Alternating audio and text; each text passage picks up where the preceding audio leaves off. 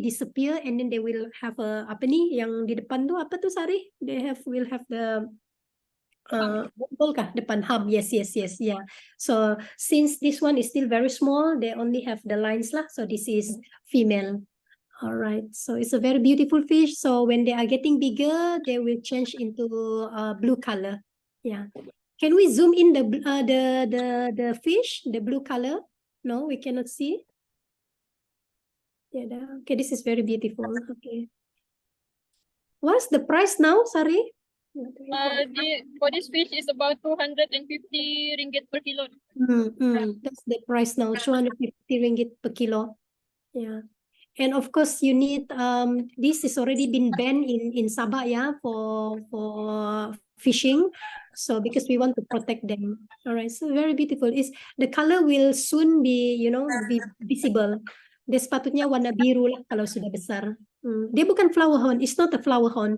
So this is a marine fish. Yeah. Okay. All right. Very nice color. Yang di luar tu boleh nampak yang biru? No. For now. No. Okay. For now, they're still swimming up. All right. Okay. All right. So, all right. Okay. You can see them. They actually have to feed earlier. So now it's already 10 o'clock. Mungkin agak lewat sedikit sudah lah. Okay. All right. All right. For other fish, you can see hybrid grouper, the big size hybrid grouper. Okay.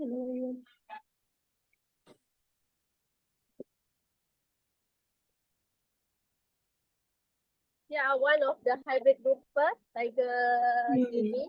For this size, it's already reached around 35 kilograms. This is male? For this one, we need to check genital to sure if it's So usually for hybrid grouper, we cannot see from the physical or morphologically. Okay, nice. This is all the grouper, yeah. So we produce all the grouper from eggs and we look after them. We control the feed, we control the water quality. So you can see the water is very crystal clear here. We want to make sure the fish can grow well in the tank system lah. All right, this is good. Okay, they looks very healthy. Do you have any sick fish to show? Because, fish do get sick just like us. Some, ada yang sakit mata, ada yang sakit kulit, aduh. So, is there any sick fish? No, for now, no sick fish. Okay. All right, that's a good news for us. No sick fish. All right, okay. All right. How about the one that you do treatment just now? We can go again. Yeah, okay. So Hannes will show you how in our university we do not use any chemicals to treat our fish, yeah, because all our fish, even they are severely infected or they are sick, we rather to discard them. We rather to discard them, but not using any chemicals to treat them lah, because we know that the long-term effect on the fish later on. Okay, so Hannes will show you. This is quite laborious work as well. You have to take out all the fish from the water, and they are not small, yeah. They are quite big. Okay, this is the one. Okay, so Joe is our very well experienced staff working in our hatchery. So he handle all the big fish for us. Raju, can you say hi, Joe? Okay, this is Joe. Okay, all right. So this is the fish that we have. Either they are sick or they are not sick. We have to do maybe monthly treatment for them as well. Yeah, we have to check if they are infected with disease or they have some early sign of they are going to, not going to survive. So these are the things that they have to do. So Hannes, can you explain what are you doing? So now we usually for marine fish, we will do freshwater treatment. So we immerse them inside flow through fresh water and gently wipe them. So if there any parasite attached, usually the marine leech, we will remove them nicely using glove or towel. So for now, our fish already, I think no parasite we found today, doctor. So Good. it's a good news that our fish now are coming better from previously, doctor. They will not die in fresh water? No, doctor, because for this treatment, it only takes around like 1 minute maximum. Okay. And the fish can stand for like 1 minute. I think there's no problem, doctor. Can you show the genital? Is it male or female? So for now, for this one, doctor, I think male. Male? Male, doctor. Yeah, Okay. doctor. All right. Some fish, when they are female, they will turn to male. Sometimes they don't have any gender at all, yeah. Tidak akan ada position of either they male or female. So these are the things that we have to understand. Mungkin perut okay, alright kah? Perut okay kan semua? Alright. So this is very huge fish. So they are very important broodstock lah. Broodstock means the fish that are able to produce eggs. Alright. So the price is different, right? When you the market size, the consume size is different with the broodstock size, the price. Yes, doctor.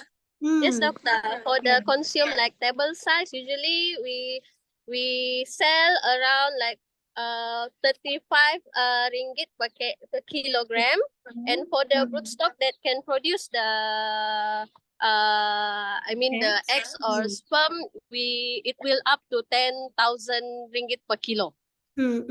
So that is the difference, yeah, between the broodstock, the one that can lay eggs, and the one that you are eating in the restaurant. So normally eating in the restaurant, in the Sabah seafood restaurant, you can get about 35 ringgit, 40 ringgit per kilo.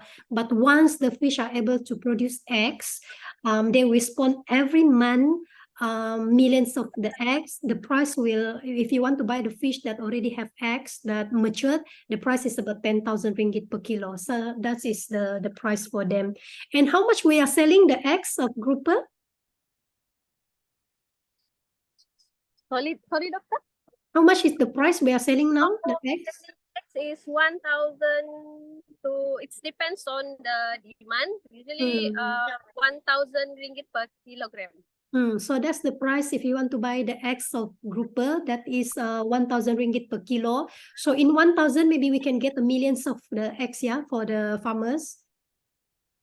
Okay, all right. So you can see that a lot of different tanks there. So they will soak from one tank to another tank to another tank. So make sure that all fish are good. So I'm very happy today that we have no any parasite attack on our fish. So this is just part of the routine lah. All right. So if you wish to join us in the hatchery to wash tank, I think we are all very welcome to them, yeah, Hanis? Okay. Hanis have something to show. Okay, please proceed, Hanis. Ada lagi, Hanis? Coba. I think that's all, doctor, from us from hatchery, doctor. Okay, so all right. if you want to visit, please come. We welcome you. Thank you. Okay, thank you, Hanis. Kejap ya. Let me check if they have question for you, ya. Okay. Okay, I have one question here. Hanis, macam mana nak kenal ikan jantan o betina? Sorry, doctor? Macam mana nak kenal ikan jantan o betina? How to differentiate? Usually kalau untuk grouper, mau differentiate morphological sangat susah lah. So kita akan cannulate, meaning kita ada tu like tube kecil, kita akan masukkan dalam genital papilla dorang tu. Genital papilla is a saluran untuk kita take out to telur or atau kita strip the sperm lah, kita urut. Jadi kalau ada sperm tu, that's how we differentiate female and male lah usually for groupers and siakap lah, marine species mostly. Okay. The student and staff must have good bonding with the fish. Yeah, you all have a good bonding, right? So do they name the fish? Have you named any of them?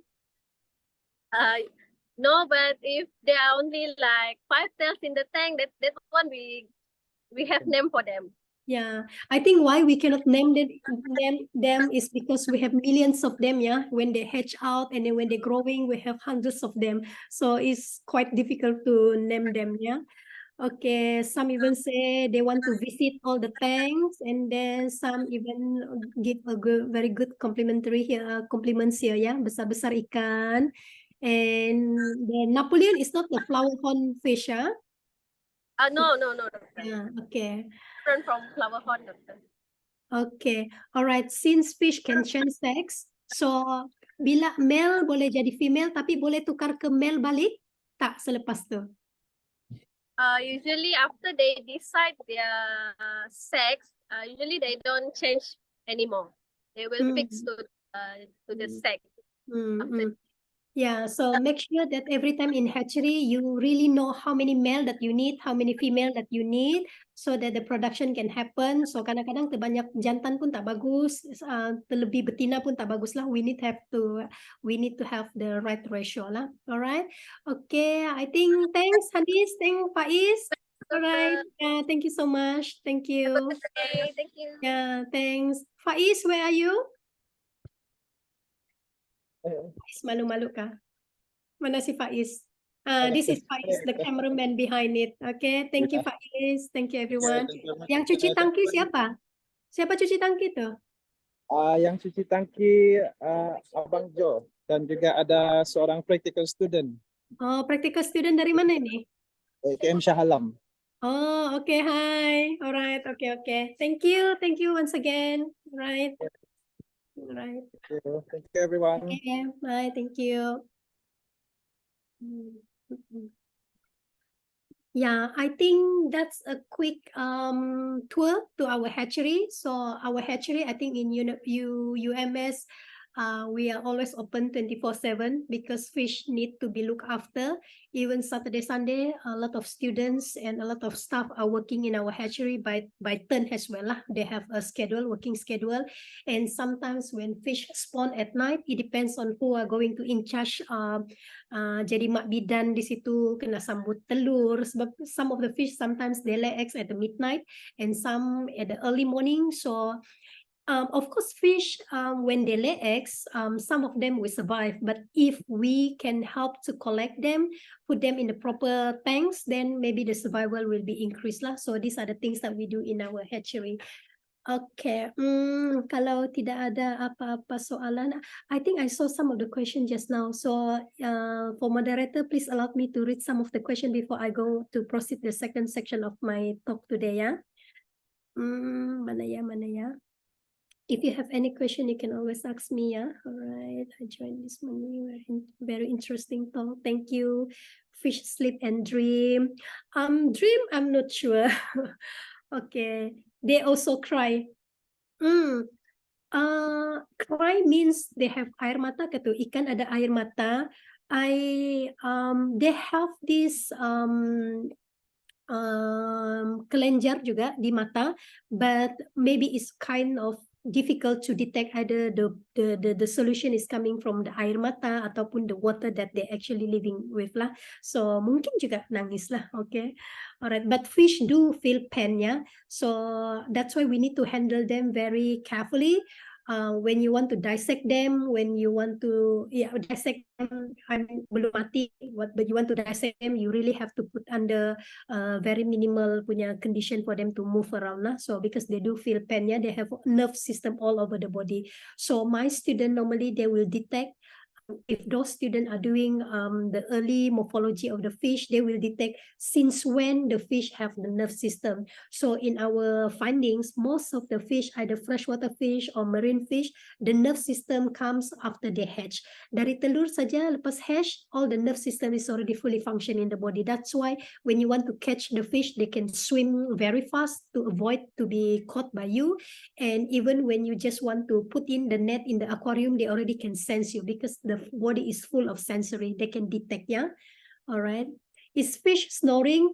Not snoring. The term is vibrating. They will produce some vibration in the water, but it's not like the one that you imagine your phone vibrating. Not that one. So in the body, they will release some hormone in the body. So especially when they want to spawn, they want to do some courtship, so they will release some hormone in the body. So that kind of hormone actually when they move in the water in the form of vibration lah. Alright, mungkin bukan snoring lah.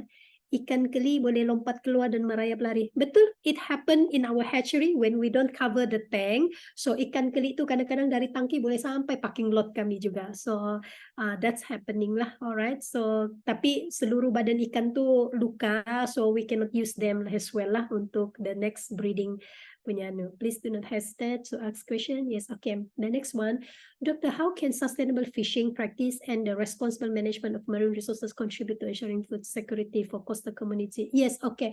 So when we say about a better control of fishery management, we have to think as well the livelihood of most of the fishermen.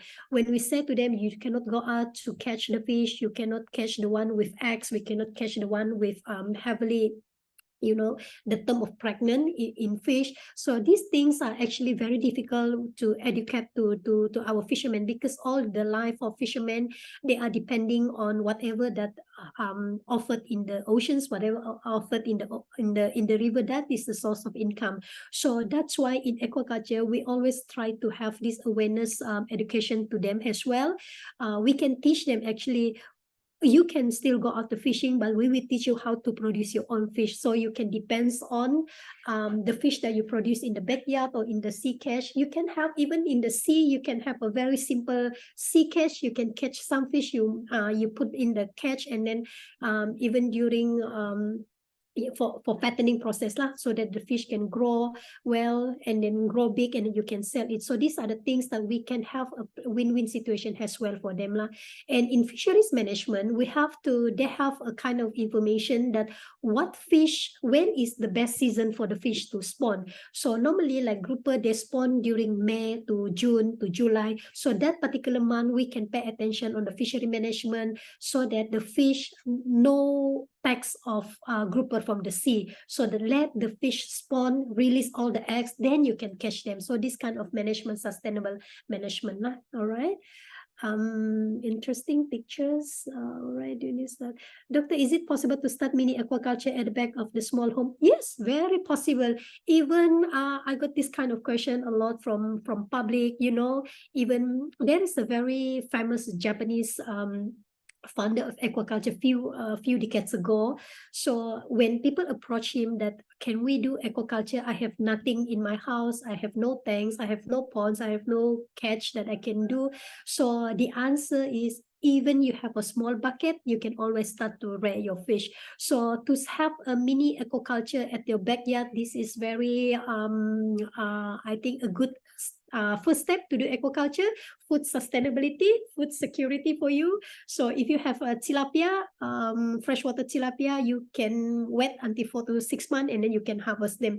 You can, okay, if you are in Sabah, you're in KK, you can buy all the seed from UMS. We are selling the seed, a quality seed that is actually already fit, is already high survival skill fish that well adapted with very different kinds of food. So all these kind of seeds are available, so you can start in the backyard. Yeah. All right. I think small home-based aquaponics. I like aquaponics. Is amazing idea. It's a system that yes, we do have. Yeah, in hatchery we do have this. I think last week I give some tour to media to our hatchery. We highlighted the aquaponic as well, whereby the water in the fish tank is always clean because it's purified by the plants, and then the plants can grow well by the fertilizer from the fishes. Yeah. Doctor, you show us the overfishing just now, and also traditional way of restoring the fish through tagal. What innovative approaches are being developed to address the challenges of overfishing, habitat, and pollution? Overfishing is something that we cannot control because more and more technology, more and more advanced technology being developed to support the fishing vessel to go out and to take more. But we need a limit. I will give you an example like what happened in Japan.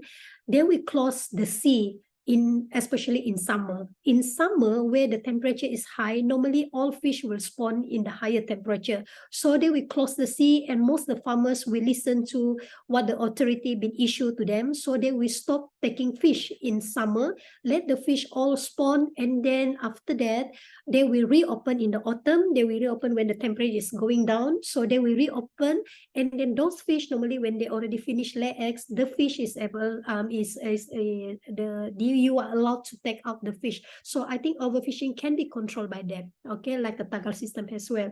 Habitat degradation is happening everywhere because we need development. Of course, we need even we can see that even in Kota Kinabalu, development is everywhere. Some of the land area has been extended. So that's why in aquaculture, we can have the system in the hatchery to produce and more. And then even the habitat degradation is happen, the population is being under threatened, but we still can produce them in the aquaculture. But it's kind of difficult as well. If you want to 100%, even 50% to control them is very difficult. So hopefully that all we have the harmonies among all the sector to do well for our food security. Yeah. I'm thinking of steam grouper. Yes, I like steam grouper. Yeah, steam grouper is nice. Okay. All right. Okay. All right. Semua besar ikan-ikan. Please come to UMS if you have time. Please come to UMS ya. Alright. Pernah belah puyuh tapi tak larat cuci tangki. Yeah. So you have to have another pair of fish lah to clean your tank. Alright. So let me proceed. I have few more slides here. I will go very quick. Mana sudah my slide? Alright. Okay. So now in aquaculture, I will show you how the traditional have been shifted to more modern aquaculture. Yeah. So in aquaculture, always we are blamed for few things, yeah. We are the one who contributed to the pollutions. I cannot say yes or I cannot say no, but it's happening. And also, but this is pollution happen from aquaculture when aquaculture is not being implemented in a very responsible way. And also overfishing, aquaculture could contribute overfishing, but suppose aquaculture to reduce. But how aquaculture contribute to overfishing, I will share with you some of the dark side of the aquaculture as well. And also aquaculture, sometimes they do sell unsafe edible fish. This is very important for everybody to know, to have a better education, to have a better knowledge to differentiate which fish is unsafe, which fish is safe to consume. The one in the fish market, you really have to understand which one is better, which one is not better. Okay, so we have that kind of knowledge, we have that kind of skill. Even I see some of the officers from the Jabatan Perikanan Sabah, they are doing very, very well in monitoring all the fish. Either the fish being bombed, exposed to chemicals, and then they can detect it. They can tell you which one is good, which one is not good. So things like this, yeah. And of course, in aquaculture, those with no responsible practices, they use a lot of banned chemicals just to treat your fish. Just now, my students show you how we do the treatment. The seawater fish, when you want to do treatment, you have to put in the fresh water. So just to kill all the parasite that belong to marine fish. So that marine parasite, when you soak in the fresh water, they will immediately die. So we will not use any chemicals to treat them. But this is kind of laborious. You can see that only 2 staff are cleaning all the tanks. You have to take out the fish. So this is kind of laborious if you compare to chemicals. Chemicals is just 50 cents, 1 ringgit, you just pour into the tank and then all the parasite will die. But the chemicals will goes to the body of the fish. Yeah. So normally it takes about 6 months, 7 months, or even a year to completely, all the chemicals in the body to be released to outside of the body, and also to destroy environment. So these are the conventional aquaculture. So all these are been associated with aquaculture.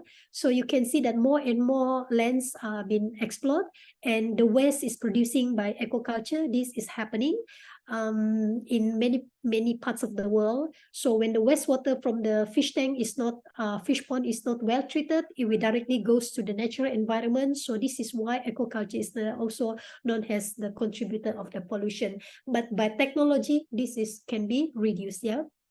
So even in sea cage, when you want to do aquaculture, you are very happy to go out to the sea. You have the sea cages there. You want to feed your fish. But if you do not know how many fish, how many feed that is supposed to give to your fish, and in the end, all these uneaten feed, they will go down to the seabed. And from the seabed, they will form a nutrient.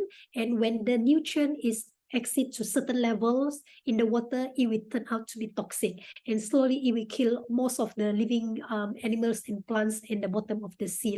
Okay, so these are the things that is happening in the sea cage culture. You can see that another photo here, you can see that seems like the aquaculture is doing well with a very beautiful cages there, and then a lot of fishes there. Is very ideal condition to see that they are able to produce more and more fish for human consumption. But at the bottom of the tank, when the waste is not treated, when the feed is, you know, just blindly give to the fish, so this is what will happen. The seabed will be intoxicated lah. So this is also the dark side of the aquaculture, when aquaculture is not do it in a responsible way.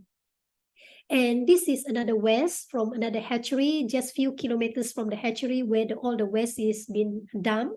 So when you want to compare, how you imagine how much of the wastewater been released to the sea, been released to the environment by aquaculture, is equal to the waste that produced by 73 people in a day. So that is how dirty is the wastewater being released by aquaculture. But again, this is the conventional aquaculture. This is the way that how aquaculture, the not so responsible way when they implemented that way. So we want to stop all this, yeah. So in aquaculture, in this, you can see that this is also in University Malaysia Sabah. We know exactly how many fish, how many feed that should be given to the fish. We have to calculate the size of the fish. We have to calculate the number of the fish, and then you have to calculate how many feed that should be given so that you can minimize the uneaten feed, and then after that the fish can grow better. The concept of giving more so the fish can grow more, that is incorrect in aquaculture, because fish, just like human, we have our limit. So in certain protein, we need to have a certain level of protein, certain level of vitamins. So if you give extra, this will be a wastage in aquaculture, and also this will be causing the water become more and more fertile, and in the end, too much of nutrient will turn into toxic. So, but in aquaculture, in more responsible way, you have to calculate all this information, and then you can get a better fish lah. Okay, but this is only happen if you know the knowledge on how to look after the fish lah. It's not like everyone have to can do this, yeah. So you still need the skill, you still need the knowledge to do that. So in aquaculture, we started to shift to more better system.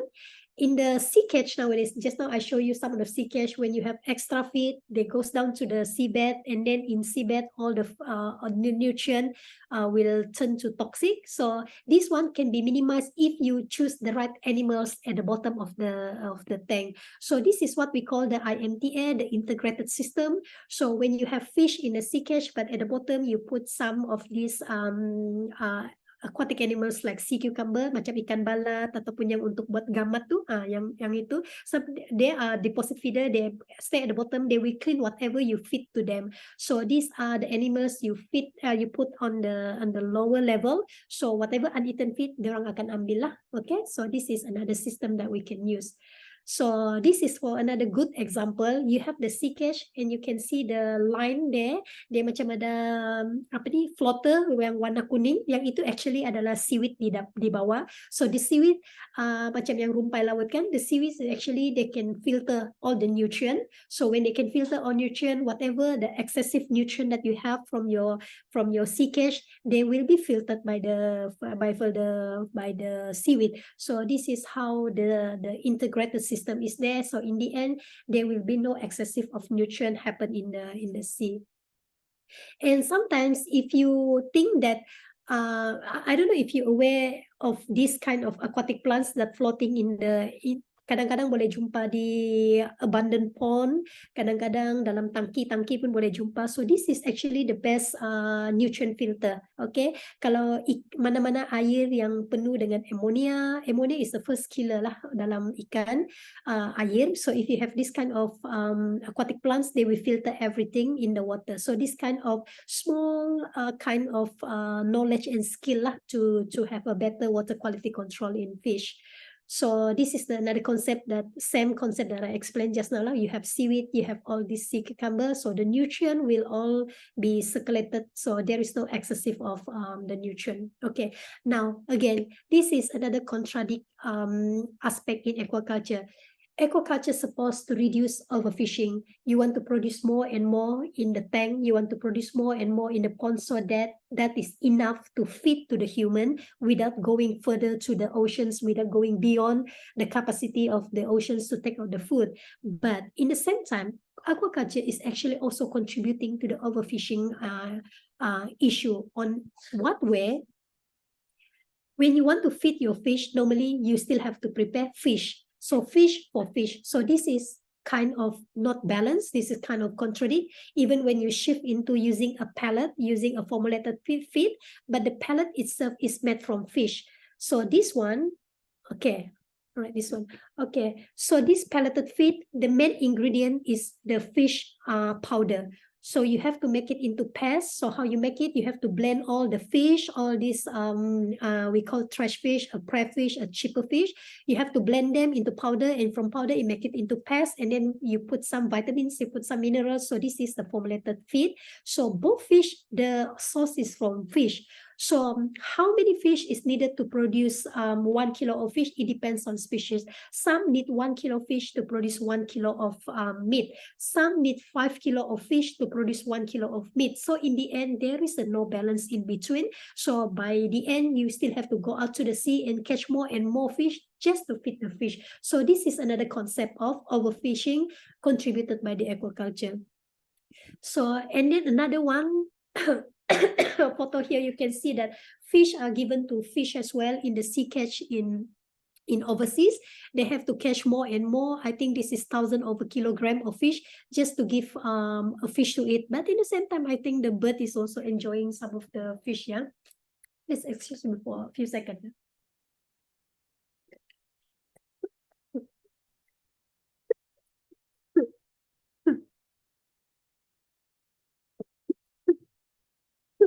Batuk-batuk.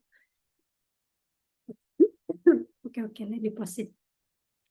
Okay, this is overfishing. So normally, sometimes they also use a dirty fish. So because in fish, in aquaculture, it's all about business. You want to have cheaper fish. You want to have everything in low cost to have a high price of fish. That's why you use a lot of dirty fish. You use a lot of small and also cheaper. Yeah, of course, the price is cheaper.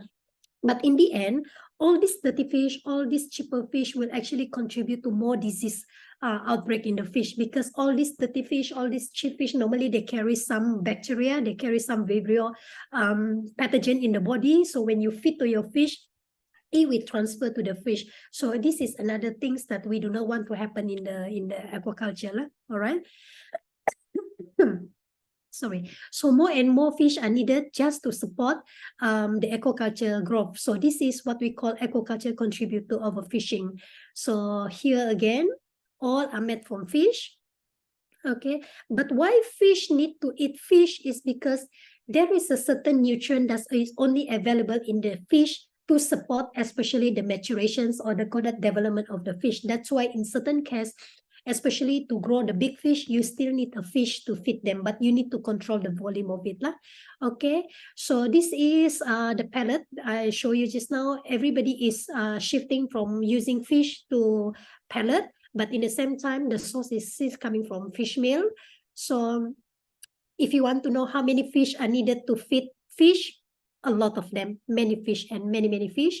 And to grow a populations nowadays up to 8 billion people, more fish is necessary for aquaculture. So meaning to say, you have to feed, you have to catch more fish from the wild.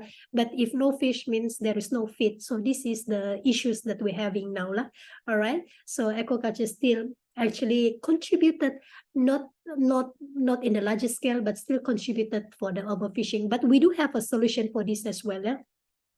Now we try to replace all the important nutrient in the fish by using insect meals, by using plants protein. So this is the best solution now. So normally protein for fish is about 40% or 30%, depends on the species. So all this good protein can be found in the plant, can be found in the insect. So nowadays, even in our hatchery, we are doing a lot of research on by using this plant-based meal to incorporate it into the fish meal.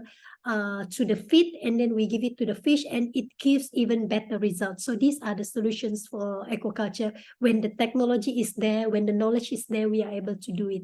All right.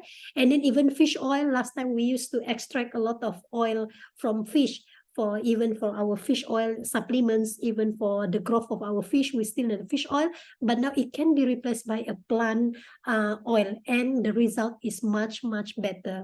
All right, so this is the result. And by using all this plant-based and also insect-based and all this plant oil, we are still able to produce all these fish in our hatchery. You can see from tilapia even up to seawater. So these are all available in our hatchery. And not only in our hatchery, even in overseas, very active findings, research can be found by using plant-based and also by insect meal to produce a very beautiful fish for human consumption. And also unsafe edible fish, use of banned chemicals. This is still happening because in aquaculture, when one fish is sick, there is a potential that the other fish also will getting sick. So in order to save the cost, normally chemicals will be used, because chemicals is an instant solution. When you put some chemical, all the infected area will be recovered, but this is only short term. So once this chemical been used frequently, so the fish will develop a mechanism to have high adaptation on whatever infection that will going to happen to them in the next cycle. So they are getting stronger and stronger. So any other pathogen that attack them, in the end, they will have a high resistance. So this is what we do not want in aquaculture, but it's still happening because it's the instant solution. So that's why it is not safe to eat aquaculture fish as well. So a lot of study have been conducted in comparison to aquaculture produced fish and also the wild caught fish. So we can see that which one is safe to eat. It depends on the system that the aquaculture use. If they are using chemicals, they are using very polluted water to raise the fish. So of course, in the end, you have a better quality of the wild caught compared to the aquaculture fish. So my students have just completed a few study around Sabah. We collected some fish and we did a lot of survey asking people and all our respondents around Sabah on all these 32 districts in Sabah. We make a comparison with aquaculture produced and also the wild caught. So in Sabah, I think we are still blessed with very high quality of water. Our ocean is still very healthy. Our river is still very persistently clean and clear. That's why we can have a very comparable good result in comparing the one that produced by aquaculture and the one that the one that naturally occur in the natural system. No other differences when you want to compare on the meat quality. Even we did a blind test on trained and untrained panelists. We invited them and then we asked them to test without telling them which one is wild caught, which one is the aquaculture produced. The final result shows that either in freshwater or seawater, the both results are good. The wild caught and also aquaculture fish are good in the case of Sabah, okay? Because I think in Sabah, our water is still healthy. It gives no contaminations of heavy metals, and also we do not really use chemicals in Sabah. It's very seldom case in Sabah. I think only maybe a case of fish bombing.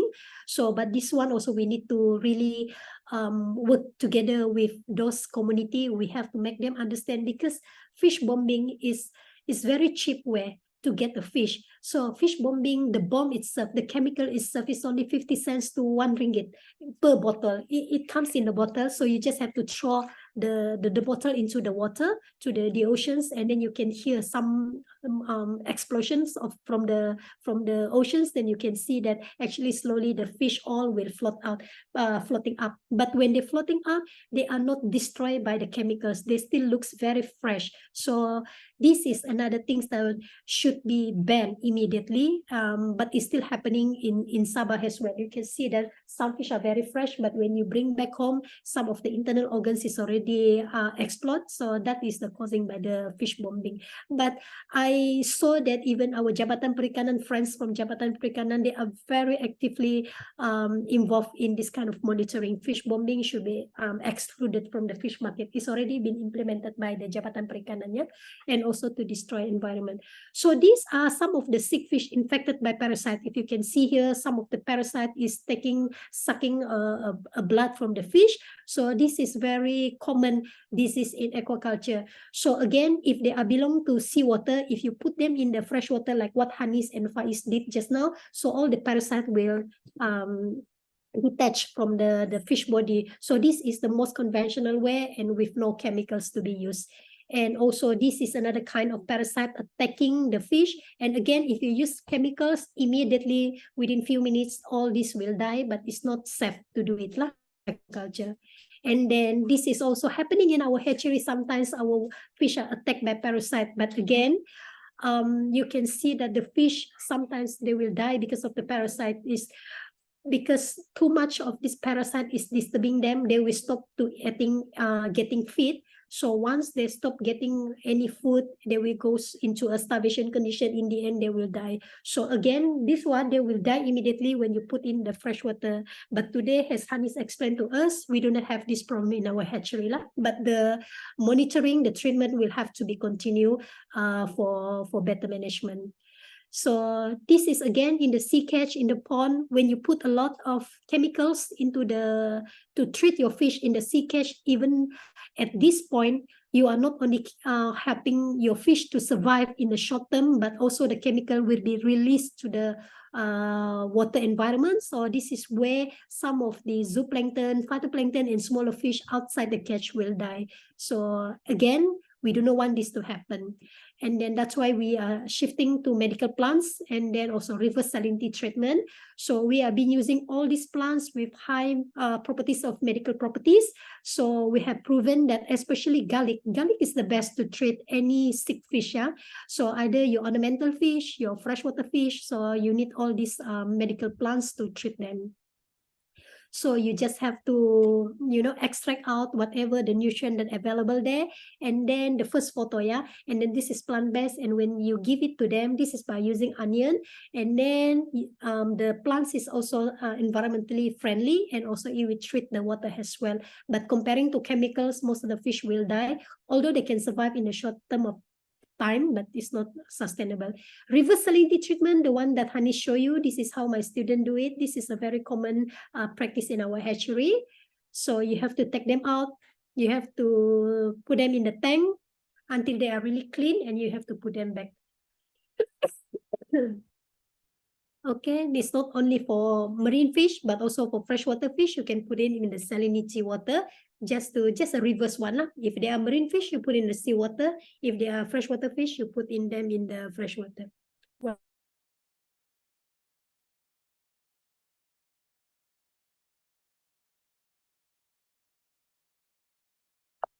okay, all right.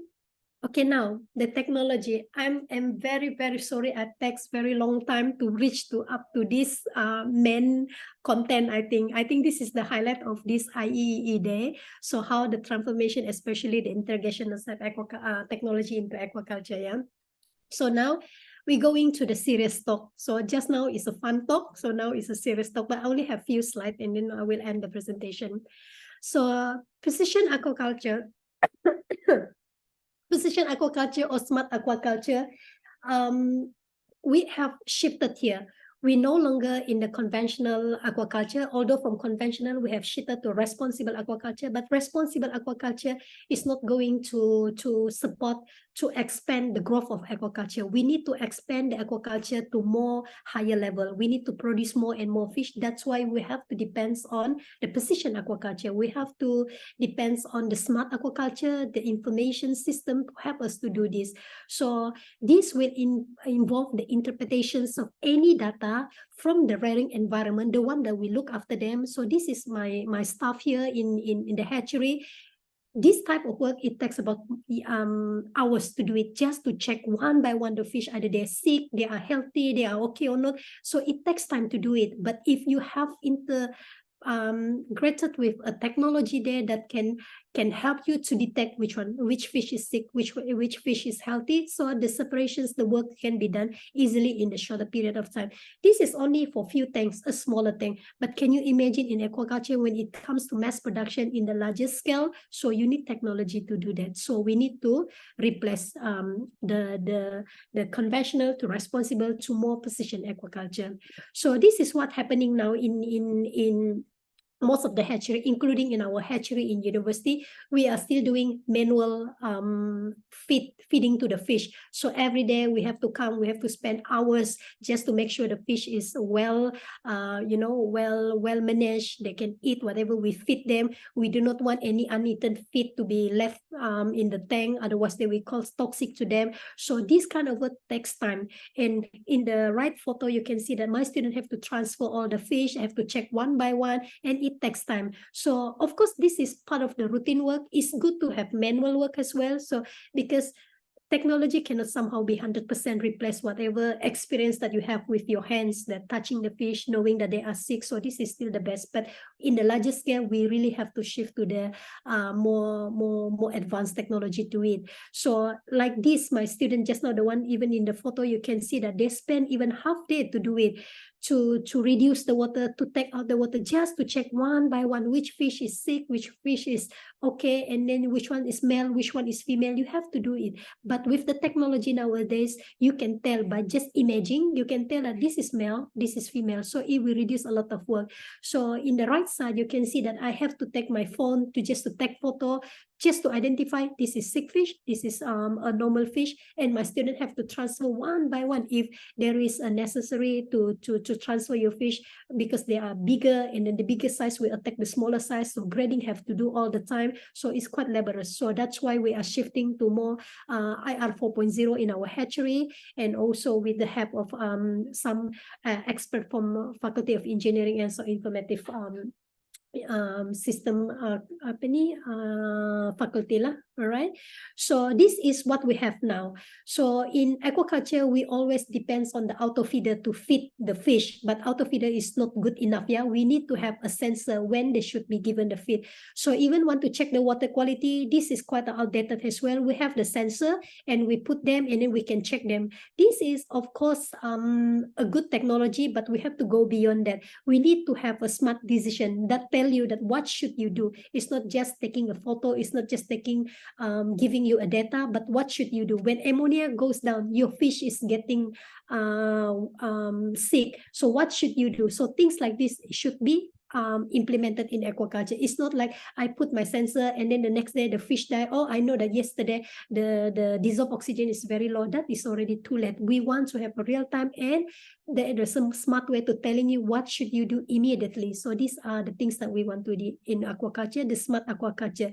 The decision support system, the number one features that we need is the decision support system. This is a very powerful system.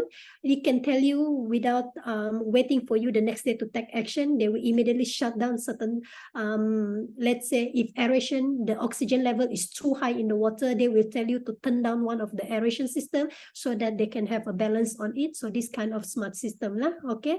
So these are some of the, I learned a lot from friends in UMS, how things works in the smart aquaculture. First of all, you really have to have the raw data first.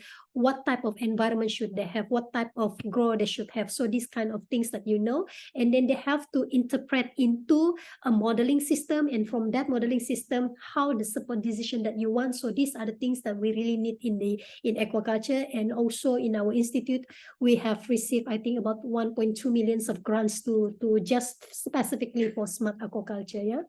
So imagine that we have a huge piece of place in the sea, that you have a lot of fish there, but if you have to go out every day to check your fish, this is not that necessary nowadays, because you have smart aquaculture.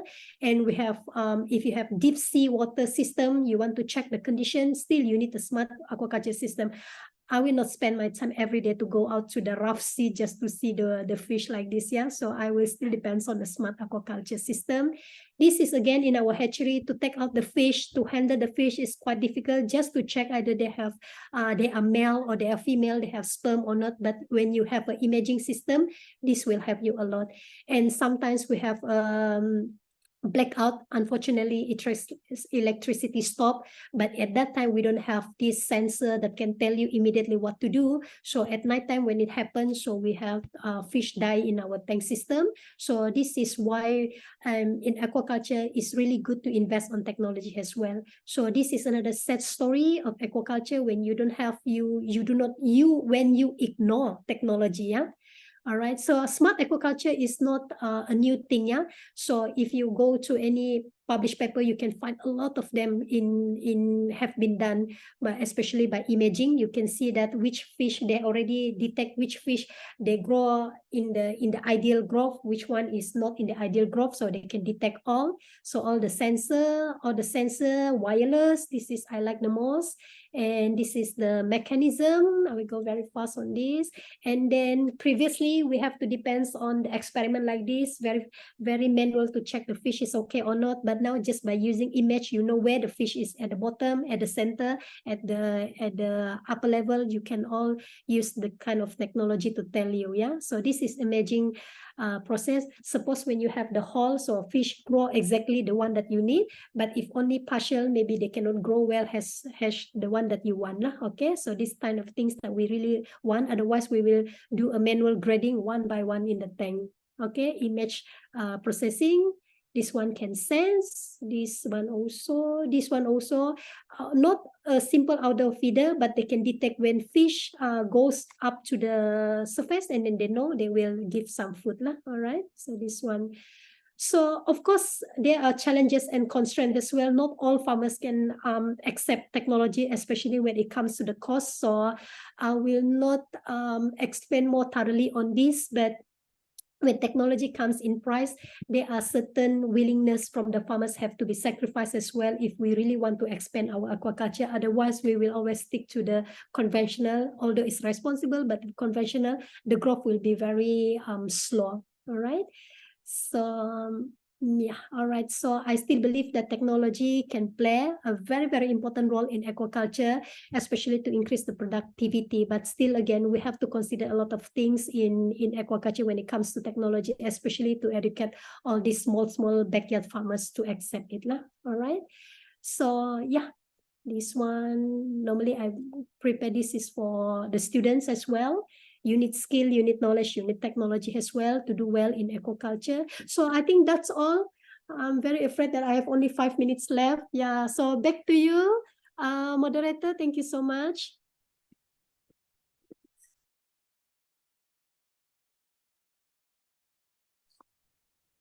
Thank you, Dr. Pui, for very informative.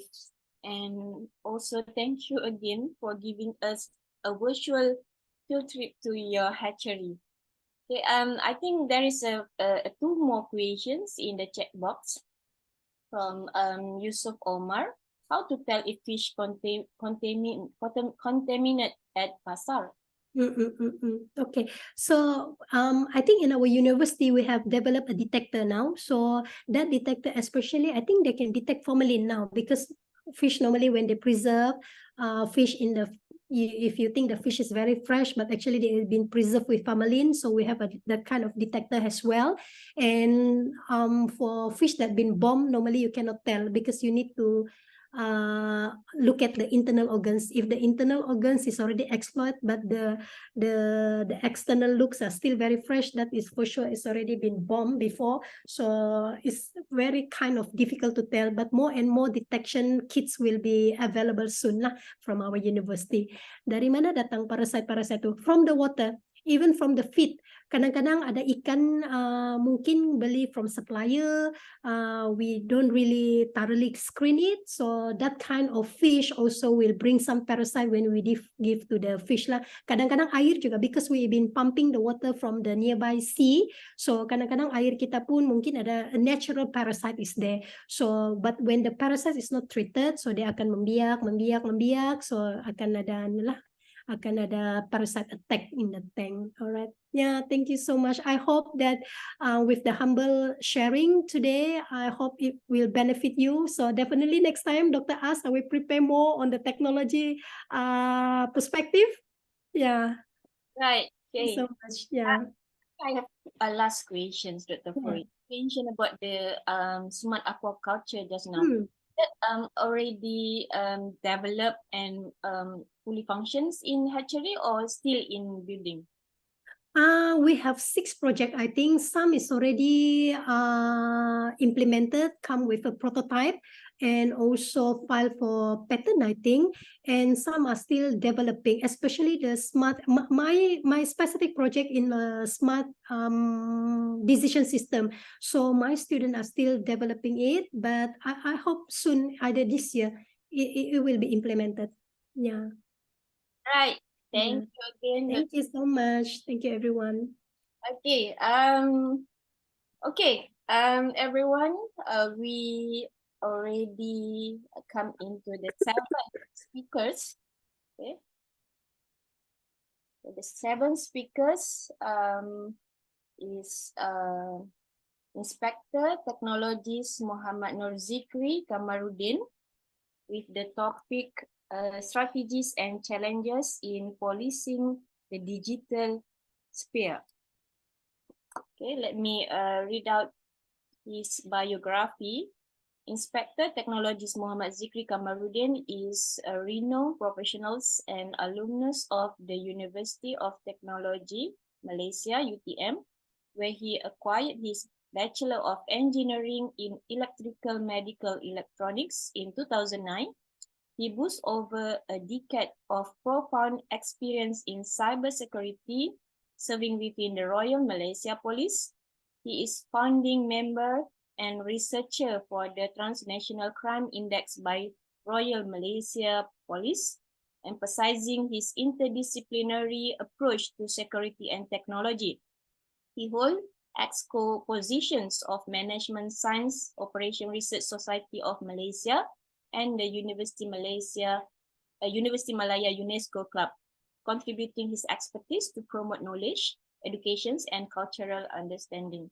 Muhammad Zikri is Professional Technologies registered with MBOD and affiliate members of the Young Scientist Network Academy of Science Malaysia, and a graduate member of the Institutions of Engineers Malaysia. His affiliation with these organizations underscores his commitment to scientific inquiry and engineering excellence, pertinent to IEEE mission and vision. His exceptional work is prominently focused on preventing and countering violent extremism in the online environments, particularly on social media platforms. He actively collaborates with multiple ministries, applying his engineering acumen to combat online disinformation and extremist narrative. He ingeniously applies engineering principles to contribute to community welfare and the safeguarding of national interests, exemplify the transformative potential of engineering and technology in societal development. With that, without further ado, let's welcome Inspector Zikri. The floor is yours. Okay. Assalamualaikum warahmatullahi wabarakatuh. Thank you so much, Selina. I can say main organizer for today's event. Thank you so much for giving me a very great chance to speak during IEEE Open Day today. Yeah, first of all, I want to thank Selina from Sanway University, and also Sanway University also one part of organizer. Okay, quite detailed. Selina introduced me just now. My name Zikri Kamarudin.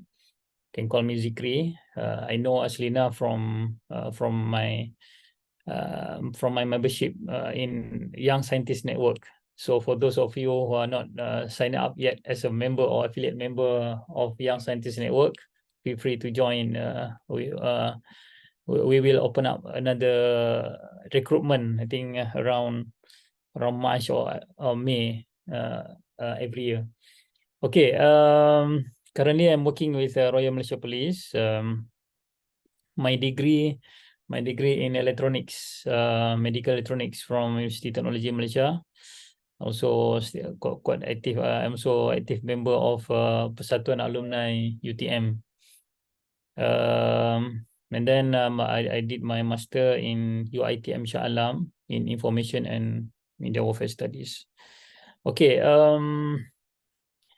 about the background, I will talk later. It will be in this slide. Okay, I try to share my screen now. Okay. Slide. Okay, all right.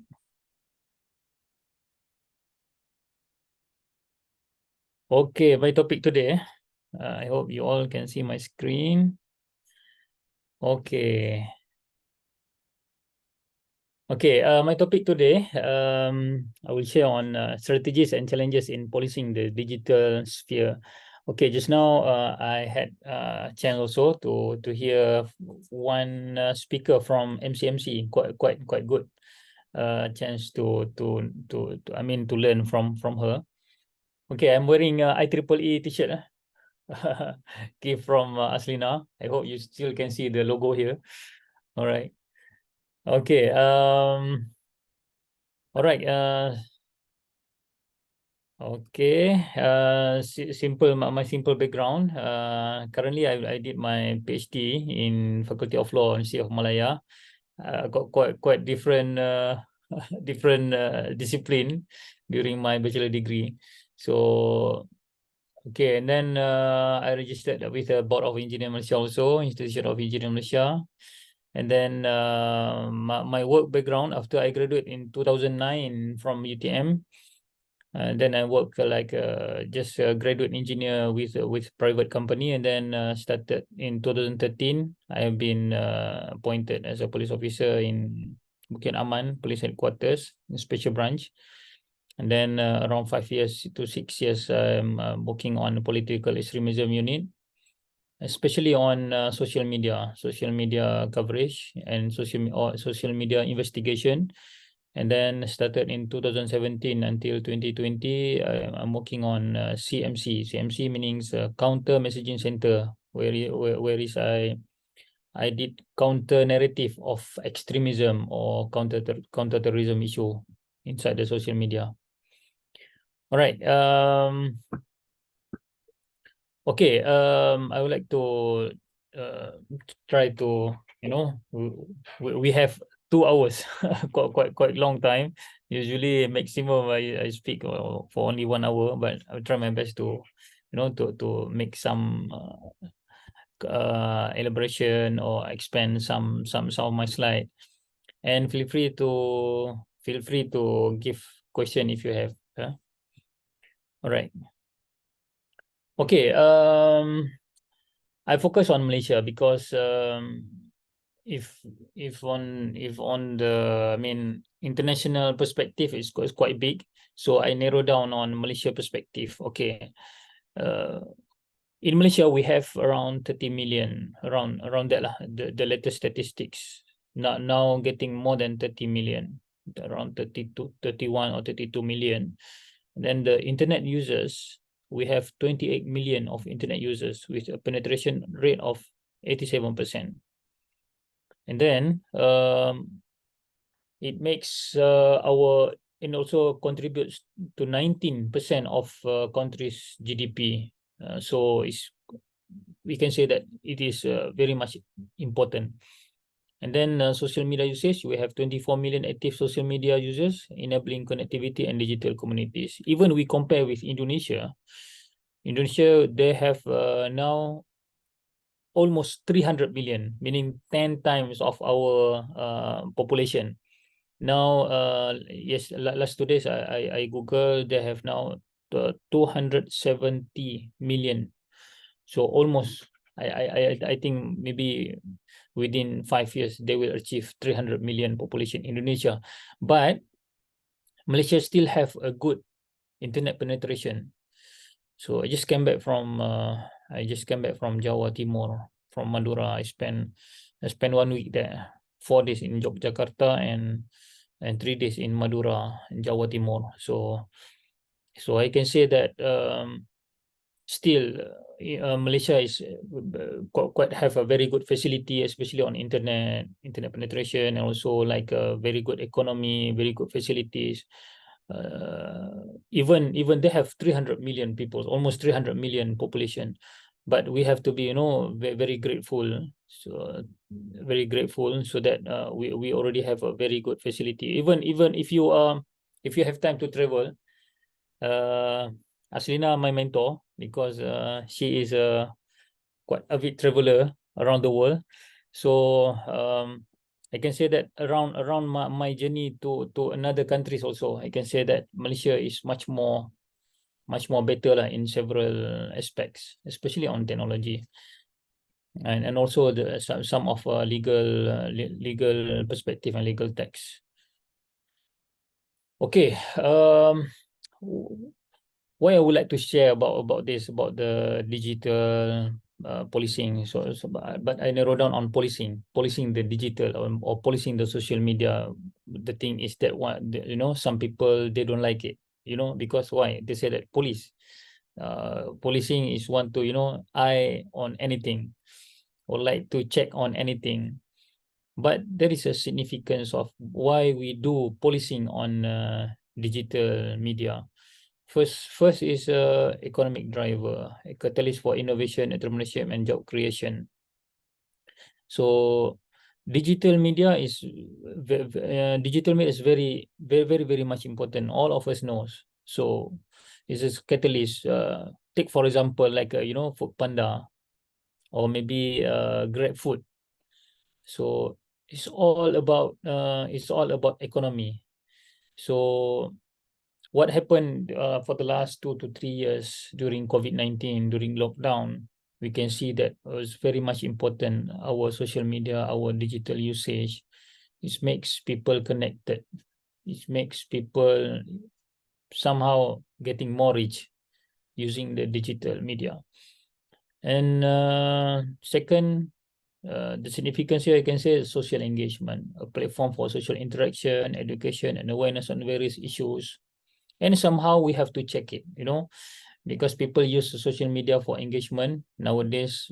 Many people do not communicate each other physically. They communicate each other inside the social media using Telegram, WhatsApp. We have WeChat, Facebook, X, Twitter. We have anything. Awareness on various issue, and we have also to be beware on several other issues, which is we will be discuss after this. And then thirdly, information exchange, a crucial avenue for information and dissemination and exchange. Information exchange within the education industry, within the law enforcement. We in Royal Malaysia Police, we do information exchange between, especially on within neighbor countries like Singapore, Indonesia, Philippines, especially on regarding national security issues. Smart people, what we call it, smuggling issue, food smuggling, petrol smuggling. You know, many people entering this country, then they don't go back to their original country. So a lot of information exchange we did inside the digital media, using the digital. Okay. So the importance of digital policing. So first of all, is about national security, safeguarding against cyber threat, misinformation, and cyber terrorism. I think this nowadays people getting more, you know, more educated. I mean, last time, if you still remember, for the last 5 years, for the last 10 years, during maybe during those time, WhatsApp doesn't have yet, or maybe the technology is not quite more modern like for these 2 or 3 years before. So a lot of misinformation. People you know, a lot of lies, a lot of misinformation inside our phone. People are easily, you know, disseminate other issue. They don't check it is right or wrong. So it's very hard for police to, you know, if we want to catch people, for those all people who disseminate misinformation, we don't have enough jail or prison to, you know, to keep them there. So what we do is we try to catch, or we will try to ID or try to investigate for the person who are the first person who create the misinformation, or the first person who create the fake news, or what we call hate speech. Even you are not the original message, you are still wrong, or do a criminal do a criminal, you know. So we still can catch you, but the thing is, we don't have, you know, we don't have much human resources, we don't have much workforce, you know, to catch all people. For example, for the easy to, you know, to easy to understand, people do demonstration, I mean, demonstration who do not abide but by the law. So people come for demonstration, like for, you know, like 10,000 people or 100,000 people in Dataran Merdeka. For example, I give you some example. We cannot bring all those people, thousands of people inside the police lorry, so inside the police truck.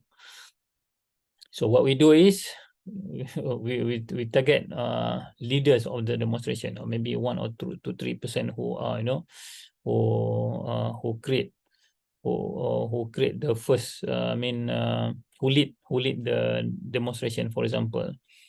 So second, citizen protection, preventing cyberbullying, fraud, and other online exploitation. Yes, people somehow hate police, hate on digital policing, hate police on catching people. But the thing is, we want to protect the citizen.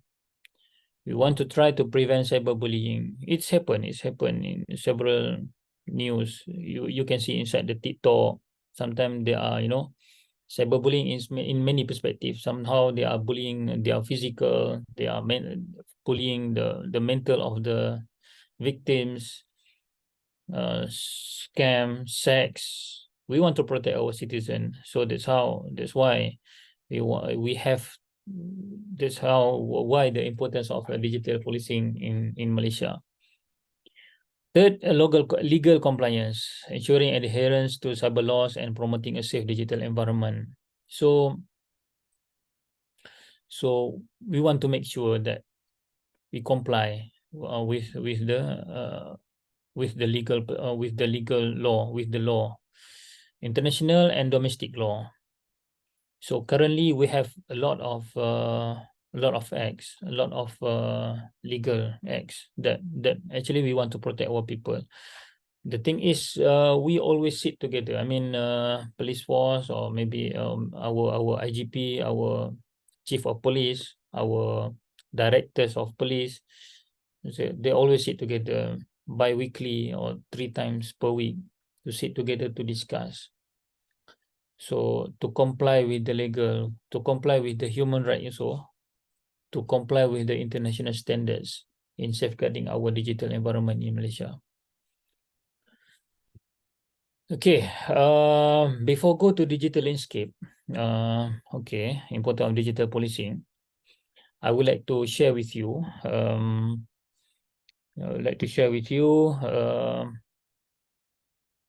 one YouTube video is very short, around, I think around 5 minutes. Why I can say that the importance of digital policing, what happened actually inside our country. So okay,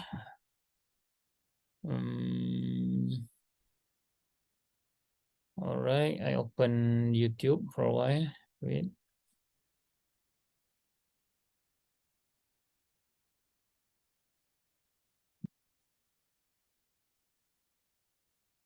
Chrome. Okay. Oh, sorry. This one.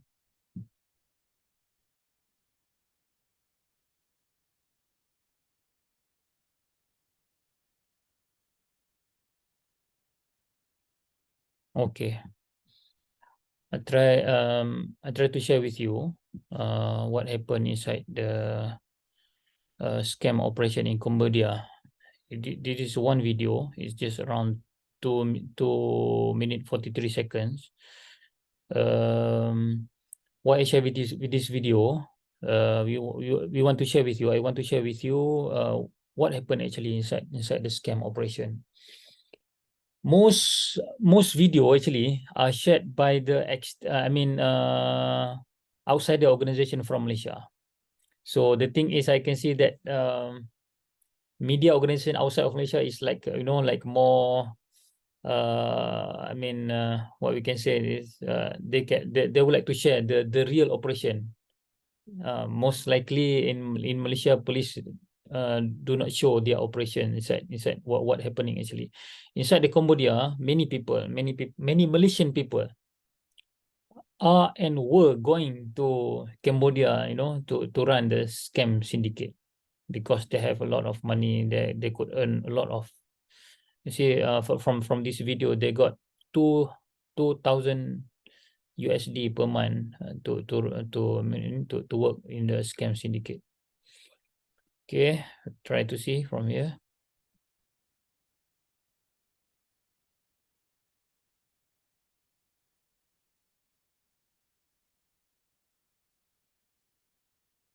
It is actually happened to Malaysians, to a Malaysian also.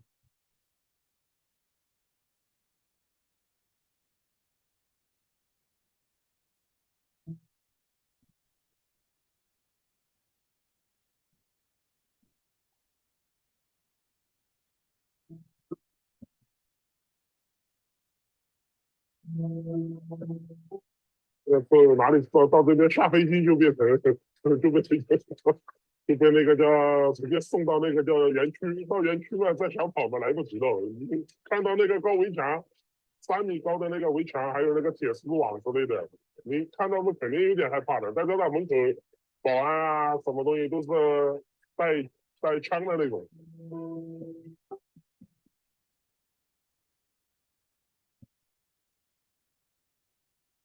所以说我说的呀，3天1小挣5千一大餐了，反正就这回事儿。反正你打吧，打不死我就想跑，我哪办法？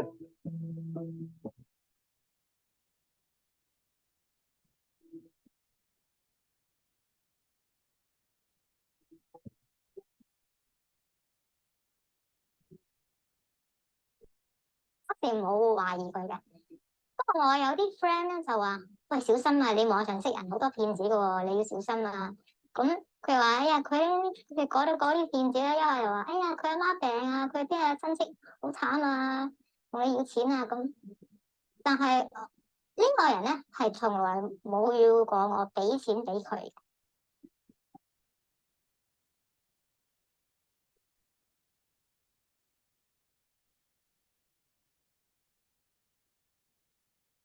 We're looking at multifaceted, multi-million-dollar businesses operating in a very complex fashion, and governments that are really reacting and don't actually have a complex law enforcement system or a law enforcement system that's ready to react very strategically.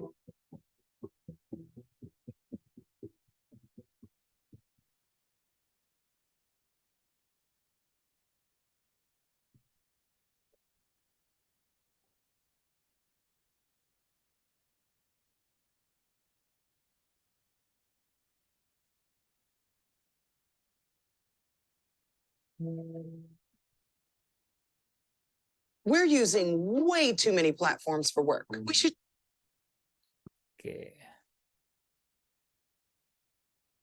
Alright, itu simple video. Lepas ni saya tayangkan sikit lagi video pada slide yang seterusnya. Cerita dia banyak yang a lot of video actually. Inside the YouTube, I will share with you after this. A lot of Malaysians, they are being tricked inside the Job Street. Job Street is one of top and maybe number one now job seekers website in Malaysia. Even Job Street is very popular worldwide. So the scam syndicates are promoting the job inside the Job Street, and they're offering a lot of money, like a 2,000 USD, 3,000 USD. Now Malaysian to USD now 4.75. So quite lucrative salary they got it. But even after police give a lot of awareness program, tell people do not go to Cambodia, maybe their company also, their parents also warning them, but these young people are still, you know, still want to go there. So they got what they want. I mean, the problem is when they reach Cambodia, they have been, I mean, they can see that what they have been promised inside the job street is not what it's really they got it. So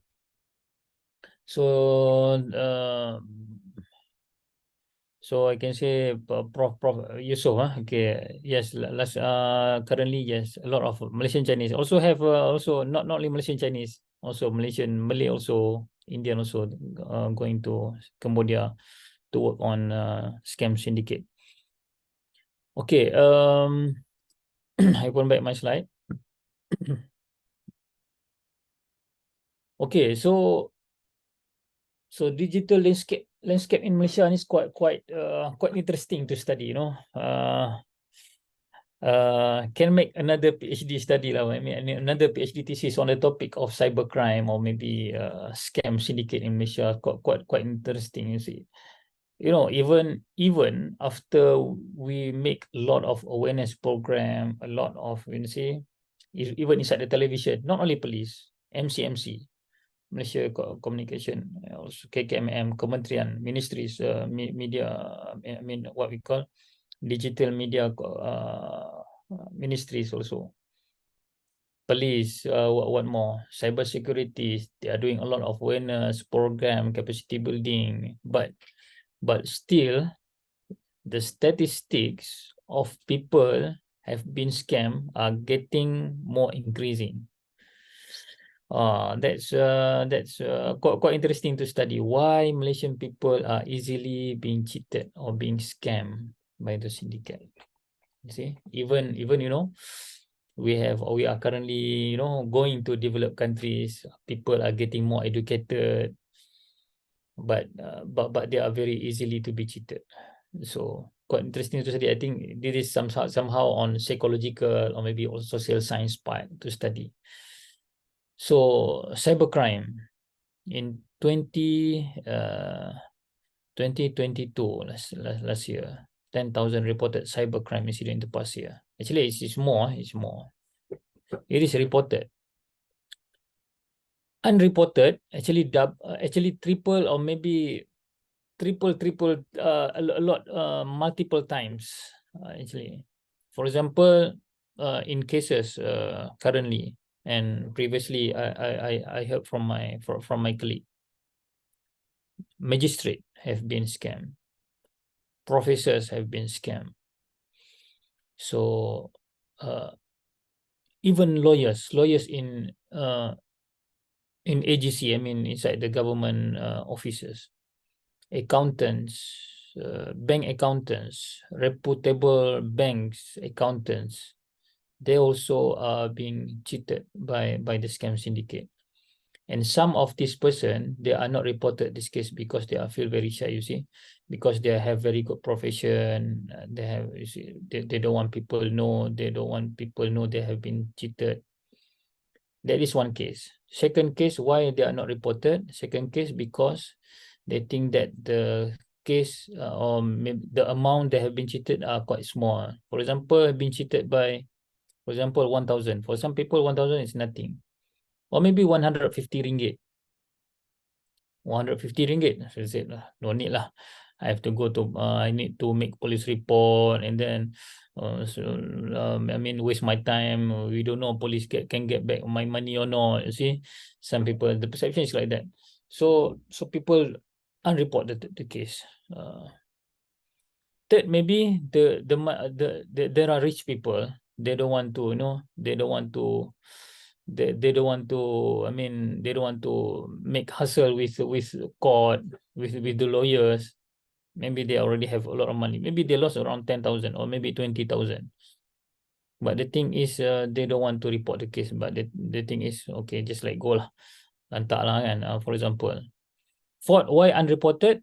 They have been scammed by the international syndicate, meaning that there are not Malaysian who scam them. For example, the case I get last year, an accountant from international company from Malaysia, have been cheated by another international company outside of Malaysia.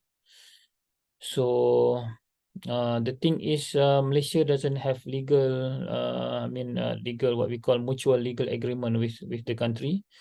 So so we don't have legal, legal mutual agreement, so that we cannot get back the money, because the money wired directly to the international bank, with the foreign bank country. So quite a lot, half of million ringgit from the company. The way they're cheated is, they're using they are trying to use, the international company, the foreign country, the foreign scammer, using the fake email. They are telling that they are the vendor of the project, so they can just transfer the money to the vendor, and then they will start to do the job. So that's how. So the contractor in Malaysia believe that the vendor is actually the real vendor, who got the job. Is actually, after the money have been wired to the foreign scammer, then the real vendor contact the main contractor in Malaysia. So suddenly they said, I already transfer to you the money.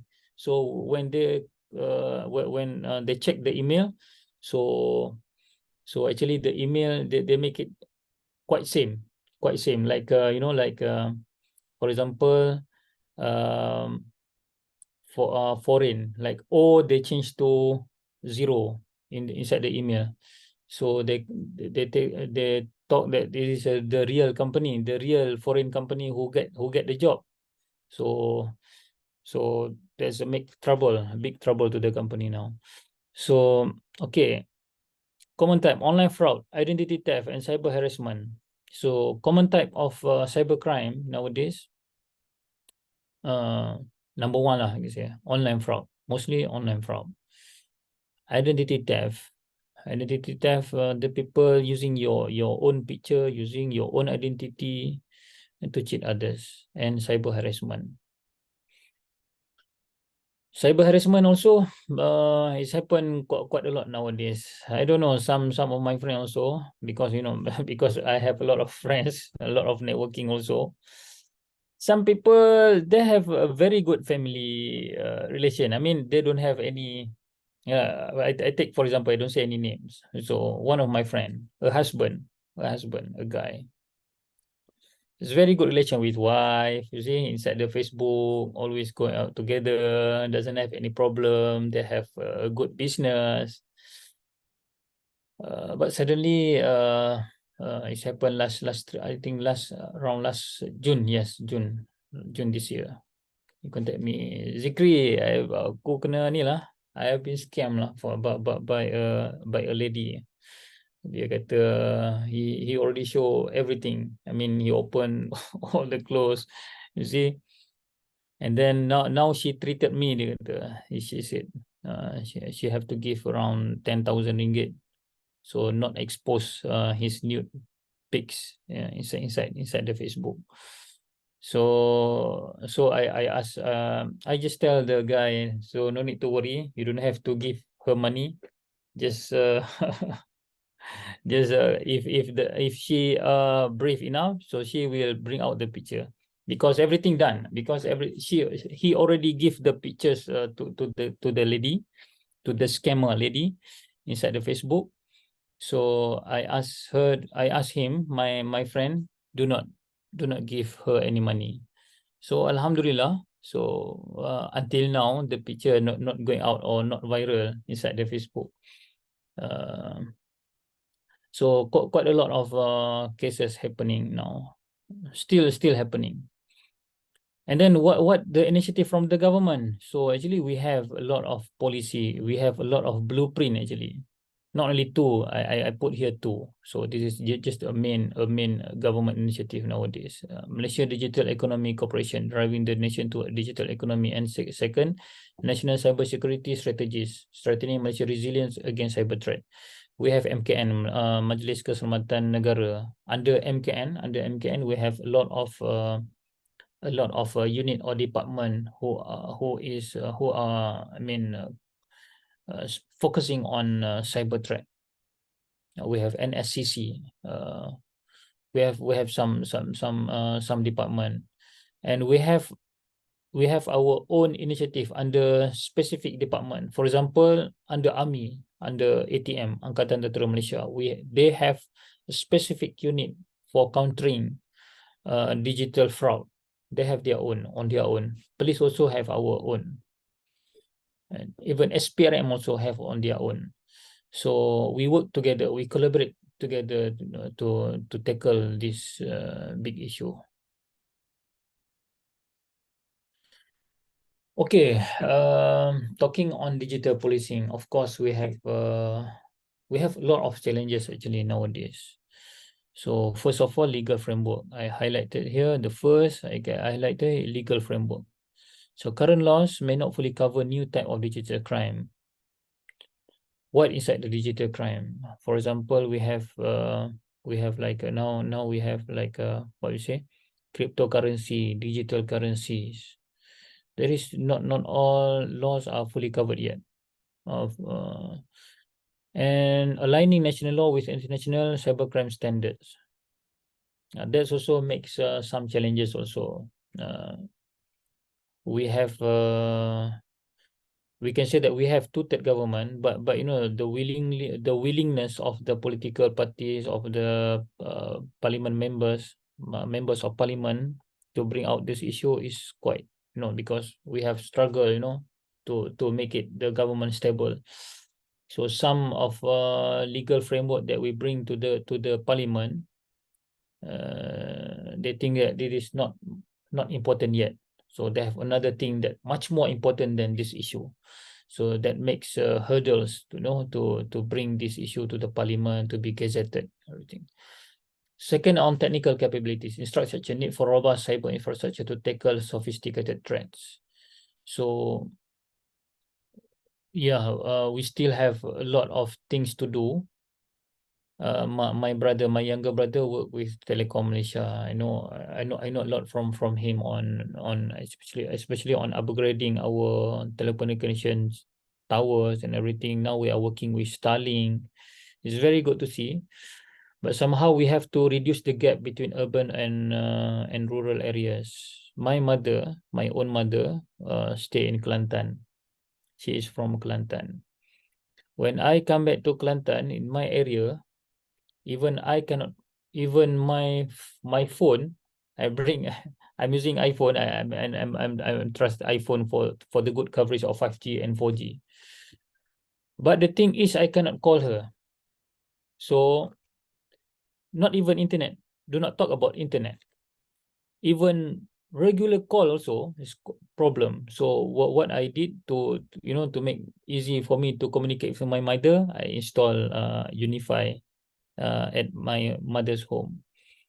So just use the internet. You see. But the thing is, if my mother go out from the house, I cannot call her, or maybe I can call, but the, you know, the quality of the call is very bad. The sound is quite slow, you know. So it's happened even in Kelantan. So I'm quite very sad, quite sad lah. It's happened in my area, in my hometown. So still we need a robust cyber infrastructure. But when I come to KL, it's quite you know, you see the gap is very much different. And come back to KL, is everything clear. So even I do not need to use a Wi-Fi, for example, outside of my home, I still can have a good connection, can do video call. So it is somehow on people issue. I mean, the quality of the work that people do. I make a lot of report to MCMC. I'm sorry if MCMC staff here. I do a lot of report to MCMC. Previously, I have personal contact with digital media minister Anwar Musa. I even personally WhatsApp him, but I know he is very busy, but still cannot solve the issue until now, until today. So very sad to, you know, just a small sharing lah, what happened to me, myself, to my family. I mean, contact with my mother. But Alhamdulillah, the thing is Telecom Malaysia willingly to set up a box or line or cable line to set up a Unify to my inside my mother's home. So the expertise building a skilled workforce to address digital crime effectively. Yes, we need to have a skilled workforce to address digital crime. So even in universities, at the law enforcement agencies, we have to address this. We have to bring this workforce or this staff to courses, good courses, to make them know and aware of what happened nowadays. Because the digital nowadays, digital media is very fast, very fast. I mean, the revolution of digital is quite fast. So we have to be more aware of what happening every week at least. Okay. Okay. Again, digital challenges in digital policing, public awareness and education, cyber safety, enhancing public knowledge on cyber safety practices. So, if you watch television, TV3, for example, NTV7 or Astro, MCMC are producing a lot of, like a short ads, not more than 2 minutes, not more than 3 minutes, to tell people to be aware of scam, everything. Now we have TikTok. We have ambassador, what we call ambassador of anti-scam ambassador inside the TikTok. Inside the YouTube, you can search name of Rahmat Fitri. ASP Rahmat Fitri. Rahmat Fitri. So Rahmat Fitri have been appointed by the Royal Malaysia Police to be ambassador of anti-scam. So every day he talk about scammers. Every day he make people aware of what happening every day, because scammers are using different tactics every day. When they are knowing that the police or people know their strategy or tactics, they are trying to change the strategy. It's quite, they are very good in, I mean, quite genius also in scamming people. So we also as a public, so we have to know also what their revolution of strategy. Okay, law enforcement coordination, cross-jurisdictional challenges in handling cross-border crime, cybercrime, and interagency cooperation, ensuring seamless coordination among different law enforcement agencies. Like I told you just now, previously, actually we are working with Army, we are working with SPRM, working with MCMC, cybersecurity, even we are working together with academics.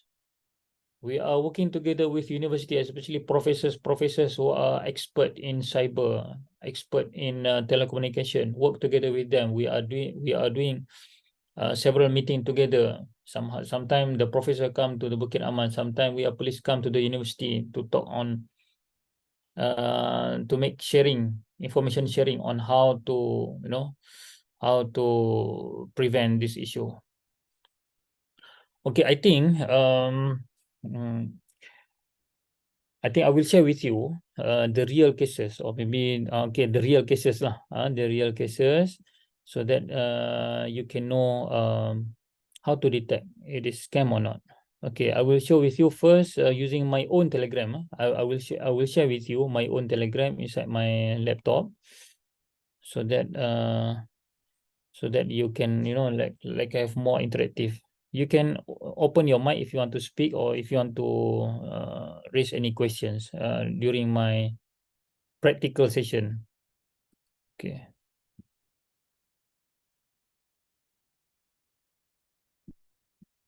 Okay, I open my Telegram now.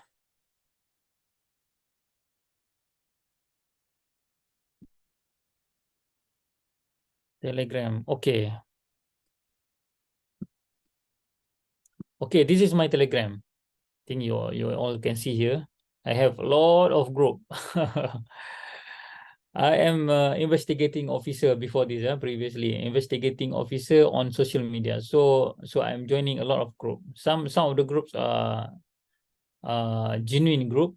some of the group are not genuine. Maybe they are promoting extremism. They are promoting like extremism, or maybe smuggling product from China, from Thailand. Okay, but because of focus we are doing today, so I show you one. Okay, this is okay. This is one group. They just add me today. Actually, I quite many people are adding me every day, almost every day. After subuh just now, after around 6 just now, one person add me in another scam syndicate group. Then I kick out. I mean, I left the group immediately. But after 1 hour, another group this is the group. I just they just adding me around 7 to 8 in the morning just now. So alhamdulillah, I think okay, I have a real case lah to share with you today. Okay, I share with you this one. Okay, this group BIMB Investment Management Berhad. Okay, bank, you know, BIMB, everyone knows. Bank Islam Malaysia Berhad, Investment Management Berhad. But actually, it is not Bank Islam Malaysia Berhad. Bank Islam Malaysia Berhad will not do investment like this. I mean, we are put money inside, you see, recipient. Okay, you can see here. Okay, if they said BIMB, but the thing is the recipient is not BIMB. Recipient CIMB Group Holding Berhad 76. So this is the bank they're using. So I'm using bank CIMB. Pelaburan is BIMB, but the thing is the recipient are using CIMB. Recipient reference Pelaburan here. You see here. So,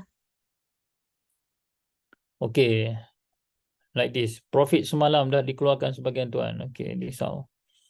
So, receiving bank, you can see here, recipient reference. Receiving bank, CIMB. So actually that's why everything that we see like a lucrative, we have to check first. Okay. Now I want to share with you how I have been added by this group. Okay.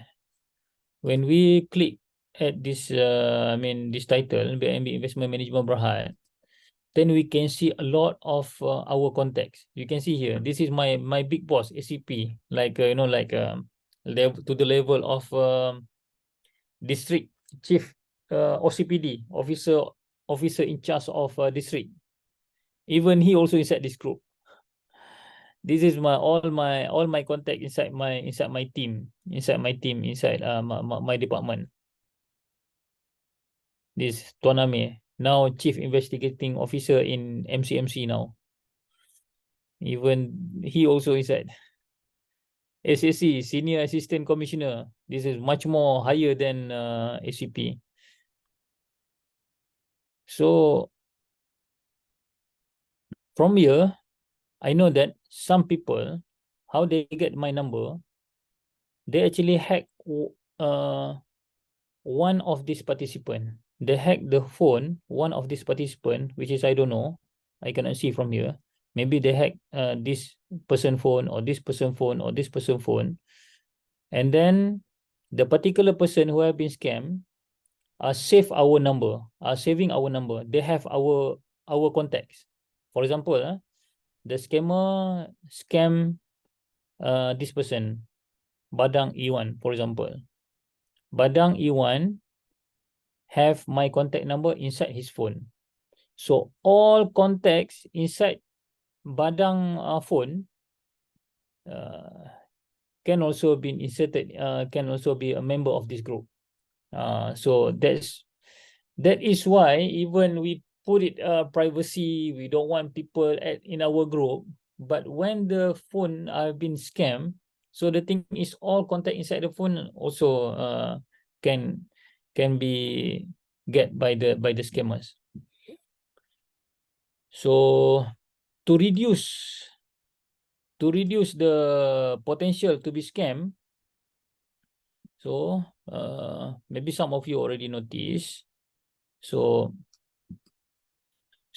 I hope you still can see my screen. Okay, the setting. So make sure that you click setting.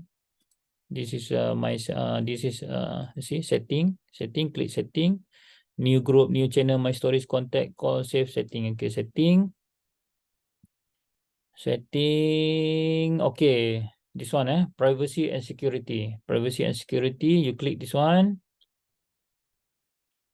Okay, when you check, make sure that you put two-step verification on. I can say for Telegram, nowadays, compulsory to switch on two-step verification.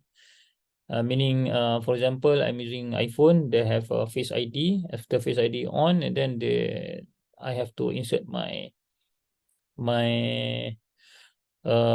password. Okay, this is number one, two-step verification. Second, you look at active session. Sometimes when you check active session, you can see that there are another device have access to your Telegram. So this is very big problem. If you notice other active device have access to your Telegram, please click terminate all session or terminate all other session. So you have to log in again. You have to to get they can give you a SMS or PIN number to enter again. So this one for my case, you can see here active session, this device, active device. So betul lah. So this device I'm using now, MacBook Pro M1 Telegram desktop. So it's true. And then active device, you can see here, iPhone 12. So I have two platform using Telegram. First, using my MacBook, and another one my iPhone. I'm still not upgrading my iPhone, still 12. Now dah 15 lah. Okay. You can see here all transaction. So this all want to cheat people. They are using very old picture. One thing we can detect here is you can check the picture. Okay, this is very easy to detect. Okay, someone you can see or not when I click profile picture of Telegram ni. Okay, I hope you can see the way how we want to know this is the real person or not.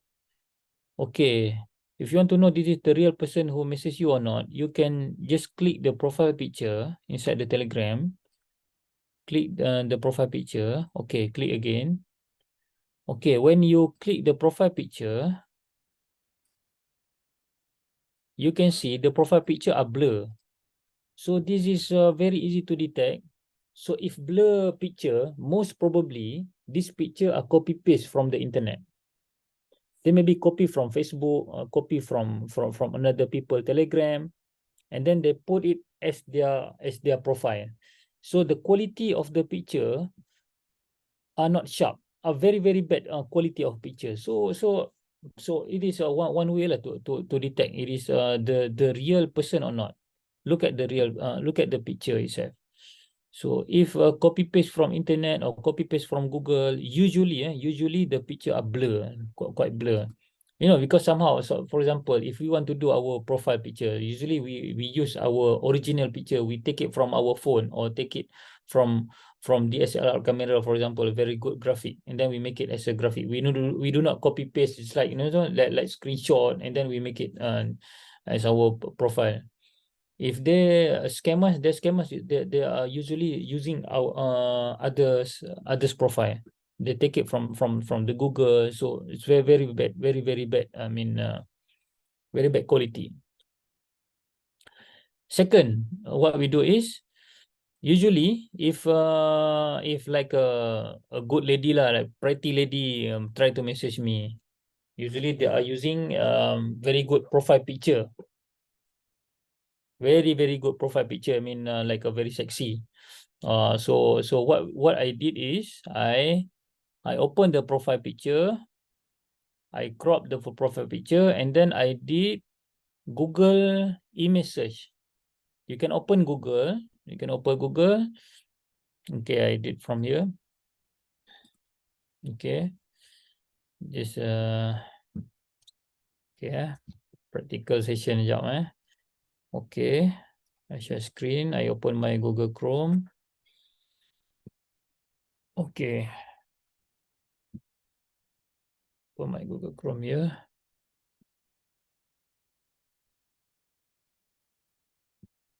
Okay. Try Google image. Google image search. Okay, image. Okay, Google image bukan Google biasa. Google biasa yang we would like to find like any issues ke, current issues ke. So we try to search by image. Search by image. Okay, you put the profile picture here. Upload a file, or maybe you can drag. You can drag the picture here, or maybe you can upload the image. Upload image of the profile picture. When you upload profile, upload the picture here inside this link, and then you click search. You click search, and then you can find quite similar picture. For example, they use the artist. Actually, they are using the picture from Indonesia. Artist from Indonesia, a very good good looking artist from Indonesia actually. But they are using like a okay. This is my name Linda. I am from Perlis, for example. I'm from Penang. I want to offer you a job, a good job, a good part-time job. You can get 200 USD per day. They're using a good profile picture. But you try yourself. Try to click the profile picture, copy the profile picture, download, and then you upload here. You upload here, then you can find. Usually the picture will come. Actually, it's not owned by the person in Malaysia. Actually, it is owned by a lot of artists, like from Indonesia or maybe from Singapore, for example. So do check, do a diligent checking before communicate further. But actually, it's just actually, if you don't want to waste your time, just let it go lah.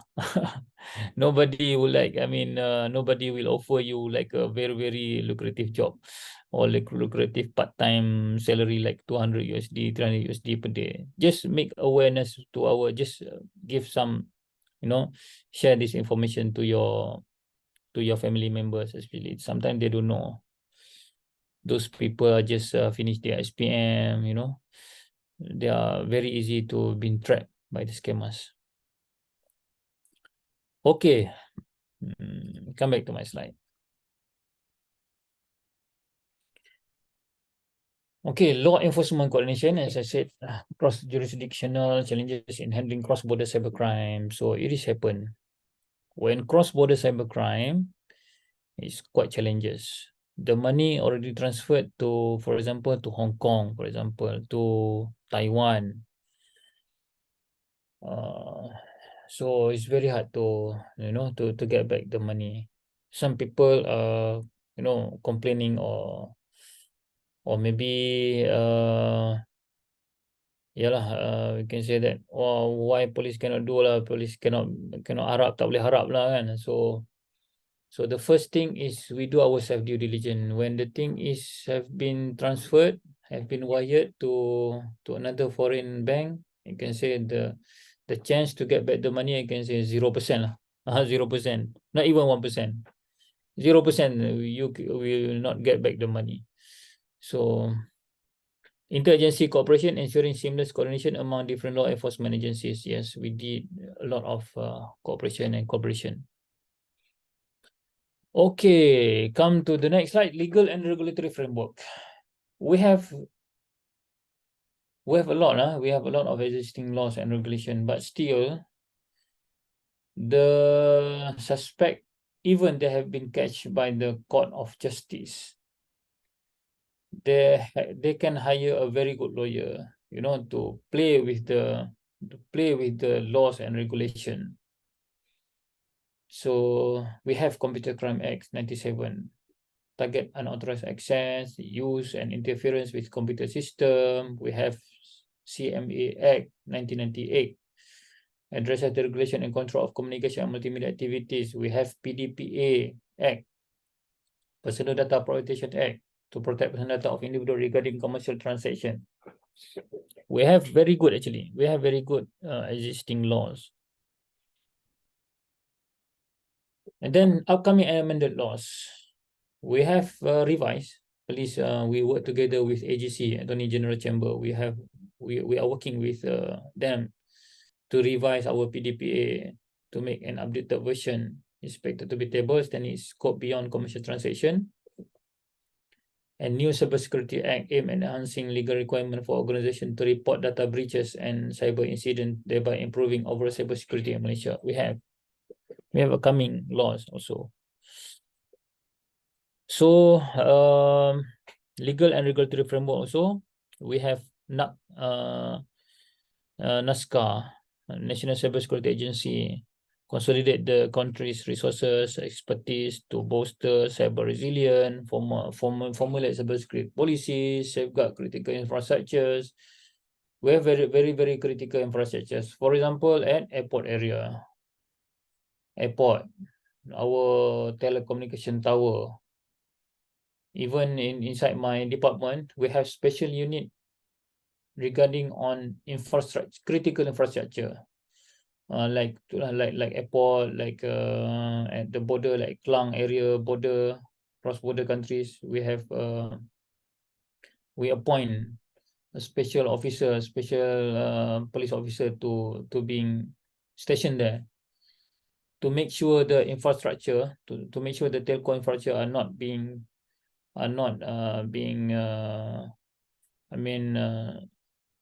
what we call not being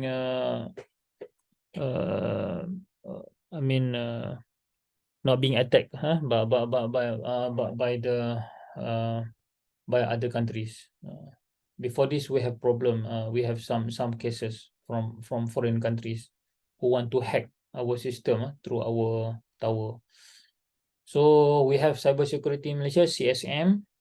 They are very good. Also, they are very good partner of us. Promote a secure cyber ecosystem through services, knowledge dissemination, talent nurturing. Although it lacks the legislative authority of the PDPD, Personal Data Protection Department. So cybersecurity is under ministry also, under the government also, but they are running like a private company. They are doing a lot of capacity building. You can Google, and you can go to the website of Cybersecurity Malaysia. They have conducting a lot of very good capacity building courses. You can check. If you want to know on like cybersecurity issues, you want to know about Microsoft, communication, internet, resilience, regulatory framework, all cybersecurity done for them. Sometimes they are invited us as speakers. So international harmonization efforts are underway to align Malaysia's cyber law with international standard to effectively combat cybercrime and enhance digital policing. So we work together with United Nations, for example, to make sure that our law, our legal framework are achieving to the international standards. Now I can say not far yet, but we are trying our best to to go to the level of like developed countries. Okay, now 12. I have another 1 hour. So before go to the next slide, maybe some of you want to make some some of you want to have a break, like maybe we can have 5-minute break to go to another session. So I need permission for us to have just a 5-minute break, and then I will come back later. Okay, I will come back in 12:05. 5 minutes. Okay.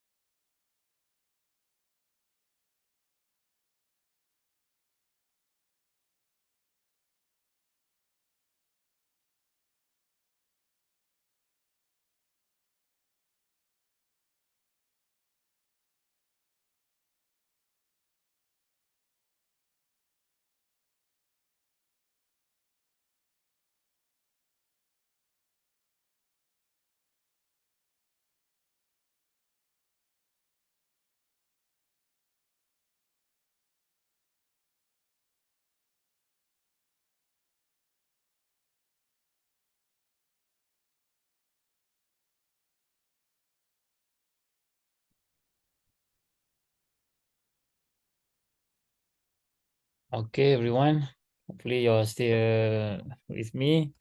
Okay, let me check the chat room. Okay.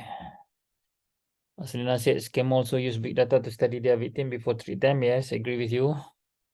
Pensioner pun kena scam. PHG, yes. Pensioner pun kena scam. Not even scam for Go Haji. They are targeted the pensioner actually to scam. Okay, I want to share with you how they know that this person are being pensioned or being retired. Why they are how this retired person or pensioner have been targeted. This is the real case I got from my department of commercial crime. Commercial crime is one department who are focusing directly on scam activities. Okay, because Dr. Yusuf Omar said about pensioner kena scam. Okay, how they know this is person have been how they are targeted this pensioner. The real story, the real case is when a professor or maybe a cikgu teachers from school almost time to pension, what they are doing inside the school or inside the university, or inside the office, what do you think? They will celebrate. They will celebrate the retirement day, usually on the final day of their retirement. So usually this department or maybe their friend, their colleague inside the office, you see, they will show inside the Facebook. Oh, today we are celebrating the retirement day. Today is a very sad day for all of us inside our department because Cikgu Aslina, for example, will be retire today.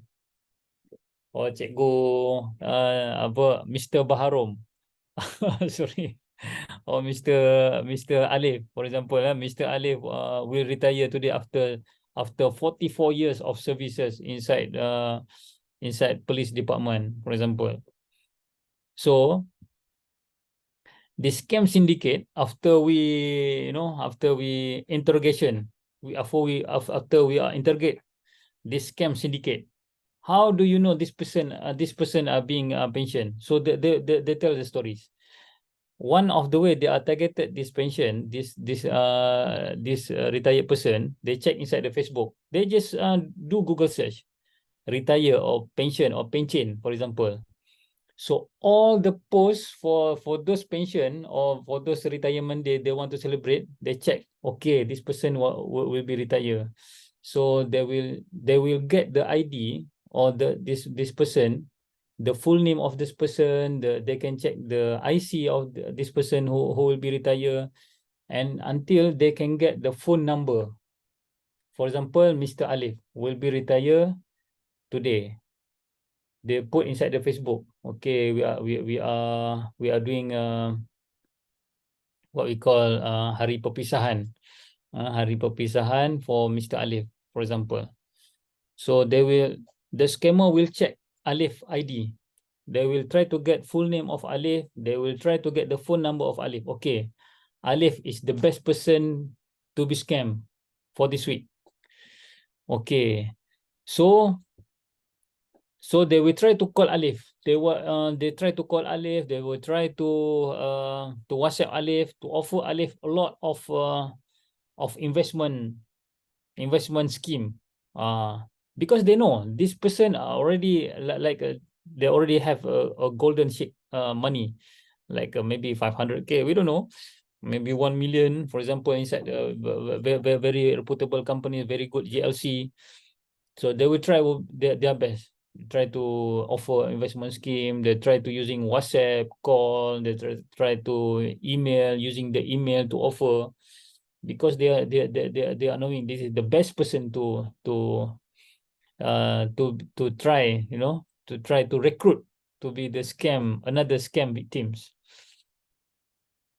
Okay, this is the real story. So we don't know. So just be careful. So we cannot say that, oh, you cannot post this, because this is social media. Everyone can post anything inside the social media, as long as they keep their privacy. I mean, as long as they are, as long as they are not breach any data inside the social media post. But the thing is, we have to to give some advices, especially for those who will be retired. Make sure when you will be retired, everybody will know you. Even the scam syndicate also will target you for another syndicate, another scheme of scam investment. Just always, please just beware. Always advise. Just make remind for each other. Okay.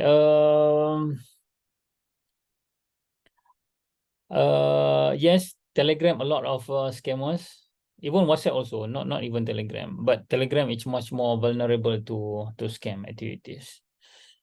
So also Dr. Noliza also, yes, paling penting kita kena educate everyone, but macam mana cara paling berkesan. So yeah, paling berkesan, we have to continuously advise. Some people forgot, lupa, so we have to always advise each other, because sometimes we also don't know.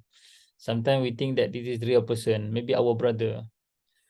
One case, several years. His father at hometown. So his father like 50, 55 like that lah. So he got messages like from his son. Actually, it is not his son, but apparently his father think that it is a real his son, like using the profile picture of his son. But the thing is not have, usually father will save her son number, but the thing is using the new phone number but using the real profile picture of his son. So his son said, Abah, inside the WhatsApp, Abah nak pinjam 5,000, or I want to borrow 5,000 ringgit, for example. So his father just give, you see, because father know maybe his son need money. But the thing is, some old people, they don't know how to check, how to beware. So just keep advising our parents, especially at the hometown. So ask them to beware. One can't know everything, can one? Okay, all right. Okay, go to my slide. All right. Okay. Shocking facts and legal challenges I want to share with you. Surging cybercrime. Doubling of fraud complaints. Fraud-related complaints double from 548. This is fraud-related only. Fraud. Fraud is different by scam. So fraud is fraud. Fraud usually on company like that, for businesses. Fraud.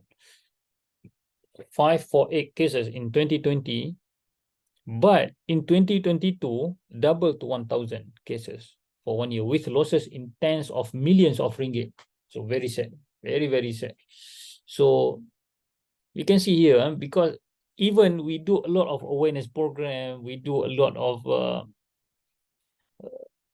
more of campaigns at the television, radio, papers, everything, but the case is even double.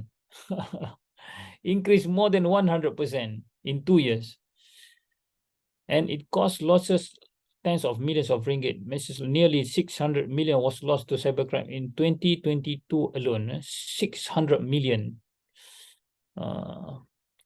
We can, I mean, this is very sad facts. This, you see, if we can use 600 million, you see, for the purpose of development, repair of schools, you see, repair of the roads inside our universities, even we can have a lot of improvement. But the thing is, it is losses for the scam syndicates.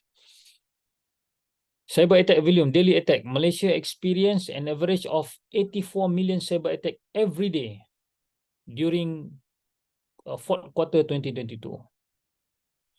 So of course, cyber attack is quite a lot, because cyber attack is like see, inside our networks, it's very fast. It's a lot of cyber attack. They want to hack, they want to scam, a lot of things. So increasing online scam, significant increase in online scam cases over the past 2 years. It's double during, especially during the COVID-19 zaman. During COVID-19, people a lot are using. That's also maybe contributed to the number of cases, because people are using internet every day, 24 hours. Okay, another facts and legal challenges that we have. Legal and enforcement challenges, blocking fraudulent activities. In 2022, MCMC, this is Security Commission Malaysia. Okay, 166 website and 224 social media accounts suspected of conducting investment fraud were blocked by Securities Commission Malaysia. Usually, because for investment scheme, they must have a legal, or maybe should have license from Security Commission Malaysia. So they don't have, and then they block. In last year, 166 website. Okay, in early 2023, cybercrime, by first quarter 2023, 2,768 cases of cybercrime were reported to the police, with a total loss of 100 million ringgit. Can you imagine? for the first quarter, first 4 months of 2023, we lost 100 million. We can imagine, we can estimate what happened if they calculate for fourth quarter or maybe for the whole of the year. So this it is what happening now. People you see what I told you several times. Sorry, there is nothing to repeat. Okay, sorry, I think my phone. Okay, so even a lot of awareness programs. So the thing is, that's why we need to be more concerned about this issue. So need for robust law, upcoming legislation to combat surging cyber threat. New laws are being tabled to boost Malaysia's cybersecurity framework. Yes, we have a lot of laws. We are being drafted already. We bring to Attorney General Chamber to bring to the Parliament. So we have a lot. We try our best actually. We are not sleeping or maybe just do nothing. No, Police, Cybersecurity Commission, MCMC. Even we work together with academics inside the universities, professors to work together to combat cybercrime, cyber threat. Okay, strategies for effective digital policing. So we embrace technology actually. That's why I told you we work together, we collaborate together, and I open for maybe inside my session now there is a lot of professor or senior lecturers who want to work together with police. Please feel free to contact me. Maybe there are some collaboration we can work together. I mean, we also need perspective from universities to embrace technology. Some technology we don't know, but professors, senior lecturers already know the technology is already there. But the thing is, maybe there are gap or maybe loophole. Maybe we don't know. Maybe we don't check the current journal or maybe the latest technology. So the thing is, these professors bring us, they share with us a lot of, okay, why you not do this? Why you not buy this software? Maybe quite good for investigation, for online investigation. We do also community engagement and collaboration. Yes, we work together with NGO. We work together with GLC, government linked companies. We go to their company. We go to their conference hall. We do talk, speech, sharing of knowledge. Intelligent gathering analysis, yes. We are using updated software. We are joining also conference, especially on technology conference, especially on intelligent gathering analysis. And lastly, international regional cooperation. Okay, another practical session. Okay, Aslina said, Zikri, any chance we get our money back after the scammer being caught? Regarding the cases, okay. Okay, I would like to share with you. If the scammer have been caught, but the deal is there. For example, the scammer have been caught by the police, and then the police say to the scammer, okay, you give back the money to Zikri, for example, to Zikri, and then we close the case, and then you have chance to get the money back. I mean, if the scammer do not transfer yet the money to the third account. But I can say that normal case, the frequent thing, I mean, normal issue, normal case. Usually, the scammer are only the, what we say, second person only. The money we transfer to the second person, usually at the same time, at the same day, the scammer or the second person will transfer to the third person. So actually, the money is no more at the second person or the first recipient we give the money. So that's very hard. That's why it's very hard to get back the money. The chance are being there. If you give the money to the scammer do not transfer yet the money to the third person, and then the recipient agree to give the money and to close the case. So they say, okay, give back the money, please NFA or no further action for this report. then okay, you can get the money. But normal case, frequent case, no. They will not give you back the money because they fraud you, for example, 20K, 30K ringgit. The money is already not inside the account already. So that's the challenges. Okay, I want to share with you. We take time. I want to share with you how do we want to protect our WhatsApp. Just now we want to protect our Telegram, kan? So this time, how do we want to protect our WhatsApp from being detected by the scammers? Okay. Okay, I open my WhatsApp. I share my WhatsApp. Okay, I open my WhatsApp. WhatsApp.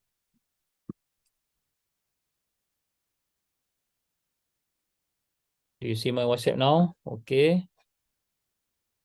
Okay, hopefully you see my WhatsApp.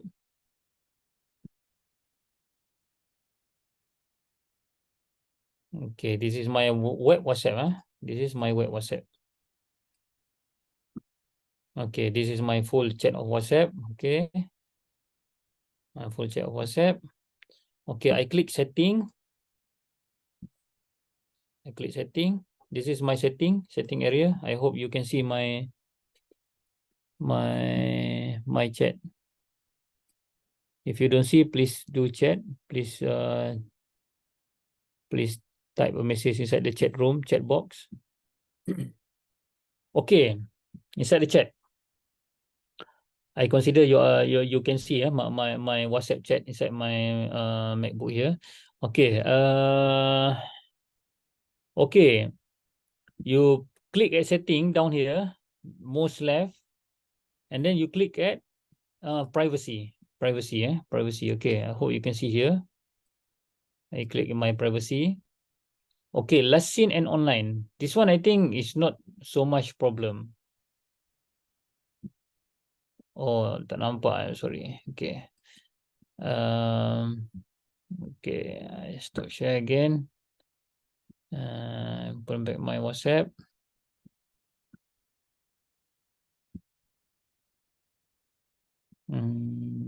If you don't see, even if you don't see, but okay, WhatsApp share. Okay, sekarang nampak tak? I hope you can see my WhatsApp now. Okay. Nampak kan? I think, okay, alright. Alright, okay, this is my WhatsApp chat, WhatsApp web. Okay, this is my list of WhatsApp. Banyak ni, group ni, macam-macam group ni ada ni. A lot of group, a lot of contacts. Ada yang have time to look at on, ada yang tak sempat look at on. Okay, but then, okay, the thing is, the most important thing is now, okay, you click a setting down here, most left, bottom, left bottom. Okay, chat setting. Okay, alright. Okay, from the setting, even inside your phone, the same setting. You can see from the setting, you click account. This one ada tab for account, privacy, chat, notification, storage, and data. The most important thing is at privacy area. Privacy. This one, privacy. Okay. Last seen and online is not so much important. Profile photo is not so much important. You can decide who can see your profile picture, either everyone or my contact. But for me personally, it's not so much important. But the most important thing is on group. Group. Group. This one, group. Everyone. Who can add me to the two groups? Everyone. My contact accept. So I choose my contact only can add me inside the group. So no one can add me. No one can add me. Except my contact only. Or you can set my contact accept. Sometimes they put inside my group inside scammer activities, or maybe nombor eco group. So I want to make sure that my contact only, so I get notice. who add me inside any group. So if you click again privacy, you can see here, block. I blocked 147 contacts already. Many people, I don't know, some people I block here, some people they are promoting scam activities. Some people actually not scam, but they are every day are giving me like you know, sedekah. I like to sedekah. Inshallah lah, we try our best to sedekah. But the thing is, this person I don't know, but almost every day, some people are using Arabic language to ask for donation, and then we don't know this donation to be transferred to what destination, we don't know. So this all my block contact or many lah, 19. You see, this many people are from Arab message me also from Arab because I know quite several persons who are from Arab from Yemen. So I don't know, this plus 967 is from Yemen. Plus 62 from Indonesia. You can see 62. Oh, banyaknya from Indonesia. This one 62. Okay, 60 ni from Malaysia lah. So from Malaysia. Yes, you can see Yayasan Amal. So do not think a lot to block people. Just block. If you see they are promoting like a scam or maybe untrusted investment activities, just block. So I do that. And alhamdulillah until now I never been scammed lah. So just be sure on this setting privacy. Okay, I will show you second on Facebook. Okay, I try to share with you. Just a practical session. Facebook. Okay. Just now I already share with you what's Telegram and WhatsApp. Okay, second, I share with you Facebook. And maybe somehow mudah.my, because many people have been cheated inside mudah. All right. Okay. I share again. Okay. Okay, Facebook. Okay, this is my Facebook. Okay, you can add me, friend. Zikri Kamarudin. This is my Facebook. Okay, right? Okay. Facebook. I'm sure you are noticed. Facebook now we have marketplace. This is many people have been cheated inside marketplace. I'm very sad lah. Somehow. Okay. Okay. When you open marketplace, usually we are using marketplace to buy, to buy motorcycle, whatever lah. Some of my friend last year, one of my friend, ladies from 1GLC too, a lady from 1GLC too. She's very kind person. She want to buy a laptop to her father. So yeah, because maybe lah bagus lah. I mean she's very kind. Beli free, nak beli laptop lah, give as a present to her father. So she was using this marketplace lah to find laptop. So find a laptop. Okay, kita find laptop. Okay, laptop kan. Okay, now share with you laptop. Okay, find a laptop. Laptop, she told me last year she bought for 1,000 ringgit. So play 1,000 ringgit pun usually comes to my mind. Usually people scam not even 1,000 ringgit lah for a laptop. Maybe they scam about 500 ringgit ke, giving that like a very cheap sale, 500 ringgit. So many people will go to the website and click. But the thing is, even 1,000 people, 1,000 already pay, then the laptop do not come. She's paid already, but the laptop do not arrive to her father's house. So So it's very sad. So do not get back her money, do not get back the laptop also. So but please be sure when you click any link, okay, for example, I put okay, click here lah, okay, for example, yeah, okay, this one lah, 599 lah, 99. Okay.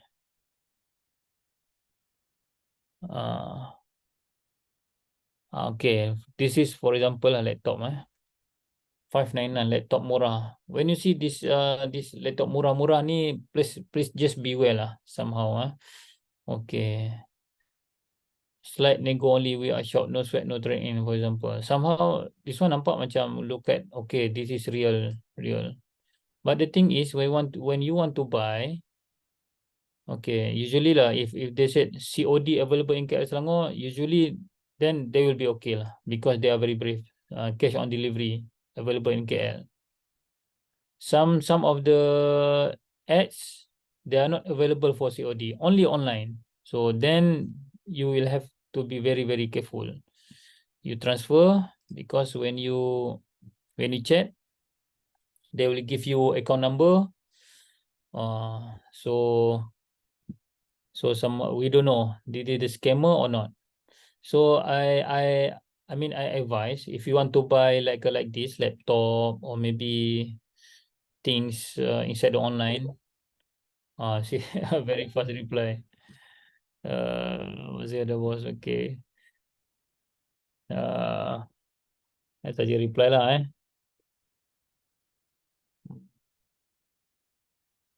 Nampak ke? You can see or not my chatting inside this inside the Facebook.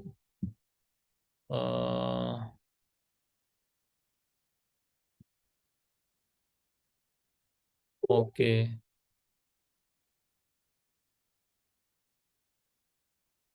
You see? Hopefully you can see my chatting now with this with this seller. Okay. 599 saja bos. Jika minat boleh terus WhatsApp. If interested can direct me, WhatsApp me. So boleh online transfer. So please just be very careful, especially when you transfer the online, transfer the money to the personal account.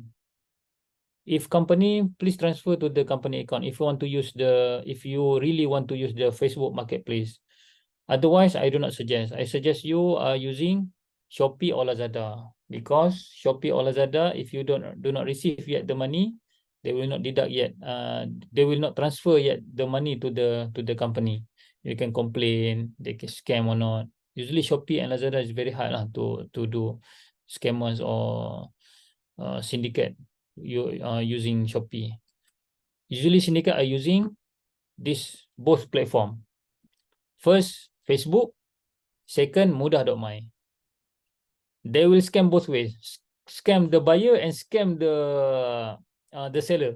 Both ways, they will scam. Okay, all right. All right, come back to my slide.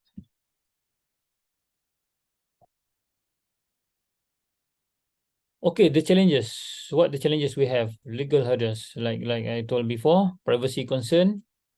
Malaysian also now are very educated, like you all, very educated. So somehow you can say that why police want to to breach my privacy, for example, to check on my WhatsApp. No, we don't check on all your WhatsApp. No, I don't say so. But some cases, especially on criminal activities, we do have collaborate with some software company overseas they can check the WhatsApp, they can read the WhatsApp especially with SPRM and everything. For the normal person, normal civilian, I don't think so. I don't think police have much time lah. Along my experience, I can say here, along my experience for around 12 years, 11 to 12 years now with police force, I never check like a regular check. Even we don't have access. We don't have access for civilians. No, we only have access with the permission of magistrate, with the permission of the court. we can check only the criminal syndicate only, not easily. You see, for example, I want to check on this professor, this no, we not easily like that. We have like we must have like a proper document. We have a proper permission from the magistrate, the court of justice to check on digital communication, digital I mean spying on the communication. It's not easily like, okay, we take the number and then we easily check and read the message. No, even the email. I have experience last time in 2013 during MH30370 tu. I have experience on checking email captain what we call, I don't remember the name. Yang flight MAS tu kan, flight MH370 yang jatuh tak jumpa, and not found until now. I have experience checking the email. So, but the thing is, the email I get from, I mean, we have permission from MCMC, we have permission from the court, you know, to check the email and the communication of the captain. But Alhamdulillah, they can say that it is privacy. Why you check email, or why you have to check the telecommunication? But the thing is, when we check, then we can then we can protect him from the fake news.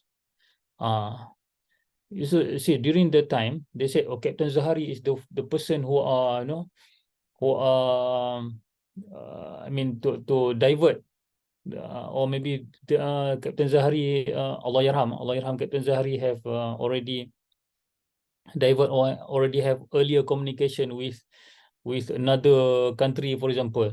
But the thing is, when we have access to his communication details, the thing is, we are the police force who can check his email or his detail of communication. We are the one who are protecting him from the fake news.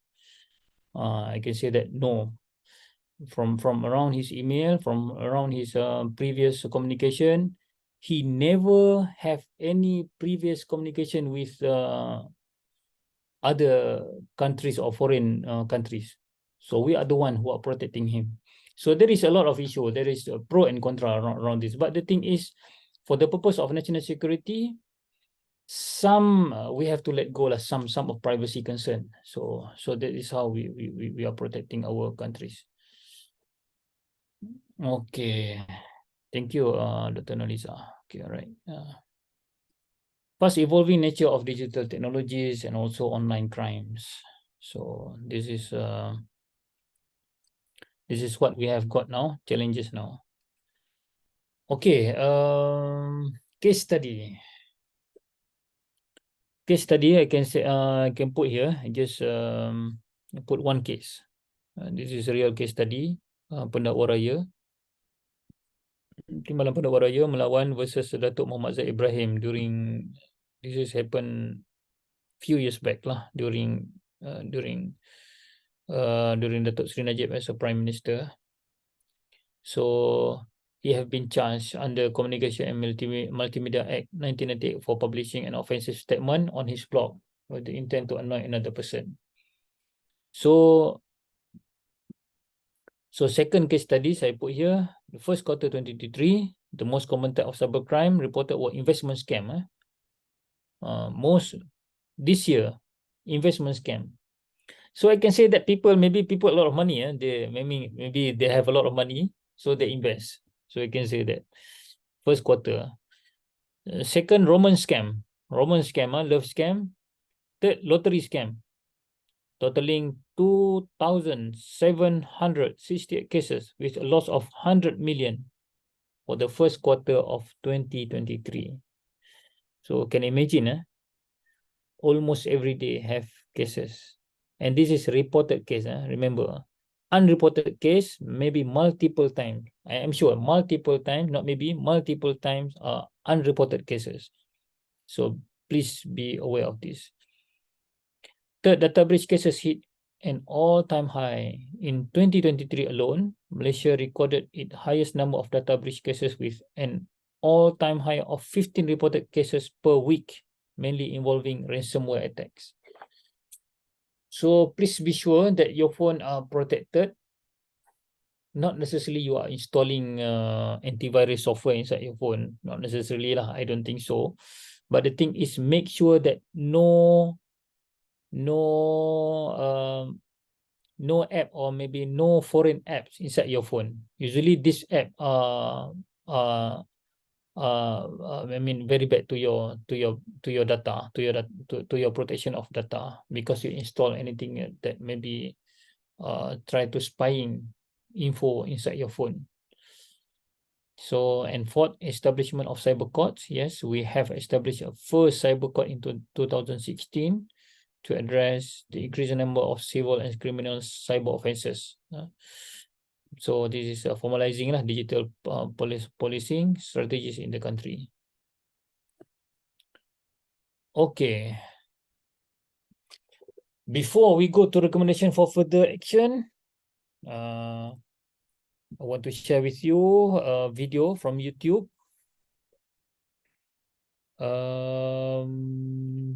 Okay.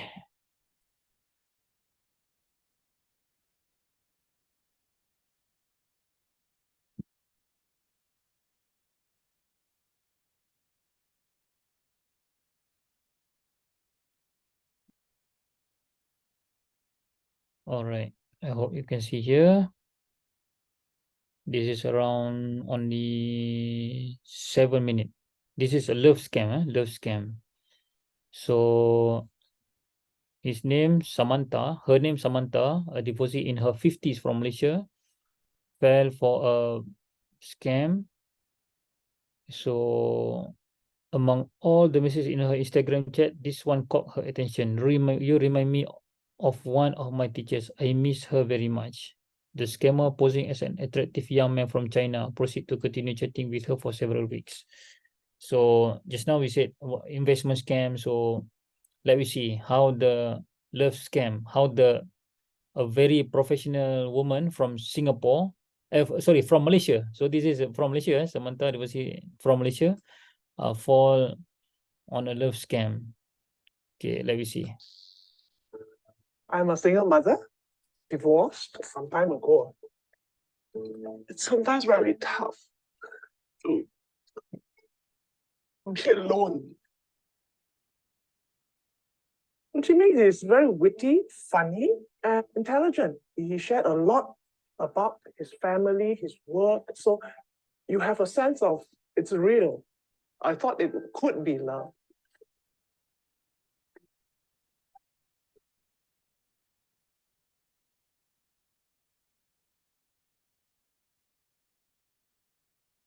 I use Instagram quite often because this is how I keep in touch with my friends all over the world.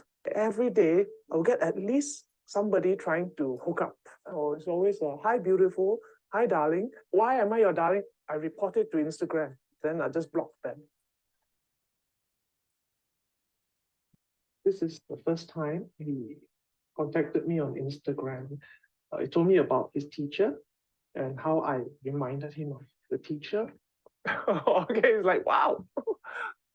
Teacher, he says he lives in China, Shanghai. He describes Shanghai very detailed, the streets, where he goes to buy things and all that. It didn't feel like it was something you Google up. You know, we will communicate about simple things, everyday things, you know, on the weekend, you say, oh, he went to his parents' place and clean out the fridge. It really, really made it real. And he was the one who brought up, he works in a construction company. So incidentally, I'm in the construction line also. He builds roads all over China. On my side, so I'm more involved in architectural products. We'll laugh and say he does the foundation and then I will do the beautiful part of it. So I find him very witty saying all these kind of things. There was no pressure. He didn't ask for money, and no charity, no sick parents who needs money for hospital and all that. So I'm like, okay, maybe can, maybe. This is a picture he sent to me. He said that there were women who were clamoring after him because of his position. They threw themselves at him. All this experience with them, it has put him off. So he's also looking for something a bit more deeper than just looks-wise, and someone who will share his interests it felt real to me. I wanted to introduce him to my daughter. So she was very happy for me. She said, finally, mommy, you might have a boyfriend finally. But when I asked him, I said, have you told your parents? He said, when you come to Shanghai, I will introduce you to them and then they will know. Now we don't need to involve anybody. They try to isolate us, at least where this relationship is concerned. The question on someone's minds would be, how do you fall in love with someone you've never met?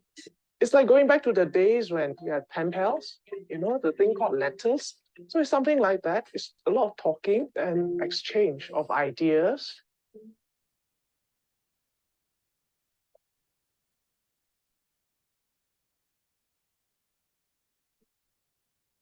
And then she said, why don't you try? Just put in a little money. Hey, we start with 1,000. Okay, I'll teach you. I will be with you all the way. So I opened an account, like what he said, with QE World. The first investment we did just in a matter of 15 minutes. So we made a profit of 71 US dollars. So I took out the whole investment, which was 1,000 plus the 71 US dollars profit. And I got back my money. So this is how they got us hooked.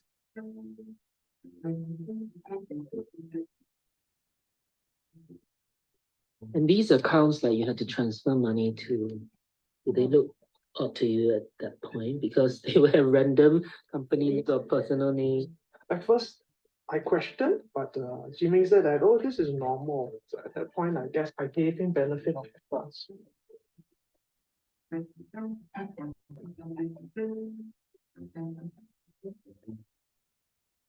He said, it's too slow. Why don't you go apply for a loan from the platform? So I gave them a copy of my expired driving license. And then the next message was, yeah, it's been approved. And then straight away, you see my account plus 30K is 3 days loan is 0 interest. After 3 days, so I say, hey, I want to pay back. And then customer service say, you cannot take out from your account to pay us. You have to deposit. Once you pay back the 30K, then we will release the money in your account. And I'm like, if I had money to start with, why would I be borrowing from you? I said, I have no money. And they said, you have to put in minimum 10,000 and then we will not permanently freeze your account. Jiming on the other side, of course, he will say, can you come up with that 10,000? And then I promise you, when we can travel, I will come to you and then I will give you the money to settle this. But do not let your account be permanently frozen. This is part of my repayment, the 10,000 that was the second tranche, which was used to actually just to my account not be frozen. The platform informed me that since I paid out the 10K, that they will not permanently freeze me, but they advised me to settle the balance as soon as possible. I asked them what will the repercussions be if I am unable to pay back. So they said, we will take legal action. So then it makes you scared. He asked me to take loans from my friends. So I said, no, you can't borrow money from them for this. It's not right. I don't know how much more deeper I was going to go in debt. I wasn't willing. So he stopped contacting me. So later on, I started snooping around on Instagram. And then I found, okay, so this is his original profile. Then when I found another one, which uses almost the same initials, okay, ZZM, and the pictures were the same. Sometimes, once in a while, he would disappear. Sometimes he said, VPN breaks down, and then he'll lose contact. Even his Instagram account one just stopped. And then he will sort of like be incommunicado for a few days. So I think maybe that should have been also one of the telling signs I should have taken note of, but I guess I didn't. Everything that we did, the way they bought and we sold, everything was so real. The numbers, the transactions that happened. We could see the charts, the way it was moving. It was like a real stock market. We are just doing it because a guy is there. He's telling you what to do, point here, buy and sell, and give you a price. And then you cut loss at this level. Think twice about it. If you're talking to someone online and something seems a little off about them, Call the anti-scam hotline or visit scamalert.sg. Visit these websites to see if a link you've been sent could be from a scam website. Do share this video with your friends and family. And if you've been a victim of a scam, please speak out. The more awareness we spread, the less successful scammers will be in getting people to fall for their tricks. Thanks for watching. Do check out more videos on CNA Insider and hit the subscribe button. Wasting all your energy on outdated accounting software? Switch to QuickBooks Online Accountant. Your clients can manage it. All right. All right, there's about love scam, how they study your personal, your interest. They study your Facebook. Actually, before they are scamming you, they are studying your personal. Opening your Facebook, your Twitter, they know your interest on what. For example, just now, the lady on construction. So the scammer will try to, try to make it have some common area or common interest to speak on. So that's a good example. So a lot of lessons to learn from the case study. You can say that this type of video usually are not coming from Malaysia media agency. So you can say that this one from Singapore. She is from the victim are from Malaysia, but the thing is the covering like that is very detailed are not coming from Malaysia agency. You can say that the Singapore media agency are like somehow more transparent, are more details on exposing those suspect, those scammers. Okay, Aslina also asked me about the tips. Tips on to make sure that we are not being fraud or maybe scam. So please just beware, please check, and if better if you can make like this, like a physical. If you're not meet in physical, at least you can have video call like this, at least a webinar, inside the webinar, so at least we meet with the real people, not people behind the scene that we don't know who are them. So nowadays, even before this, we can say that if scam syndicate, they are from Nigeria or from Africa. Now no more.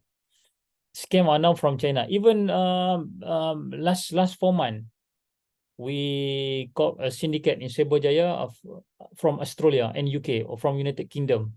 Australian people and United Kingdom. So it's very sad. I'm not thinking that we can get this person from orang putih lah, we can say, from Australia or UK.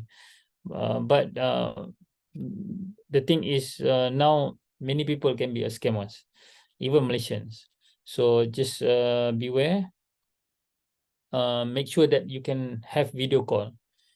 For example, just now I said previously, if I have experience selling my Proton Wira. I had last time, last 3 years, Proton Wira lama I want to sell, so I put inside Muda. I am seller, but the thing is the buyer contact me, the scammer, the scammer from Singapore. They said, I am from Malaysia, stay in Singapore, I want to buy your car. I'm thinking that this Proton Wira almost 20 years. How can he use this car in Singapore? So just beware. And then he offering me, I offer him like the Proton Wira. The Proton Wira I sell around just only for 7,000 ringgit only. But the thing is, during WhatsApp, I offer him 70,000 ringgit. 70,000 ringgit. I know he is a scammer.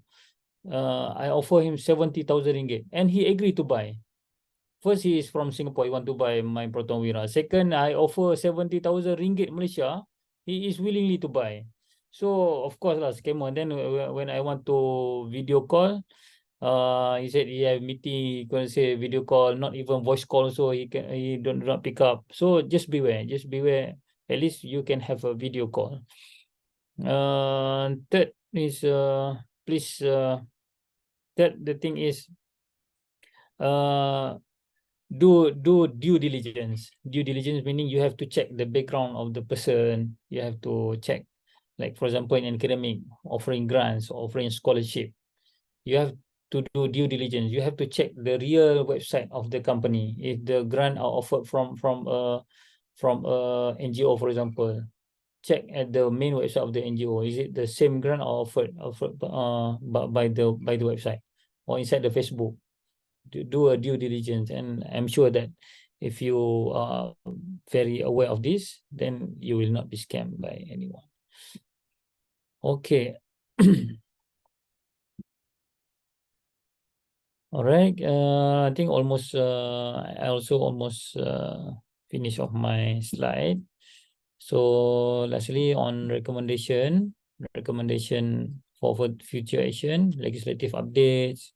We should do more capacity building, public-private partnership, and regional and global cooperation. So we must work together. We cannot just only depend on police or depend on legal enforcement officers to do this. We have to work together. We have to always advise our kids, our neighbors, our parents. Okay, so the recap of key challenges and strategies, and then lastly conclusion lah. So digital policing is a dynamic and ongoing process. I highlighted here. And then we have to address the legal, technical, and societal challenges, and requires a holistic approach. Holistic approach, I mean, we have to do on legislative, technological investment, community engagement, international cooperation, all we have to do to tackle on digital policing. Okay, that's all. Thank you. There is another 3 minutes for me. Okay, I think if there is no questions, I give back to our moderator, Aslina. Thank you. Right, thank you, Inspector Zikri, okay, for the very informative sharing and also presentations. I have one last question for you. Okay, because with the current technology nowadays, and we also at the same time we try to be social interactions, connected with friends, family around the world, right? So how can law enforcement balance the needs for security with protecting individual rights and freedom at the same time increase connect around the world? Okay, thank you so much. Malaysia still Malaysia government or law enforcement agencies in Malaysia still give a very good leeway lah if you compare with other countries. For example, like Saudi Arabia, I compare with Saudi Arabia, quite good country also, quite very good economic countries. Okay, so if you go for Umrah, for example, you even cannot do voice call using WhatsApp and cannot video call using WhatsApp. You only if you want to do video call, you have to using Google Meet. So still Malaysia still have a good, I mean, a better, or maybe like a give leeway lah to the citizens. For example, TikTok. Several other countries they are prohibited TikTok from their countries. WhatsApp, some even if we go to China not even allow Google. So in balancing national security, and also we want people getting more connected, do not feel like lonely at home. So in balancing this is very complex, very complex issue to discuss. Even I have I read one article, protecting balancing national security and personal privacy. So they have been discussed a lot on this. We also want to protect people privacy, and also, but at the same time we want to protect our national security. But somehow I can say, if we compare, I can say the first thing I want to say here is, if we compare to another countries, I can say that Malaysia is much more better at the aspect of giving the freedom for the people to to connecting, to make new networks. We can use almost all application inside this country, even Telegram. So second thing is we cannot make the government, we cannot in the perspective of government, perspective of law enforcement officers, we cannot enforce very strict a legal requirement to the people, because because Malaysian people now is very educated, very, like, Malaysian people are quite also friendly. We also have a very good economic sector inside. They are doing business inside the Facebook, TikTok, so we cannot block this. Even though we know that Telegram are a lot of scammers inside the Telegram. We know TikTok also sometimes there are scammers also inside the TikTok, scammers also inside the Facebook and inside the Muda. So what we can do is only for educate, giving awareness. So we cannot block this one. So yes, some people, some I can say minority group lah, they said, why please just open or do not block this social media. So this is just minority, but majority of people are still thinking that this is the best way to connecting, using Telegram, using TikTok, Facebook, and website and everything. We only block like a website on like a website, for example, website are promoting sex or just like that. If like a political news, you can check, you can have a balanced news regarding, for example, Russia and Ukraine. You can get both ways. Not in some countries they are blocked. You can only read around pro-Ukrainian only. You cannot see the news from pro-Russian. We have opened up this one. So regarding the questions and protecting or balancing this one, national security and protecting privacy, so quite complex to, to balancing it. But the thing is, we try our best as law enforcement officers. We try our best to reach to the international standards. We try our best to go to the par, but the thing is still long way to go. We work together with the professors, we work together with government agencies to make sure that at least people feel happy lah. Index of happiness in Malaysia still okay, alhamdulillah. So that's all I can say. That's all I can answer. Thank you. Okay, great answer. Okay, thank you, Inspector Zikri.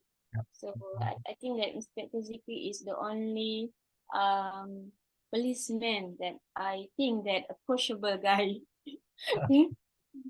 Right, and thank you again for your times. Okay, I much appreciate your times and also your support for this event. All right, thank you again. All right, guys, let's move on to our next presentations. Okay. We have Dr. Nur Faraha binti Haji Muhammad Naim. Okay. She received her bachelor degree in multimedia applications from University Utara Malaysia in 2008, and then further studies on Master of Science in IT, and continue with the Doctor of Philosophy in Computer Science from the Faculty of Computing and Informatics UMS in 2016, and continue in 2022 respectively. She has been a member of the UX research group, and also she lead the UX research group at the moment, and also a senior lecturer at the Faculty of Computing and Informatics since 2021. Her research interests are user experience, UX, and also transit engineering. So without further ado, let's welcome Dr. Nur Faraha with the topic of UX to modern business. Over to you, Dr. Faraha. Okay, thank you, Associate Professor Dr. Aslina Baharum, our moderator and co-organizer of IEEE Marathon Day. Okay, so I'm going to share the slides. Yeah, can you see my slides over here? With yes, slide. I think that you need to choose present. Okay. Yes. Just that the screen is a bit here. Okay, so the topic for my session is actually related to the UX to modern business. Actually, this topic not touching toward modern business because that is not my background, but I'm trying to show the significance of UX, hence the title lah, meaning to say this can be a UX role to modern business, the significance of UX to modern business, and the perspective and so on lah. So that's why I choose this title for our session today lah. So user experience from the viewpoint of the customer. We are going to look from the viewpoint of customer because user experience, it's actually related to the engagements of the users using the products, services, and other things that related to users lah. Okay, so we have to understand the ideology of UX, and then we need to know what's the meaning of modern business. So in this case, user experience as described in the slides here, they mention describes how customer engage with your product, services, and website. So particularly to the website lah. Actually, UX can be in the vast concept of experience. It doesn't mean related to the website only. So actually, website is parts of the product and parts of the services, but this part they touch on the website because of the user interface over here lah. So from interactivity to visual attractiveness. So these are the two key points for UX. The one that can engage users to use the services, to use the product, because they are going to look in terms of the interactivity and the attractiveness of your product. So from there, they create the experience which enhance their impression toward the end of the product. So consider that as an essential elements when we are trying to create a business planning. So modern business is actually one that makes use of cutting edge, as mentioned in the slides now, technology to its advantage in order the one that embrace the technology in the business, something like that. So we call it as a modern business. Okay, they are the one, the company that take notes on the emerging of the technology wise in business, something like that. So we can give an example like Netflix, and then the others like Samsung and so on, which is they're more toward technology wise. So I think the best example we can see the Netflix lah, because Netflix is the one that introduced the ideology of anywhere, everywhere, something like that, which is provide the ease of use for viewers to watch their movies and so on, the dramas that they will like. They give that option, accessibilities. So they touch on the technology which is related to the networking and then related to the internet when compared to the other TV stations at the time. So now we can see the Netflix become more and more bigger company and then more well-known company. The same goes with the Facebooks and so on. They touch on that technology-wise and then put it in the business plan. And so that's what we have the modern business. So this part, actually, when we look into the technology itself lah, so UX plays the role in terms of technology, because we are talking about user. Technology provides something like a product at the end lah. Okay, we have the end product, digital end product and something. So the focus point here is that we are going to let the users to use that services, the products, and so on. So in order for them to use that, and then in order for them to be engaged with our products, we need to understand the user experience, their user experience, their user perspective as the customer, consumers, or the clients itself lah. So your users, it doesn't mean that you're going to look into the customer itself. You're going to look into from all factors, which is can be your clients, can be your consumers, can be your stakeholders, and so on. So depending on what types of product, ataupun what types of service that you're going to give to your intended target users. Okay, so one of the example related to the modern business lah. Okay, we can see the most used social media today. So social media is an application that is assisted by the internet. So as long as the users is connected with a good internet connection, The process of distributing contents can be done right away. Social media is a set of communication tools in which new types of interaction can occur. So if we have this business-minded perspective, we're going to look this as an opportunity to distribute our product, to sell our product, to sell our services. This is what the Netflix done. This is what Facebook has done, and TikToks and so on. They capture the essence of opportunity in the internet, something like that. So from here, they improve the services, they improve their product. Okay, so in order for them to, in order for them to improve their services and product, they're going to have to conduct a user research, because their main target for them to sell their services and products is the user itself, which is can be your customers, can be your clients, can be the consumers and so on, the one they're going to utilize the services and then the product itself. So this is where the digital marketing came. Okay, so digital marketing is a product marketing business that utilize digital media and internet networks. Again, they utilize the opportunity in the technology itself. So if the past, the medium used to do marketing dependent on a flyer billboard, now we can easily take advantage of the platform found on smart devices to do digital marketing. So this is the part where you can see user research has been conducted, even though it may be not being conducted as something that prominent task, but then we can see the low key of user research has been conducted behind the scene.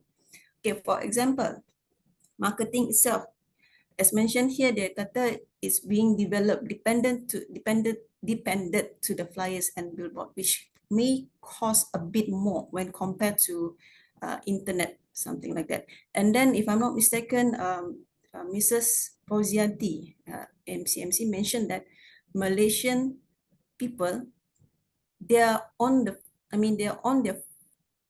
mobile phone about estimated time about 8 hours. They're on their phones.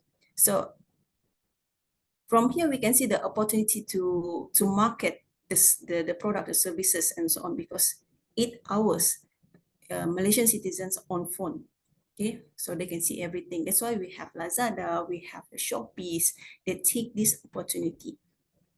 So here user research applied, because you can see people feel like, oh, we want to have the easy access. We want to have an easy access directly from our fingertips. We want to purchase something. We want to watch something that can be easily where we go at any time. We have the control. User control is important for the human itself lah. Okay, in that sense. So we give the opportunity, we give them the control. So that increase their user experience. So part of the user research being conducted, they give the control. They give the control to the users. So in that sense, you can see they feel like, oh, this one is much more easier. Instead of, okay, for example, given by the slides lah, they mentioned about the billboard flyers. Okay, we are not talking about the customer here lah. We are going to talk about the stakeholders or the clients. Okay, the one that want to sell their products. So they feel like, why do we need to use the flyers? Why do we need to use the billboard? According to our user research lah, okay, the one that conducted the user research, people prefer to look at the phone. Okay, they conducted the research, and then 8 hours they are facing the phone, and then they can see everything inside the phone. It's a platform that make it easier to distribute what we want them to see. Something like Facebook did lah. Okay, you can see the advertisement is on the Facebook, and then sometimes we a bit of surprise lah. Okay, for example, the one that we look at the picture, the products that we see, it appears on the Facebook itself. Suddenly appears, recommended, suggested. So behind the scenes, they already run the algorithms to detect. Okay, so but then in order for them to run the algorithm, there's a low key of user research conducted. Okay, they are looking at your frequency of what, I mean, looking at the product itself. Okay, how many times you click and something like that. They are observing you behind the scenes, something like that. So that's part of the user research, which is related to your user experience. Okay, and then so now UX design in digital business planning. So this part, we are going to, for example, we need to design the UX, user experience.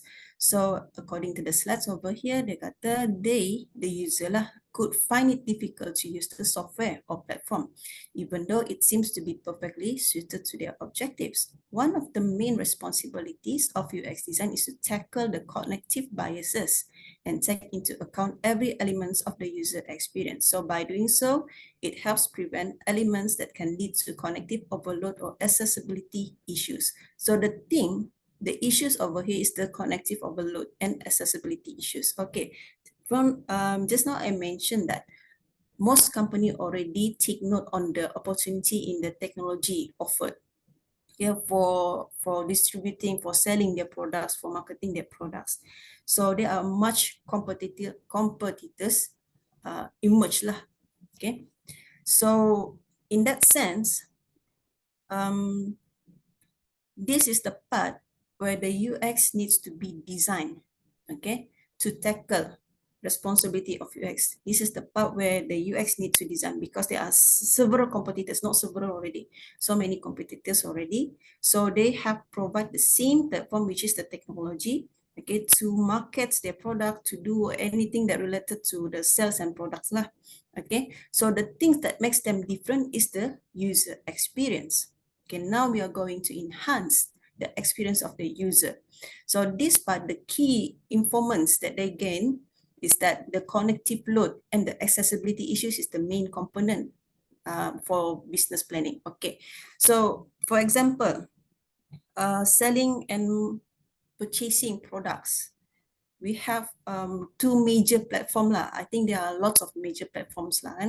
Okay, but I'm going to emphasize on two lah, which is Lazada and Shopee, because they are these two competitive with each other.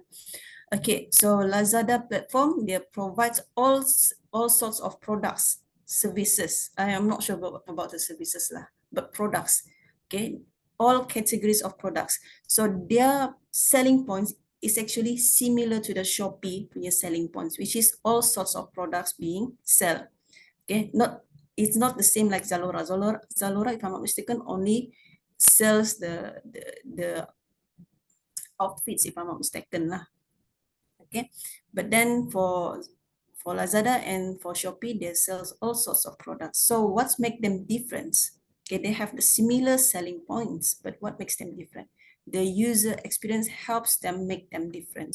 So this is the part where we are going to look as the user researcher lah. Okay, it's important to the modern business. Okay, because we are trying to attract the customers to engage and stay with us.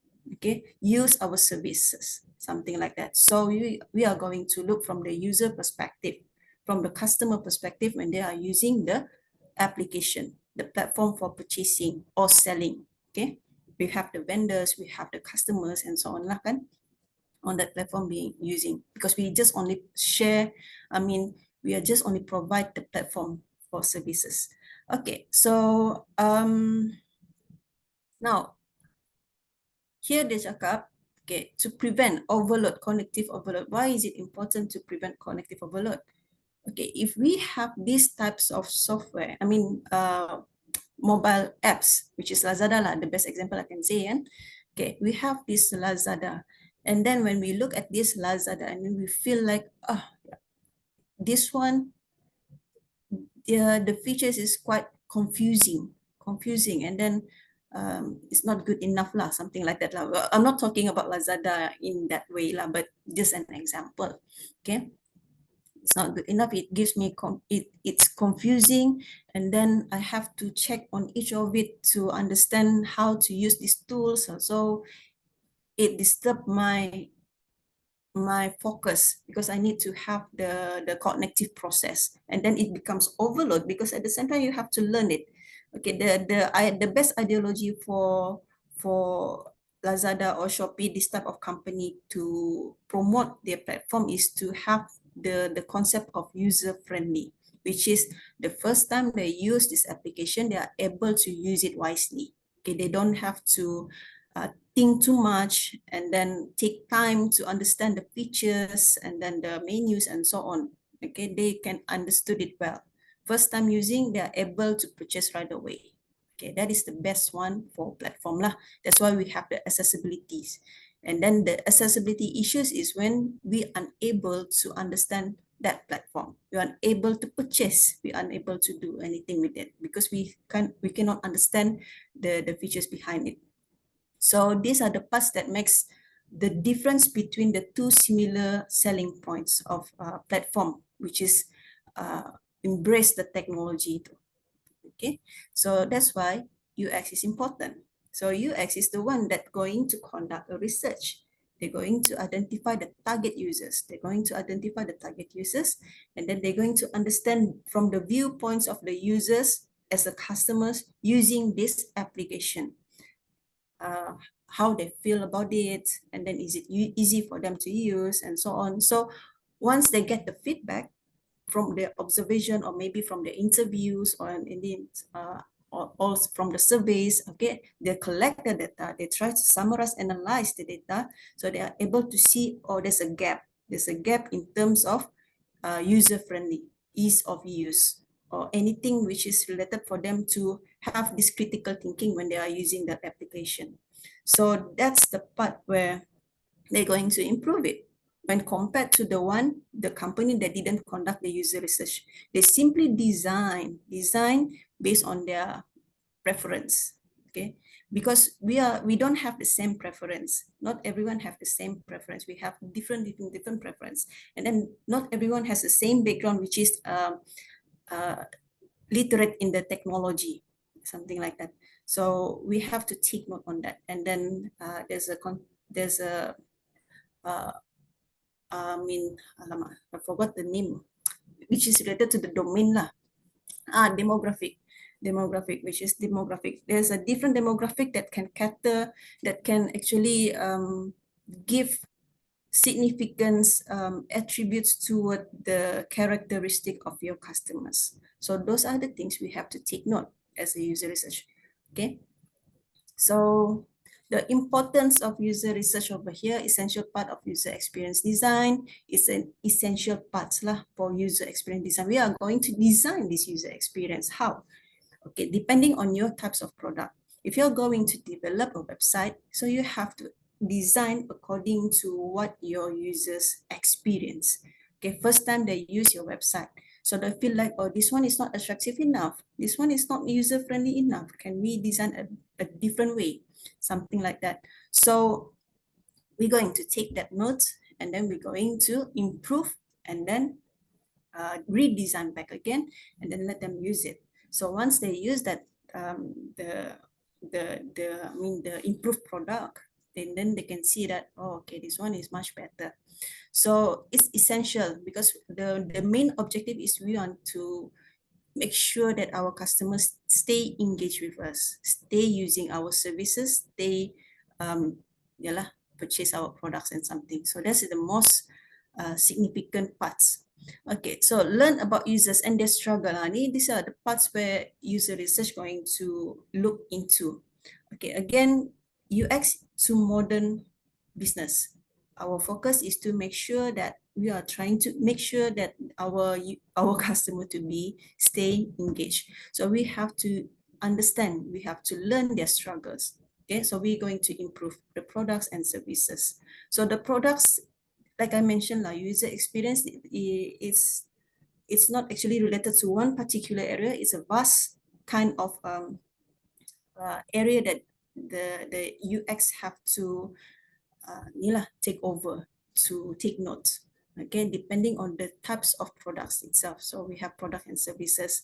So for example, your products, okay, your laptops. Okay, laptops. If you remember previously, our laptops is mostly the color is black color. Okay, during the time lah, 20 years ago, it's a black color. Every laptops, when they're going to sell the laptops, is in the black color. There's no other colors aside from that color. Okay, but then they improve the design, the color concept, and so on. They are trying to cater a certain group area, because previously laptop is only for businessmen.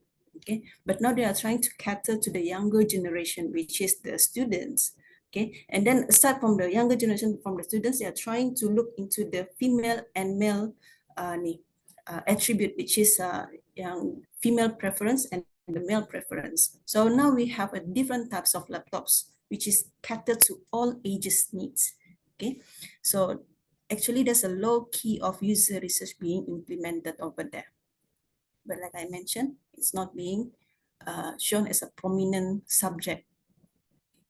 So you have to learn, we have to learn the user struggles, the product services, the needs, the importance, behavior, how they use the product and services, the challenges, and how to fix it.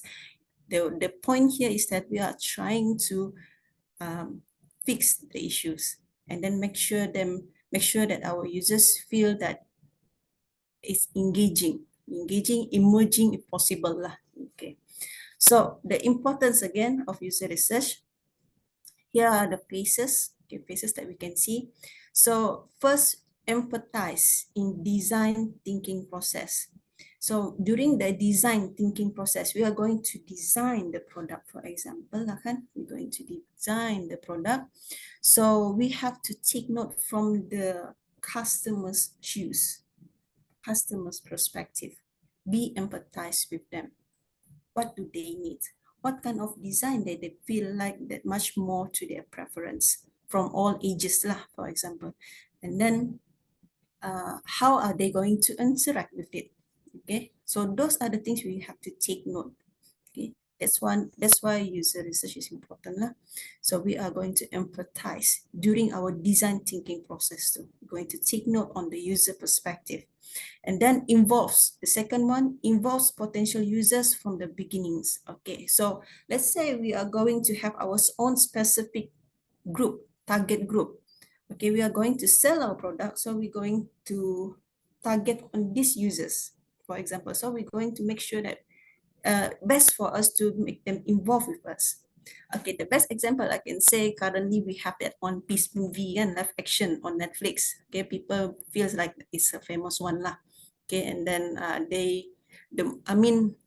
one of the live action that is not cringe enough lah. Okay, not cringe lah. Okay, so that is because they involve the potential one, not the potential one, the author itself involved in the casting and so on. So the author understand dia punya viewers, they understand the viewers. So, and then the productions improve more from there. So it's important to involve your target audience. Your target audience for example, live action kan. Live action target audience is for the One Piece fans. So in order for them to capture the One Piece fans too, so that they will not cringe to watch the live actions, they will try to conduct the user research, involve the one that the key person in the One Piece too. So that's why we have the live action that is well done lah. Okay, so one example I can say for that. And then involve user at the center of the process. So this one, previously we mentioned involve potential users from the beginning, but we can involve them during the process as well, especially during the prototyping and so on lah. Okay, so we develop the prototype and then let them test the prototype. So we involve the users, we involve the target users and so on. For example, if you're going to develop a system, so you develop a system which cater the needs of the company. So you're going to involve the staff of that company to use your system, which is you develop as a prototype, to ensure that is this the one that they want, something like that. So make sure they're involved. They are more understand toward their needs of the system compared to the one that developed the system, because the developer is only developing the system, but they require some information from the clients, from the customers lah, in order for them to develop the system. So involve your users. Okay, in that case, the staff lah. involve them so that they can see the prototype and then they can give the feedback, available feedback for us to improve. Okay, and then user preferences. So this part we have to check. Okay, we need to know preference. We cannot develop simply from our preferences only. We need to develop based on their preferences. For example, the company wants you to develop a system for them. You cannot develop based on your preference. You feel like, oh, this one is nice enough. You can see that the interface is quite animated, fancy, flashy, and so on. But your company didn't like it. Okay, so the company is the one that's going to use the system. Okay, yeah, the stuff here. So they don't like the flashy stuff. They only want to have this simple. I forgot the terms already for that. Okay, the simple one lah. Okay, simple interface which they can use, and then it's a fully functional system. So we have to take note their preferences, and then now. So because if we take note on their preferences, it will give benefits to us. It will give benefits to the company as well. Okay, we are looking at from the perspective of the company as the client. What if we are looking the user preference from the perspective of the customer, consumers? We design the product based on their preference. It will help to increase the marketing points, okay, market points to the product itself. So because we are catered to their needs, we cater to their preference. So it increased the selling points lah. Sorry. And then the last part is return of investment. Okay, this one is actually related to your stakeholders. Again, actually UX is not quite popular enough lah. I can say that much lah. In Malaysia, not quite popular enough. But actually UX is important. Okay, for example lah kan, you are trying to conduct I have this experience lah where we're going to develop a system. Someone asked me, what's the point of using UX? What's the UX purpose, okay, in this system? What can UX do? So meaning to say, UX is not familiar enough lah, not being exposed enough in Malaysia lah. Not just from my perspective lah. I'm not going to generalize from my perspective that is in Malaysia, but I can say that much lah.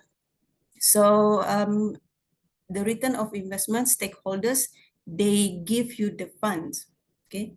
They have the money lah, okay? They have their share in the company products. So when we going to conduct a user research, of course, we're going to need some money lah. Okay? We need to have some money to conduct the research. So they feel like it's not necessary. They feel like it's not tangible enough, realistic enough for us to conduct it. Why do we need to conduct that? What's the point? I mean, the important points there. So we have to show it to them. We have to show it to them, the results of having the user research in our business plan. So that's why, especially when we talk about the modern business and that embracing the technology. So the best example can say the Netflix too lah. Netflix, they embrace the technology. They conduct a user research from the citizens, from the perspective of human human factor. So mostly people prefer if they can watch anywhere, anytime. They have this control toward the products. Okay, when compared to during the time when during our childhood time lah, we have only TV1, TV2, TV3, and which is we have to stay and watch it. According to the schedule provided by the TV station, okay, we have to watch. It's a linear interactive. It's not interactive enough. It's just a linear communication, one-way communication. So we have to stay, be patient, and then watch until the end. But when we have this Netflix, that gives the option for us that we can watch it anytime. So Netflix become famous lah. Okay, now they develop their own production film. Okay, so the business objectives. I think I talked too much, bukan? Okay, so the business objective here, we need to know, okay, what is your objective in business? So first, learn, understand how your users are interacting with your application. Okay, you as a business person, you want to sell your products. So first of all, your objective is that you need to understand your users. Learn how they interact with your products. Okay, how they interact with your services. If your platform is the application itself, if your platform is the system itself, we need to understand how they interact with the platform too. Okay, and then the product itself lah. And then the second one, recognize. You try to recognize the behavior, or you can try to learn the behavior that user exhibits while utilizing your application. So for example, what action user is going to take. So that's why if you are aware of the Microsoft Words kan, the menu, the menu alignment sequence. We have the file, we have the ni, and then ini. It's a similar patterns of layout for Microsoft Word. And then we have, when we open the Excel, we open the PowerPoint, it's in the similar sequence arrangement. So they consider what action users going to take. So they're going to identify, oh, these are the most prominent one, the file, because they're going to save the file. So the one that is not not prominent, not important for them to use, they're going to put at the back. Okay, that's why you have the ending help punya menu. Okay, the first is the most prominent punya function, so that's why they put it in the first arrangement. Okay, so those are the things, even it's a small kinds of it's a bit, small details, and they're going to take note on that, because the ideology for UX is to give the ease of use. Okay, because we are trying to enhance the experience. Okay, make sure that they stay engaged. Imagine if the file is in the different places. Okay, and then the menu in different places is, you have to look for it. For example, Excel, you open the Excel, you open the words.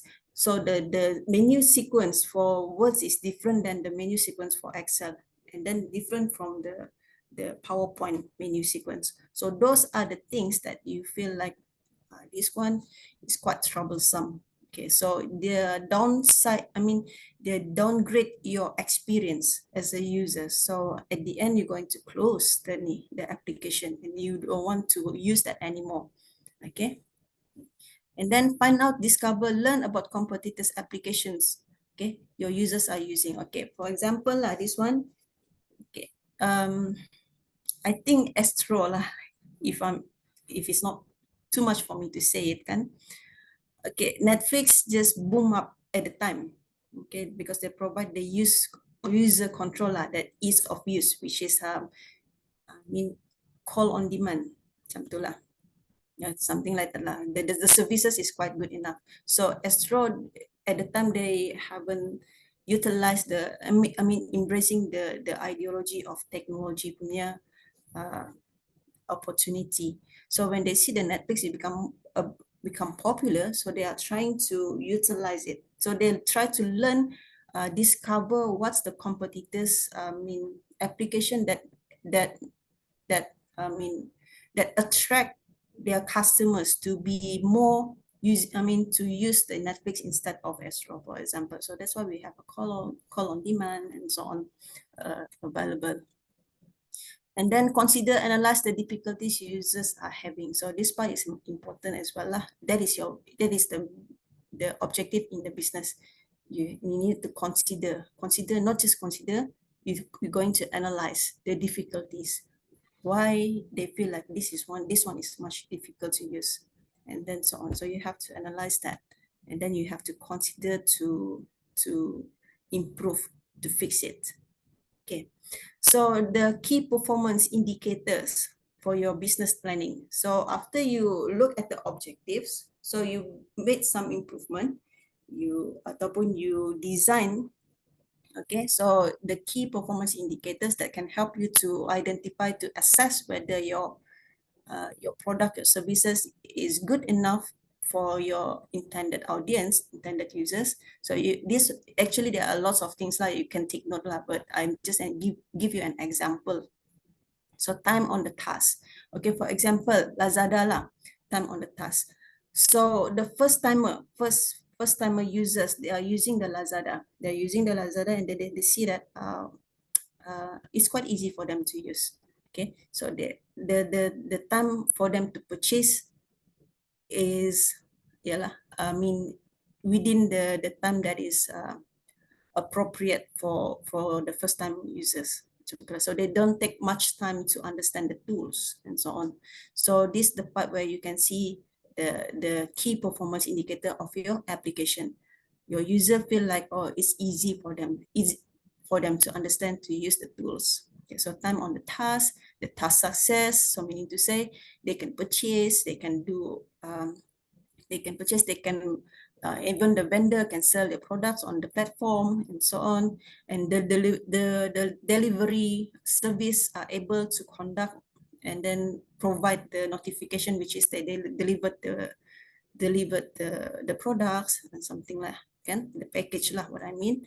And then those are the things you can assess. That's the part of your KPI, which is the task success. Everything that is necessary for the application is success. So abandonment rate. Okay, if you have a lower abandonment rate, meaning to say your application, your system is good enough. Okay, because they feel like, oh, they're not going to close your apps. Okay, first time they open and then they feel like, oh, this one is not, they're unable to understand how to use it, so they just close it because they don't want to have this cognitive process to think on the unnecessary part. Okay, they have another life that they want to think about. They are not going to think about your apps, something like that lah. So the best option for them is just to abandon your apps, because there are other apps that can cater their needs. So if we have the abandon rates lower, abandon rates meaning to say the application is success. If we have abandon rates higher, meaning to say we need to take notes on the things, the issues that cause the abandon rates to become higher. And then user error rate, the same like abandon rate. The user encounter errors during using the application. Okay, they feel like, oh, the money is being, especially related to the money, is much worse lah. Okay, nanti jadi scammer kan. Alright, so transaction, suddenly there's error in transaction, the money is floating somewhere. Okay, so your users, your customers feel like, oh, this company is a scammer. Padahal it's not a scammer. You just don't know how to solve the issue. Okay, the error. So you have to look at the parts here.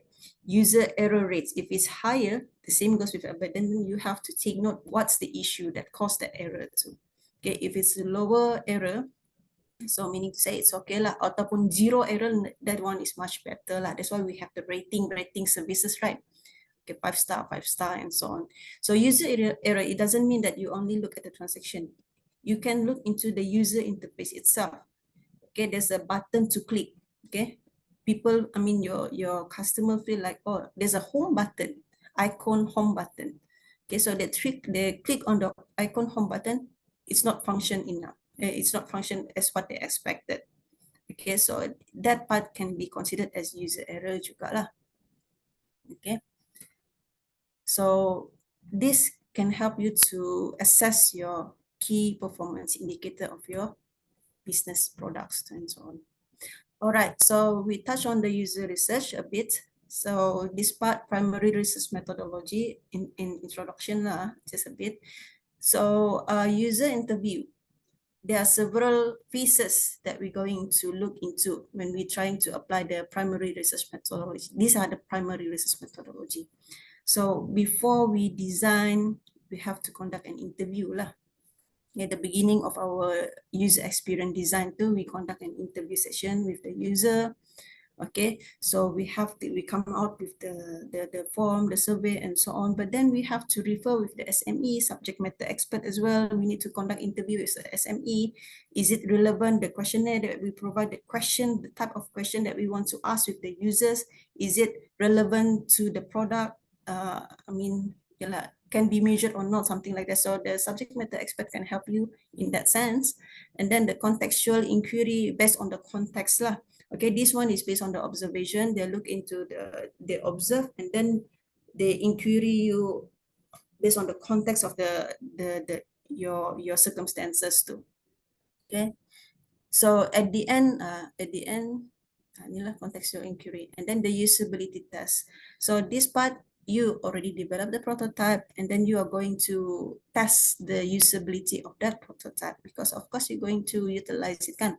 Before you actually launch the product, you need to make sure that you have the usability test to avoid any errors. Otherwise, nanti macam KPI previously itu, error rates become higher, and then abandon rate will become higher. That's why they're important to have the usability test. And then the post-session survey. So at the end, you're going to check a survey, is it good enough, the maintenance and so on. Those are the things you're going to conduct, because your focus is to improve the services, improve the product. Your main objective is to make sure that your users, your customers, or anyone lah yang that your target kan stay with you, engage with you, with your product and services. Okay, so the key findings over here. Okay, after you conduct the research, use the research again.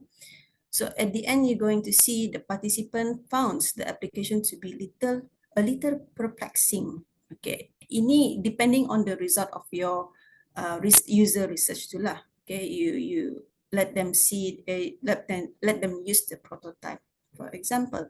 So they feel like it's a bit confusing. They find the application is a bit confusing, perplexing. And then they can see that the widgets were not clearly visible to the participants. Okay, maybe it's hidden somewhere. Okay, especially a different devices lah. For example, if you're using HP laptop, and then if you're using Macintosh laptop, inilah MacBook. So MacBook and then HP laptop, the widgets is a bit different. So those are the things you have to take note lah. And then they will say that they might come out with the things that the widgets is not clearly visible, and then so on. So while modifying the templates, the participants found the errors. Okay, ini if your product related to provide the services lah, for example the web templates and so on kan. Okay, so they identify there's an errors.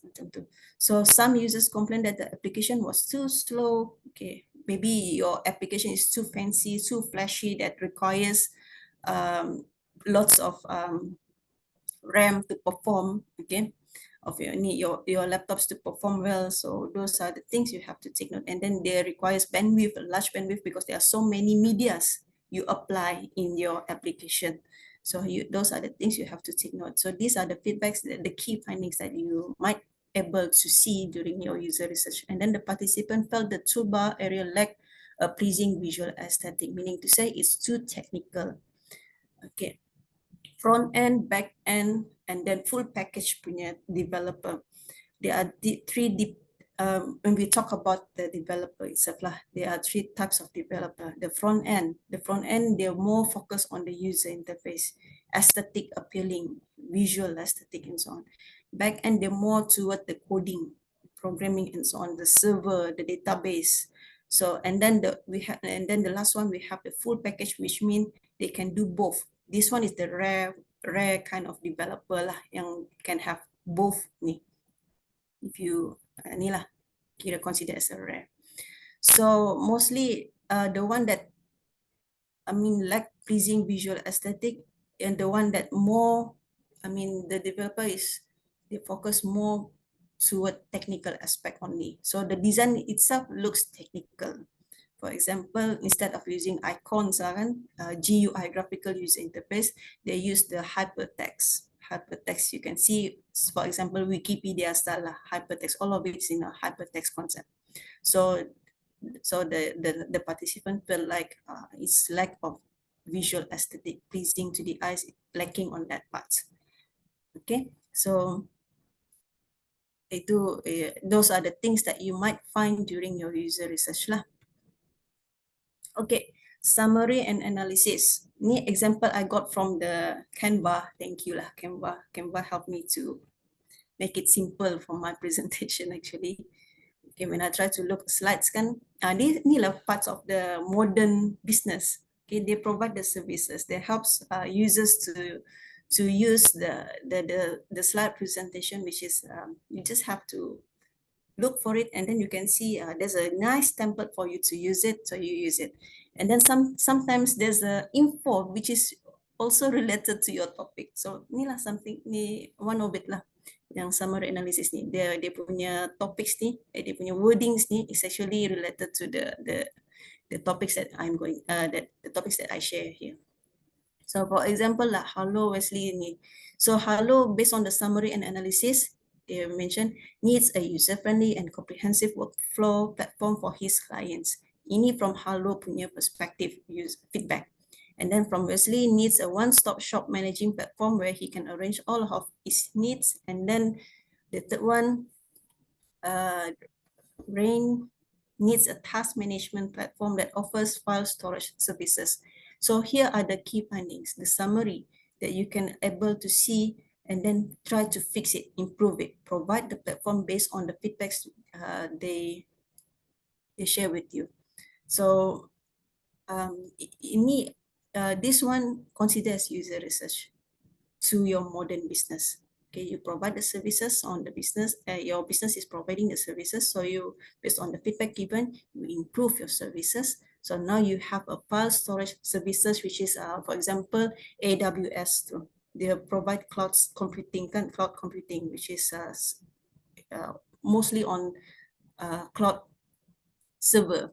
Okay, and then platform where he can arrange all of his needs, one-stop shop managing platform. Okay, so maybe this one can consider as the Lazada platform, and then user-friendly workflow platform. Okay, this one maybe they talk another website lah. So imagine if you can develop this kind of platform that caters to their needs. Of course, they're going to stay with you. The same goes with Canva. Canva, if you use Canva, I think later on you're going to have Canva for your session lah. Okay. If you subscribe to Canva, there's a several platform for presentation. You can use the templates for website. You can use the template for presentation, like what I did here. You can use for mobile application, if I'm not mistaken. And then for video production on the same website, that is Canva. Canva provide that services, but of course you have to subscribe lah. And then monthly payment should be lah, because they offer the services kan. Okay, itu yang dia talk about the modern business. Okay, and then user methods and techniques. Okay, for user research, we have, user experience lah. There are methods and techniques that we can see here. Okay, the techniques, the methods can be in two methods, which is qualitative and quantitative methods. Okay, for user research. So qualitative more toward descriptive data, quantitative more toward numerical data. So qualitative, it talks about quality, the quality. So when we talk about the quality, we are going to engage with the users, one-on-one interview session with them. Okay. And then the feedback is in open book ni, justification. Okay, they provide you the comments and feedbacks and how they felt toward it. And then as for quantitative, it's more toward numerical data, which is quantity. So mostly kan quantitative, the target scope, the user scope, a target user is quite large lah, because they're related to the quantitative kan. Qualitative, mostly they're going to have a small group of people for interview session, a focus group, let's say for that. Okay, so the techniques under the qualitative research method, okay. The techniques that you can apply for qualitative method in order for you to conduct your research lah, for your modern business kan. Participants observation. This is the part where the contextual inquiry happen. So you're going to observe them. You have this one particular participants, they are using your system, they're using your website.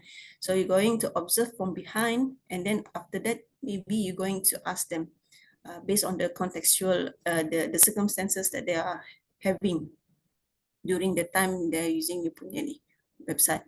So you inquiry lah. Okay, ataupun you are going to observe only, you're going to check macam itulah. There's a form, there's a characteristic in the form that helps you to answer the needs of user research itulah. Okay. Another one for qualitative, moderated and unmoderated usability testing. Okay, this part, you have the moderator or maybe you have the facilitator. So you going to moderate one particular individual lah, ataupun you have several people that you're going to moderate. So they are using your website they are using your system application, the same goes like what previous slide mentioned, but then that one only for observation only, but this one you're going to help them, you moderate them, moderator lah kan. So moderator can be in person or moderator can be remotely done, okay. Meaning to say you're going to observe and then you're going to answer if there are any sorts of questions that they would like to know or something that can be done remotely. Okay. And then in-depth interviews. Okay, again, qualitative, you can try to conduct interview one by one with the person. This one we can say that feeling to feeling. Apa tu? Yalah. Apa, one way to another lah kan. You can talk about it, your genuine feelings toward the system tu, ataupun your product tu. So that is your genuine feeling lah. Okay, so the interview will ask, okay, how do you feel about this? Do you like our products? And those are the things they're going to ask you. So you're going to provide, I mean, your customer, your users going to provide the answer lah. Okay, so this part you're going to take notes and then you put it in your file documents for future reference. Okay, so qualitative is a bit different than the quantitative. Sorry. Ini qualitative, masih lagi qualitative, sorry. So qualitative here, we have the focus groups. So instead of one person by person, now you have your group, a small group of people, okay? But then this is your focus group. You're going to focus on this particular group only in order for you to get their, I mean, heart-to-heart talk. Okay, so in order for you to, I just watched the chat here. Okay, so mana sudah? Inilah ni kan.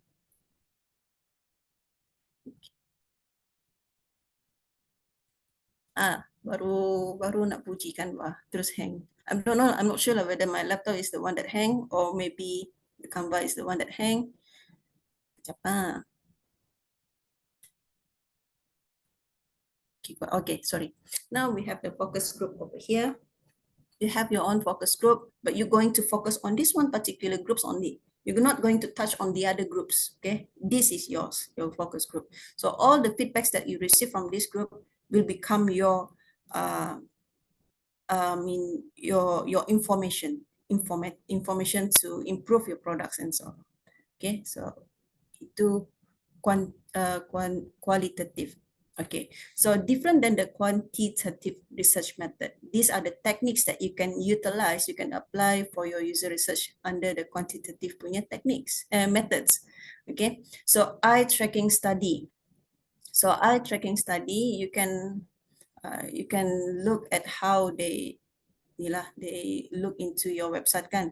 Okay, from where. Okay, maybe you can do the recording session lah, ataupun your laptop tu kan, there's a screen recording kan to see the eye tracking study. Okay, when they open your website, from where they're going to start reading. So some say the most famous one they mention is the Z line. The Z line, meaning to say people will start from the left, then to the right, and then going down to the left, back again, and then to the right. That is the popular one lah. Okay, it happens on the books, it happens on the magazine, it happens to the. So there are studies on their research finding that the Z pattern is popular one lah. Okay, but we have another patterns. If you look at the slides over here, of course they will begin from the left. They're going to start from the left. Okay, but depending of your demographic users. Okay, demographic users, there are different patterns of eye tracking. For example, in Middle East kan, they're going to start from the right kan, and then even the panel, okay, for comics lah kan, manga kan. For Japanese manga, you're going to start from left to right. I forgot already. Okay, so there's a panel ni for eye tracking. Different demographic, different dia punya ni you know lah, I mean feedback lah, you punya result lah. What I mean is that the result lah, you can see at the end. So it depends on the demographic as well. But the popular one is the from Z pattern tu lah, from right and then left, from left to right and then left to the right. You're going down, up and down and then right. Macam tu. So because these are the most majority people are looking at from the left lah kan, macam tu. Okay, so quantitative again, product analytics. Okay, quantitative again, they touch on the quantity. So you're going to analyze based on the graph charts and so on, graph macam tu kan. Macam I forgot already you mentioned about the graph tu kan. When they look at the analysis, when we just talk about it, we cannot see the crucial of it lah. Tapi when we make it as an infographic like graph and something kan, so we can see the percentage of ni and percentage of ni. So the quantitative, in order for us to have this infographic, we need to have a large group of users. Okay, large group of users to generate this type of results.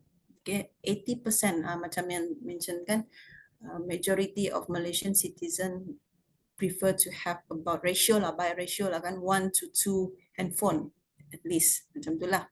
So itu based on the percentage, maybe they see it lah and something. So itu they are looking at the vast group. Okay, itulah dimaksudkan. That's what it means by the quantitative. And then another part is that comparison, which is A/B or multivariate testing. Another technique that we can use for quantitative. So this one, we can have a large group of people, okay, a large group of people, and then let them use the application, let them use the system. So different system. The best I can say is that, itulah again, Lazada and Shopee lah.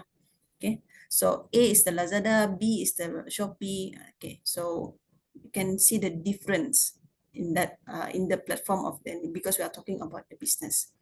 Okay, so if you are the one that your user prefer to have service with, for example lah, okay, the number one platform lah they prefer to use. So now you're going to check user research. It doesn't end there when your users choose you and then they engage with your services because they feel like your platform is the much better, easier for them to use. It doesn't end there. You have to conduct another user research because we have different devices right now, kan? So check on the laptop, your system through laptop, and then check through your mobile application. There are different kinds of layout. Can be seen when we using different devices. So you have to check the version of this web page ataupun the browser itself. We have different browsers, okay? Macam tu, so all those things we have to take note, let them test. So otherwise, so pendek kata, to make it simple lah kan, the comparison, we conduct the comparison with a large amount of people, users, and then see which one is much better. So if the product A is much better, so we're going ahead with the product A. Use that. Why do we want to use the product B, for example? Okay. Now, benchmarking. All right, so here is the part. Another techniques that you can apply is the benchmarking. Quantitative usability testing. So here is you develop a prototype and then you need to check, you set a benchmark. Okay, how often are you or someone on your team using the quantitative research for your design project? Okay, this one they talk about the design project. Let's say, how often are you using the Lazada ataupun online platform? Social media lah kan, paling senang. How often are you using the social media platform? So your benchmark is from here. Okay, because you are trying to identify the types of person, the types of your users before you're going to sell your product. So they mention at least one, ataupun sometimes, ataupun rarely, ataupun frequently. So if they are more toward frequent of using the social media, so take note on that opportunity. Then when that will become your benchmarking. You develop a platform, social media. Okay, so for them to use. Macam itulah. And then try to identify what do another usability testing. You set a benchmark for your usability testing. Okay, what are the things? What are the features? Maybe search engine. Do you prefer to have a search engine in your social media? Okay, so they're going to answer it. So all the things that has the highest percentage, you have to take note on that and then apply it in your product development, business planning, and so on. Okay. So card sorting, another part is quantitative research method. Okay, your technique is card sorting. Okay, this one, the reason why you apply the card sorting is that for user interface. Okay, for user interface, you are trying to create information architecture. Like I said, user research, even a small details about it is important, essential for you to implement in your research lah for business planning. Okay, you define, you sort, you analyze. This one, you're going to engage with your target users. Okay, let them decide the information architecture.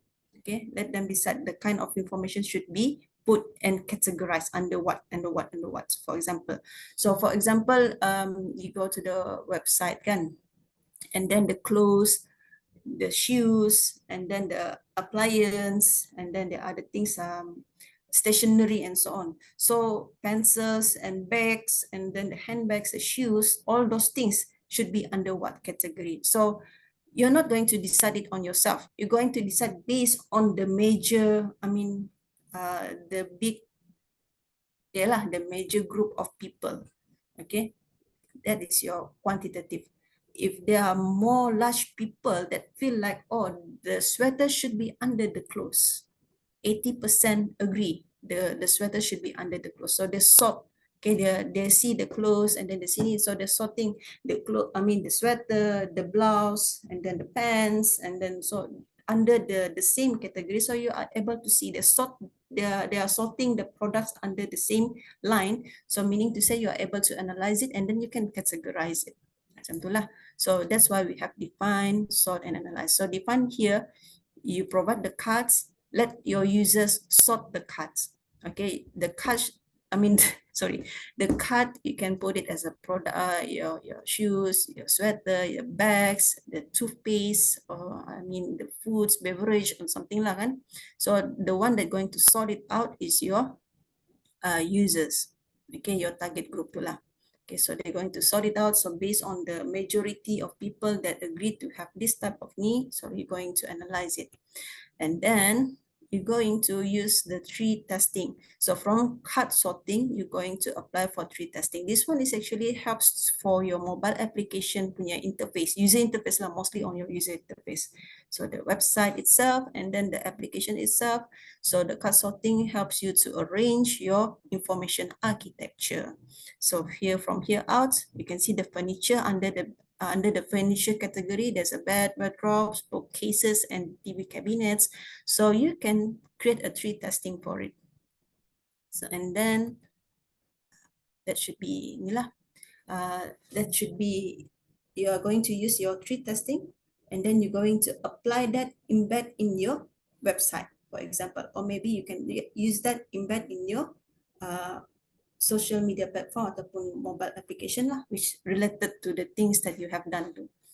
Okay, so the last part for quantitative punya techniques, okay, survey and questionnaire. This one is the most basic one, that you can conduct for quantitative techniques. Okay, so here you are using the rating scale engagement lah.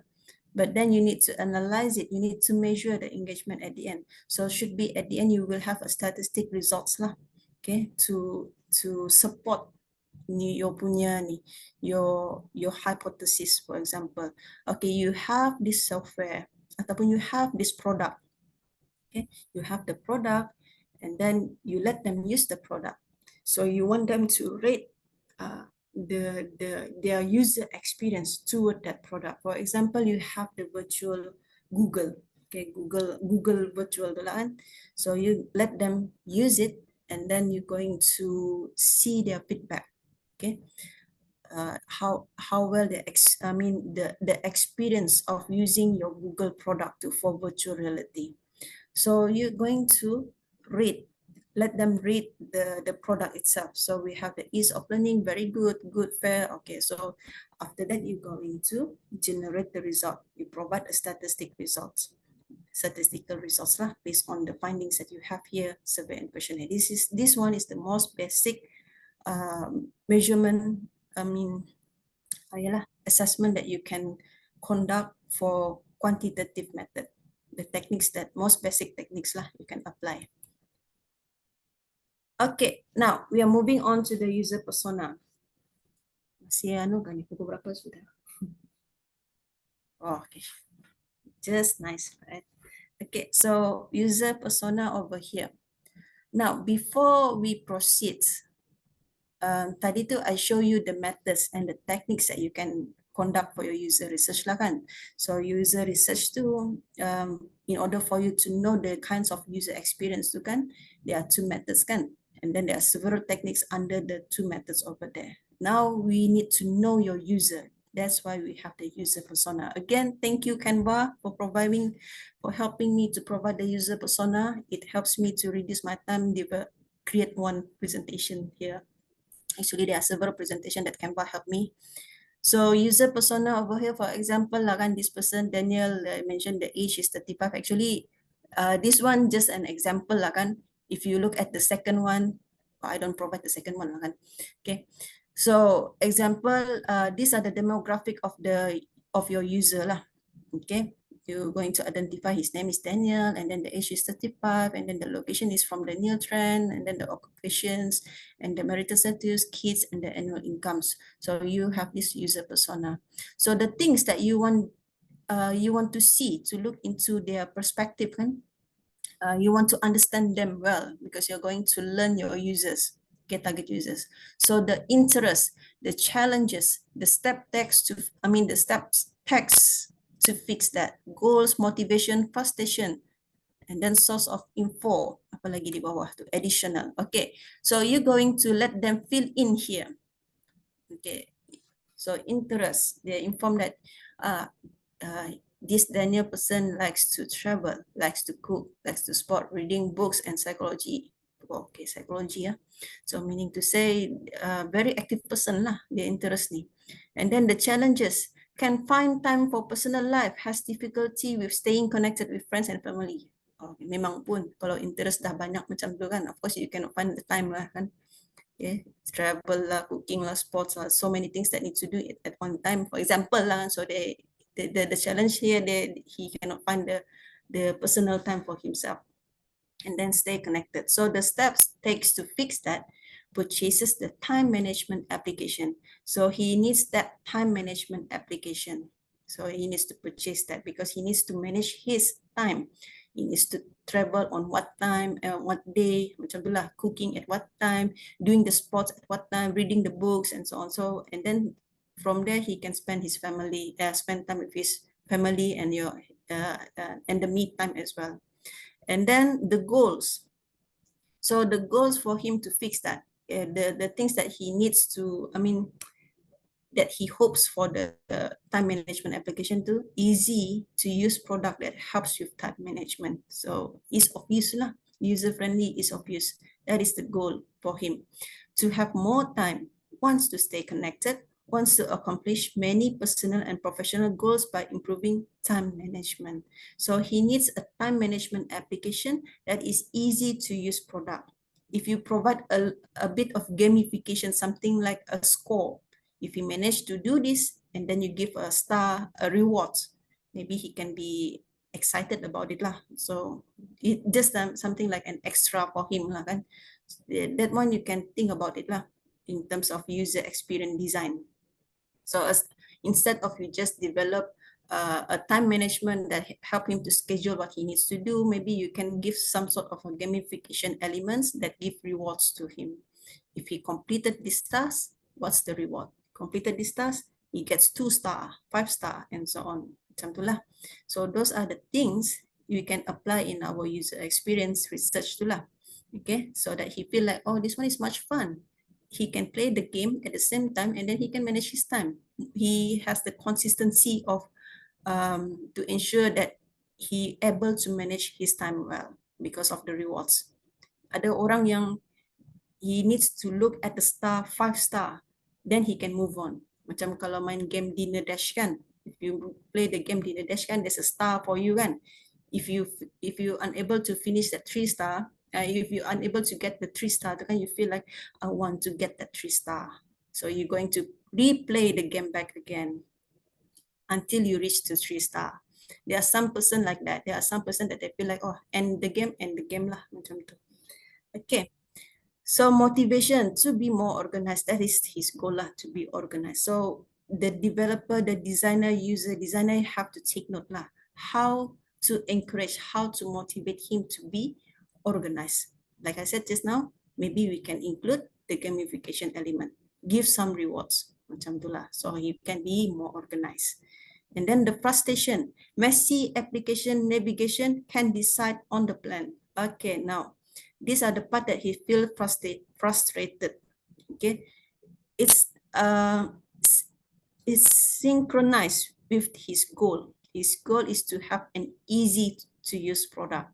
So he's frustrated when the application is messy with navigation, and then he cannot decide which one he needs to do first.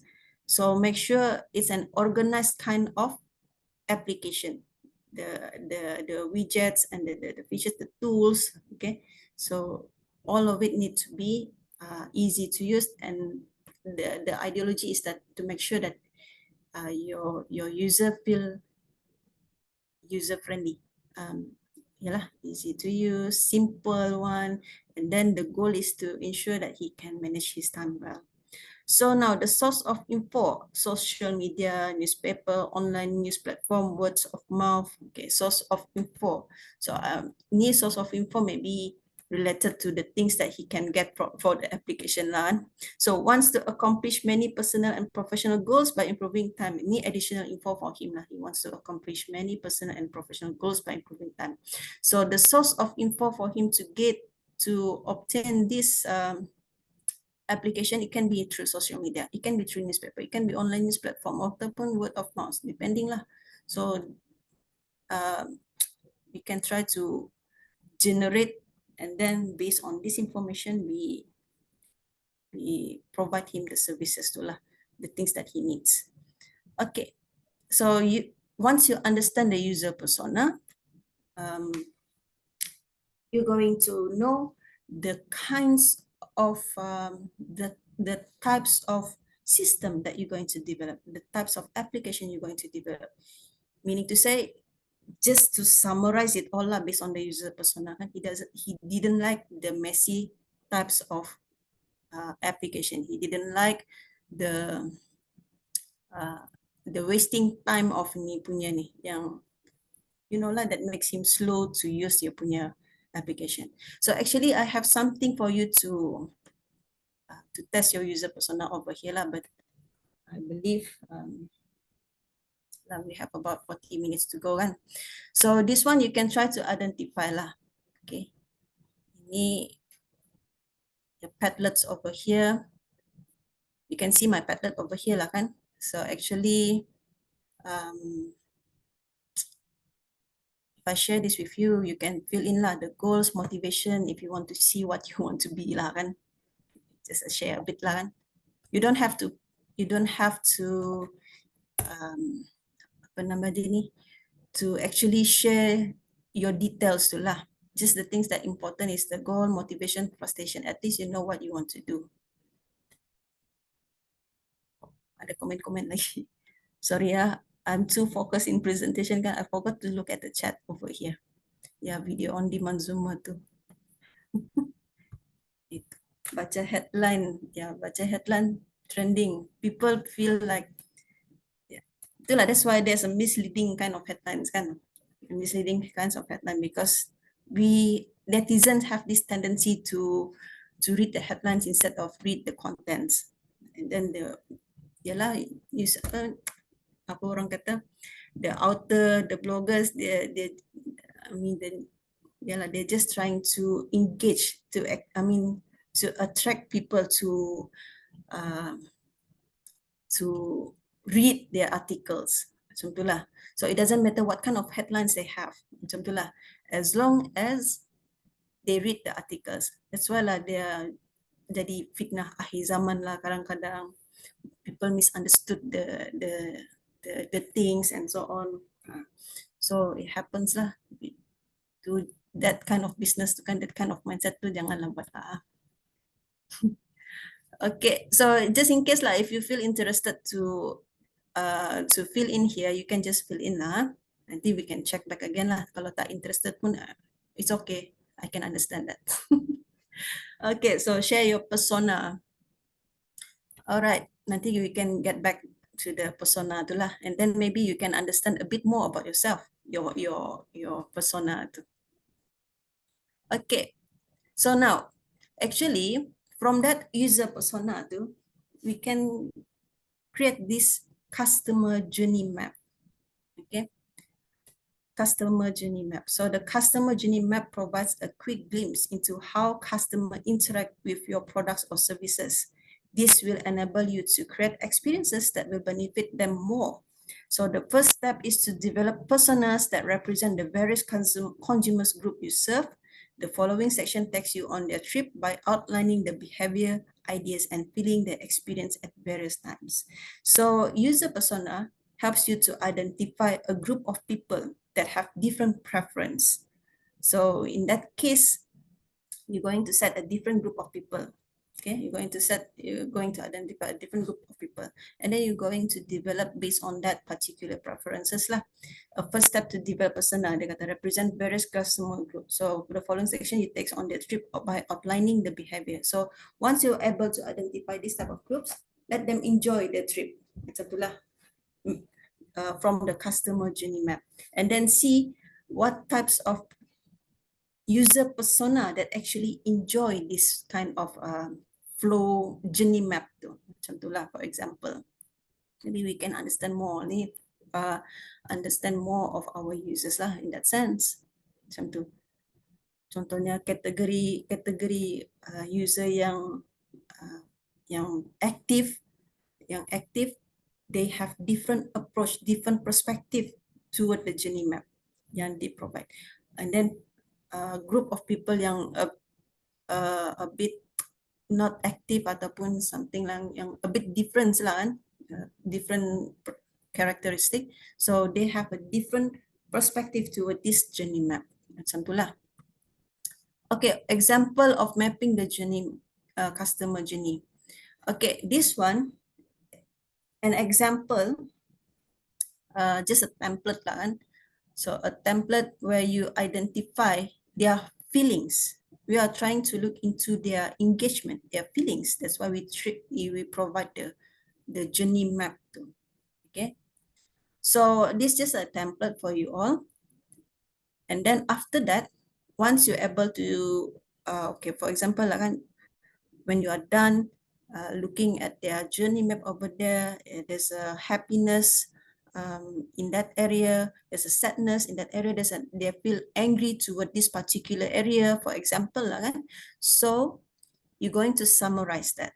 Okay, so let's use the knowledge. The next step after you look at the journey map too, the next step, we gain through the traveling with our consumers to create more enjoyable experience. So you're able to identify, oh, this part is the part where he feel like, okay, contohnya lah, this area is the part where he feel angry the most. And then mostly, even all the groups lah, okay, group of people, they feel like this area they feel angry the most. And then this area they feel the happiest the most, for example, and then ni, for example lah. So you're going to put the insight from the CJM tu lah, customer journey map. So action item, okay, you provide the action area where, and then the point person. For example, the one that they feel angry, they feel sad, dissatisfied. So you're going to highlight here the action item too, at the inside, and then what kind of action should be done, and then appoint someone to fix it. Macam tu lah.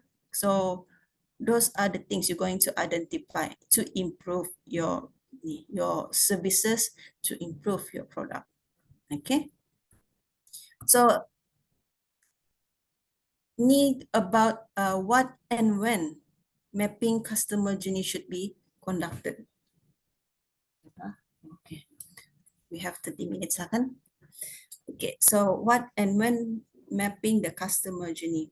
So we're going to look back lah. So what role does a user journey have? You have to know lah, why do you need to apply this customer journey? Okay, what roles does it have? So the goal of creating a user journey map is to create a shared vision. Okay, you are trying to look at the vision. Maybe they have a similar vision toward one particular parts. Macam tu lah. So we're going to stick on that parts. You're going to extract that parts and then apply it in your product. And then when to use user journeys, when the product team wants to understand the entire experience from the user standpoints. This is the part where you're going to use. You're not going to simply use each time of your customer journey lah, mapping the customer journey. But if you feel like you want to understand from the experience from the standpoint of the users kan, so you're going to apply this journey map. Macam tu lah. So it doesn't mean that you have to use it lah. If you feel like it's needed, it's necessary for you to apply that, so better for you to use that lah. Okay. Lepas tu, what and how. Okay, what to consider when building a journey, a user journey. So you can consider the user persona. Okay, just now that I show you the user, the characteristic of user persona, the scope, the scenario of interaction with expected outcome. Okay, your scope area, the kinds of interactivity, and then the touch points over there. Okay, the one that allows the interactivity, how to improve a user journey, user motivations, and then these are the parts lah you try to look into how you're going to improve the user journey, to look at their motivation, look at their common pain points. So motivation, why is the user trying to do something, they mentioned di situ lah. And then you can check back on the user's persona to balik yang motivates him. Why the user trying to do something? Because he wants to have the time management. He wants to be organized. Macam tu lah. Because he needs to spend time with his family. So those are the things can improve your user journey tu lah. Okay. Common pain points. What challenges are user facing along the way? So these are the parts yang they feel like the challenges tu lah. You can check back on the user persona tu. You can look at the mapping journey to the parts that they feel angry, the parts that they feel sad. Those are the things you can see, the challenges that they are facing along the way. They're going to your user map to your mapping customer, your customer journey map to kan, there's a template you can follow, and then there's a characteristic details that they need to, you can summarize and put it there lah, ataupun they can fill it lah, your users, depending on what kind of feedback that you require. So the channel where do interaction take place. Okay, so ni depending the journey of it. Kejap. Di mana interaction tu, where your user interact that cause these challenges, where your user interact that cause this happiness. Okay, so here's the online shopping customer journey map. Ini a journey map for online shopping lah. So they are trying to look at the viewpoints of of their customers. Okay, from the viewpoints. So these are the attributes for customer journey map. So the stages of journey, motivation. Okay, and then searches for website, browses the site, evaluates the products, and pay. So these are the stages of the journey for online shopping too. So you're going to set it lah, depending on what kind of products that you have, okay, services that you provide. So first motivation lah, and then the activities. Okay, the motivation, the activities dia lah, wants to buy a Christmas gift for a friend. Okay, so they motivate to buy something. These are the activities yang dia nak buat. They're motivated to buy. And then activities there, in order for him to purchase that, you're going to search the product keywords. Macam tu lah. Click the first ad result, check the online again. These are the activities that happen during the online shopping. And then check out the ongoing deals, hot sales, and then opens product, open more product, and then blah, blah, blah, blah, and then at the end. So these are the features available in the online shopping. The things that the user have to go through. Okay, the user going to provide the info. Okay, the activities they have to conduct. And then the feelings. So the feelings, very happy, overall satisfied, unhappy.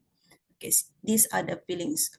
So you can see the first, of course, he feels happy lah. Okay, this person feel happy because he wants to purchase something kan, for his friend, motivated enough. So when during the search, you feel that satisfied. Okay, search engines is easy to use. Search engine okay, so apa orang kata so lah macam tu. So then suddenly there's a ads. Clicks the first ad result, then you feel unhappy. This happened on YouTube kan. You want to watch, you want to hear a song, and then suddenly there's an advertisement. Ada satu part that I feel yalah, common sense lah, which is ini berlaku, I mean, it happens in the Western place lah, in Western state. This one lady, his grandmother, I mean, her grandmother choked on something lah while eating and choke on something. I don't know lah, I'm not sure. So choking lah. So she's trying to help her grandmother, trying to give, I mean, something like a first aid lah. Before, I mean, during the calling for 911, so she's trying to help give some first aid, but she don't know how to do it.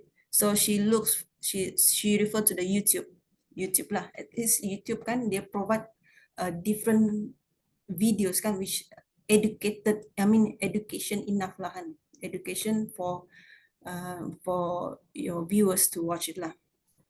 Okay, so educating lah, what I mean, educating enough for your users to watch it, viewers to watch it. So she while waiting for the ni kan, she's looking for reference to help her grandmother. So when she opened that YouTube, search how to help the choking person kan, there's an advertisement of hamburger macam tu. So itulah yang she mentioned in the comments kan.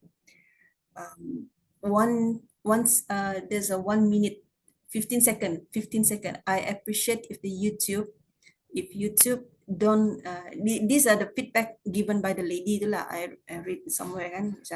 I appreciate if YouTube don't put an ads for something like the ni lah yang first ad punya medical help ni lah, medical treatment, first ad medical treatment.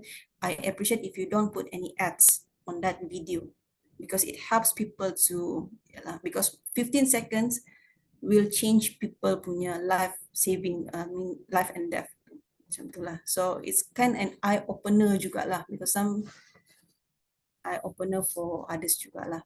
Okay, 15 seconds can change something. So she doesn't want to look at the hamburger punya ni lah, McDonald kata, what already. Okay, that advertisement. So itulah dia downside, unhappy about that. And then back again, overly satisfied because the checks online again and go to the first original result. Okay, they feel satisfied. So this person doesn't like the advertisement, and then check out ongoing deals. They get Nila browse the site dapat lagi 80%, so you feel very happy. And then evaluates the product. Okay, frustrated about the reviews from other customers. Opens a product page to check product details. So we have the reviewers kan, and then suddenly the reviewers mention ni, so they're frustrated. So that they beli, dia frust lah. Masa during the time tu dia tak nak check pula review kan. So they purchase already, so then they check the reviews. Lepas tu open more product pages to compare info. So please with the usage design set to see out of stock products. Okay, and then process to pay your preferred products. Processed to fund only the PayPal. Okay, these are the ni lah. During the payment punya stage of journey kan, you only have PayPal ataupun credit cards to perform the payment tu. Okay, so this part will also make them feel frustrated lah. That's why if you look at the Shopee, you look at the Lazada, there's a different options for you to make a payment kan. You can online banking, you can use the e-wallet, you can apply the card credits and then transfer. There are open option for you to do the payment method. Okay, and then contact online service for help, unsatisfied with the bank card payment, feels unhappy, wait for a bit for a long time. So they pun overall satisfied. So you can see the flow of it lah. So expectation, more payment choices. You can see here the customer expectation. Experiences, you can look into the excited. Ini kan pasal sekarang easily to obtain discount news, more user-friendly search engine. Due to the more user-friendly search engine, they feel okay, so annoyed because unnecessary ads, clear the innovative website design, clear that. So they feel okay, more discounts during holiday. Okay, these are the parts that makes this person happy because we have the discount part. Higher quality product, they wish to have a higher quality product. Sometimes the review can misleading kan. Okay, and then faster supply chain system, okay, faster, and then more payment choice, and then lastly, faster website speed. So here are the journey map. You can see the flow of it from the happy, from the so-so satisfied, and then they feel unhappy, and then satisfied back again, and then they're happy, ini, dan ini. So here the parts where you can use it in the, you're going to take the insight from the customer journey map to the action item. Okay, for example, the PayPal ni lah, payment method. So you can put it here, add insight from the CJM. So meaning to say that you can insight for payment punya methods. So action item, you're going to open more methods for payment. And then you're going to assign someone that responsible for this part. Okay. So that's how you improve your services for modern business using the user research itulah. Okay, so I'm going to show you a bit about Mark Zuckerberg, the latest product lah. I consider this as the latest product of glasses.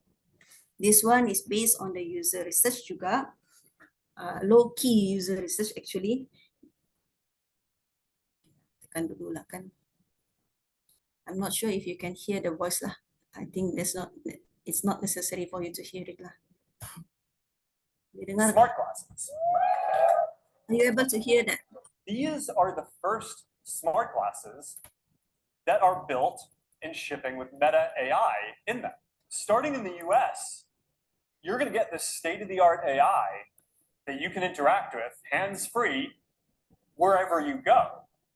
We're going to be issuing a free software update to the glasses that makes them multimodal. So the glasses are going to be able to understand what you're looking at when you ask them questions. So if you want to know what the building is that you're standing in front of, or if you want to translate a sign that's in front of you to know what it's saying, or if you need help fixing this sad leaky faucet, you can basically just talk to Meta AI and look at it and it'll walk you through it step by step how to do it. We built in one more feature into these smart glasses. You are going to be able to live stream to your friends and followers from your glasses. Everybody is ready to race, and I am getting ready to. Let's go. Switching to glasses. Being able to share what you're doing live with your friends and followers while staying completely in the moment. Okay, so that's one from Mark Zuckerberg. He's introducing a new product lah, which is related to the Meta AI integrated into the glasses. So the purpose they mentioned over here, these glasses are designed to free users from the need to use a handheld camera, letting them capture the moment directly from their perspective. How do they get this idea? It's a low key of user research. Okay, we can see based on the observation, kan? People tend to feel likes to create to become a content creator. They like to record themselves, macam they try to record themselves and then share it to other people, okay, and then give the news. So instead of using the handphone, they have to, they have to hold it, and then there's a sticky apa tu, stick kan, and handheld stick tu kan.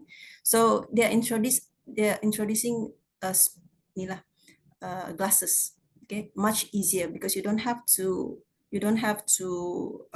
held anything, you just walk by. And then they introduce that it's AI generated meaning to say if you look at something, they provide the information to you. Macam itulah, you look at this signboard, they provide the information to you. Macam itulah. Ataupun if you look at the text lah kan, a different language, they can translate that for you. Macam tu. So how do they get this type of idea? Of course, based on the user research, okay, user experience. People experience the technology already, so they are trying to enhance this experience, and then they are going to sell it, embrace the technology. That's why they come out with the modern business too. So I think that's the things that I share. Let's see about your user persona, adakah? Kalau tak ada pun tidak apalah. Mana sudah tu? Tidak ada, tidak apalah. Okay, so actually from here, you can look into your own persona lah. Okay, you can try to look into your own persona and then see and know who you are lah, etc. So I think that's the end of my my session. I would like to take this opportunity to thank you to our moderator, co-organizer, for inviting me to become one of the speaker. And then congratulations to Sunway University able to conduct this marathon, IEEE marathon forum perdana ni.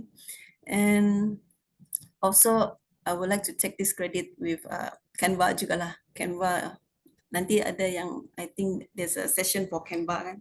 So thank you Canva for helping me to make it easier for me to ni.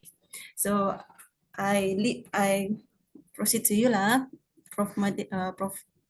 Aslina. Thank you. Thank you, Dr. Faraha, for very interesting sharing on UX. Okay, I have a few questions here. Okay, number one is how we want to balance between design UX for usability and also to fulfill the needs for aesthetic, for example. Because sometimes we tend to design, the main focus is usability. But at the same time, we want to see the UI also very nice, very eye-catching. So how we want to balance this? Okay, from developer or designer perspective, we won't be able to balance this, but that's why we need to have the involvement from the user itself. They are going to help balance it. Okay, what I mean is that we're going to develop a prototype because previously I mentioned there are three kinds of developer designer kan. There's a front-end designer, front-end developer, back-end developer, and then the full package developer, which is quite rare that we have. So let's say back-end developer is the one that develop, and then they are more to a technical aspect, usability, as mentioned, usability, but not toward the aesthetical appealing. So the one that helps to make it balance is the user involvement during the process, designing process too. So they are going to give the feedback. Oh, your design is not, your usability is nice, but then the user interface is not techy enough. It's not aesthetic enough, appealing for your audience, something like that. So from there we can make it balanced. From the feedback, the same goes with the usability. artistic, aesthetic appealing to. We are more toward flashy kind of design, but then we forgot about the usability because it's so flashy. The menu, even you just navigate to the menu and then it pop up in somewhere and then suddenly we forgot what we need to do. Okay, so that's the part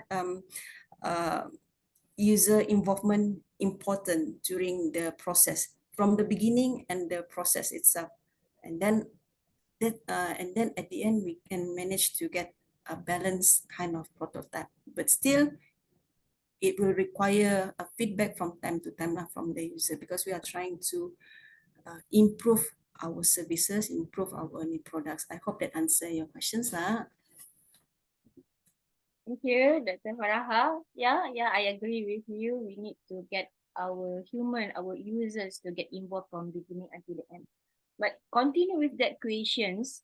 I believe that UX is very tedious task that may increase or may involve high cost, and also our spend more times on doing that. So how do you as a UX researcher keep motivate yourself and also for the future UX researcher on that?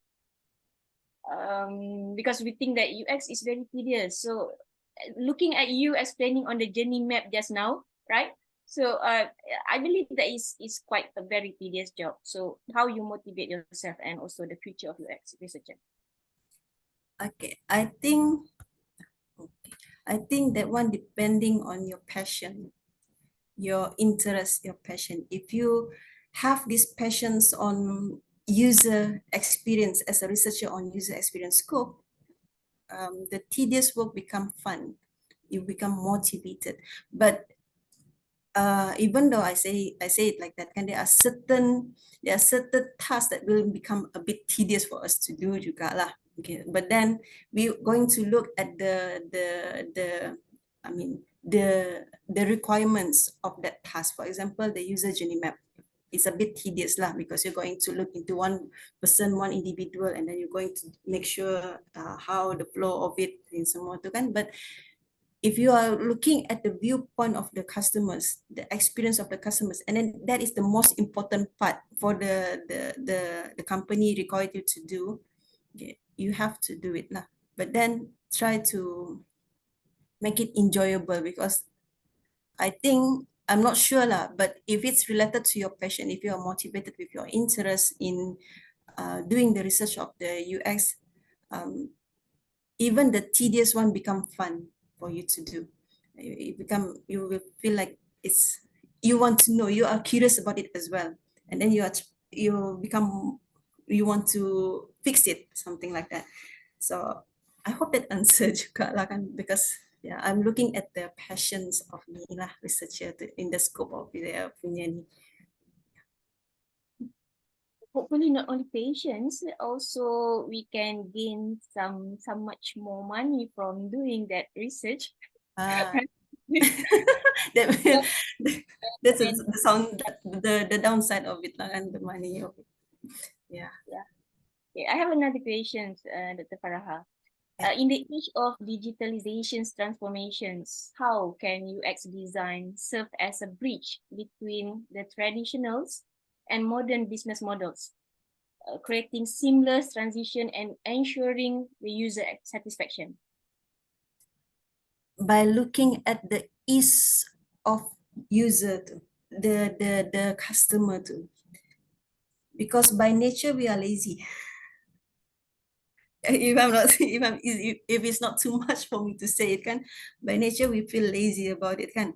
So if we are talking about the traditional method, the transition to the digital one, we are not aware of it because it's kind of smooth transition because of our nature of laziness. For example, the television during the time when we just a kids, can we don't have that remote control.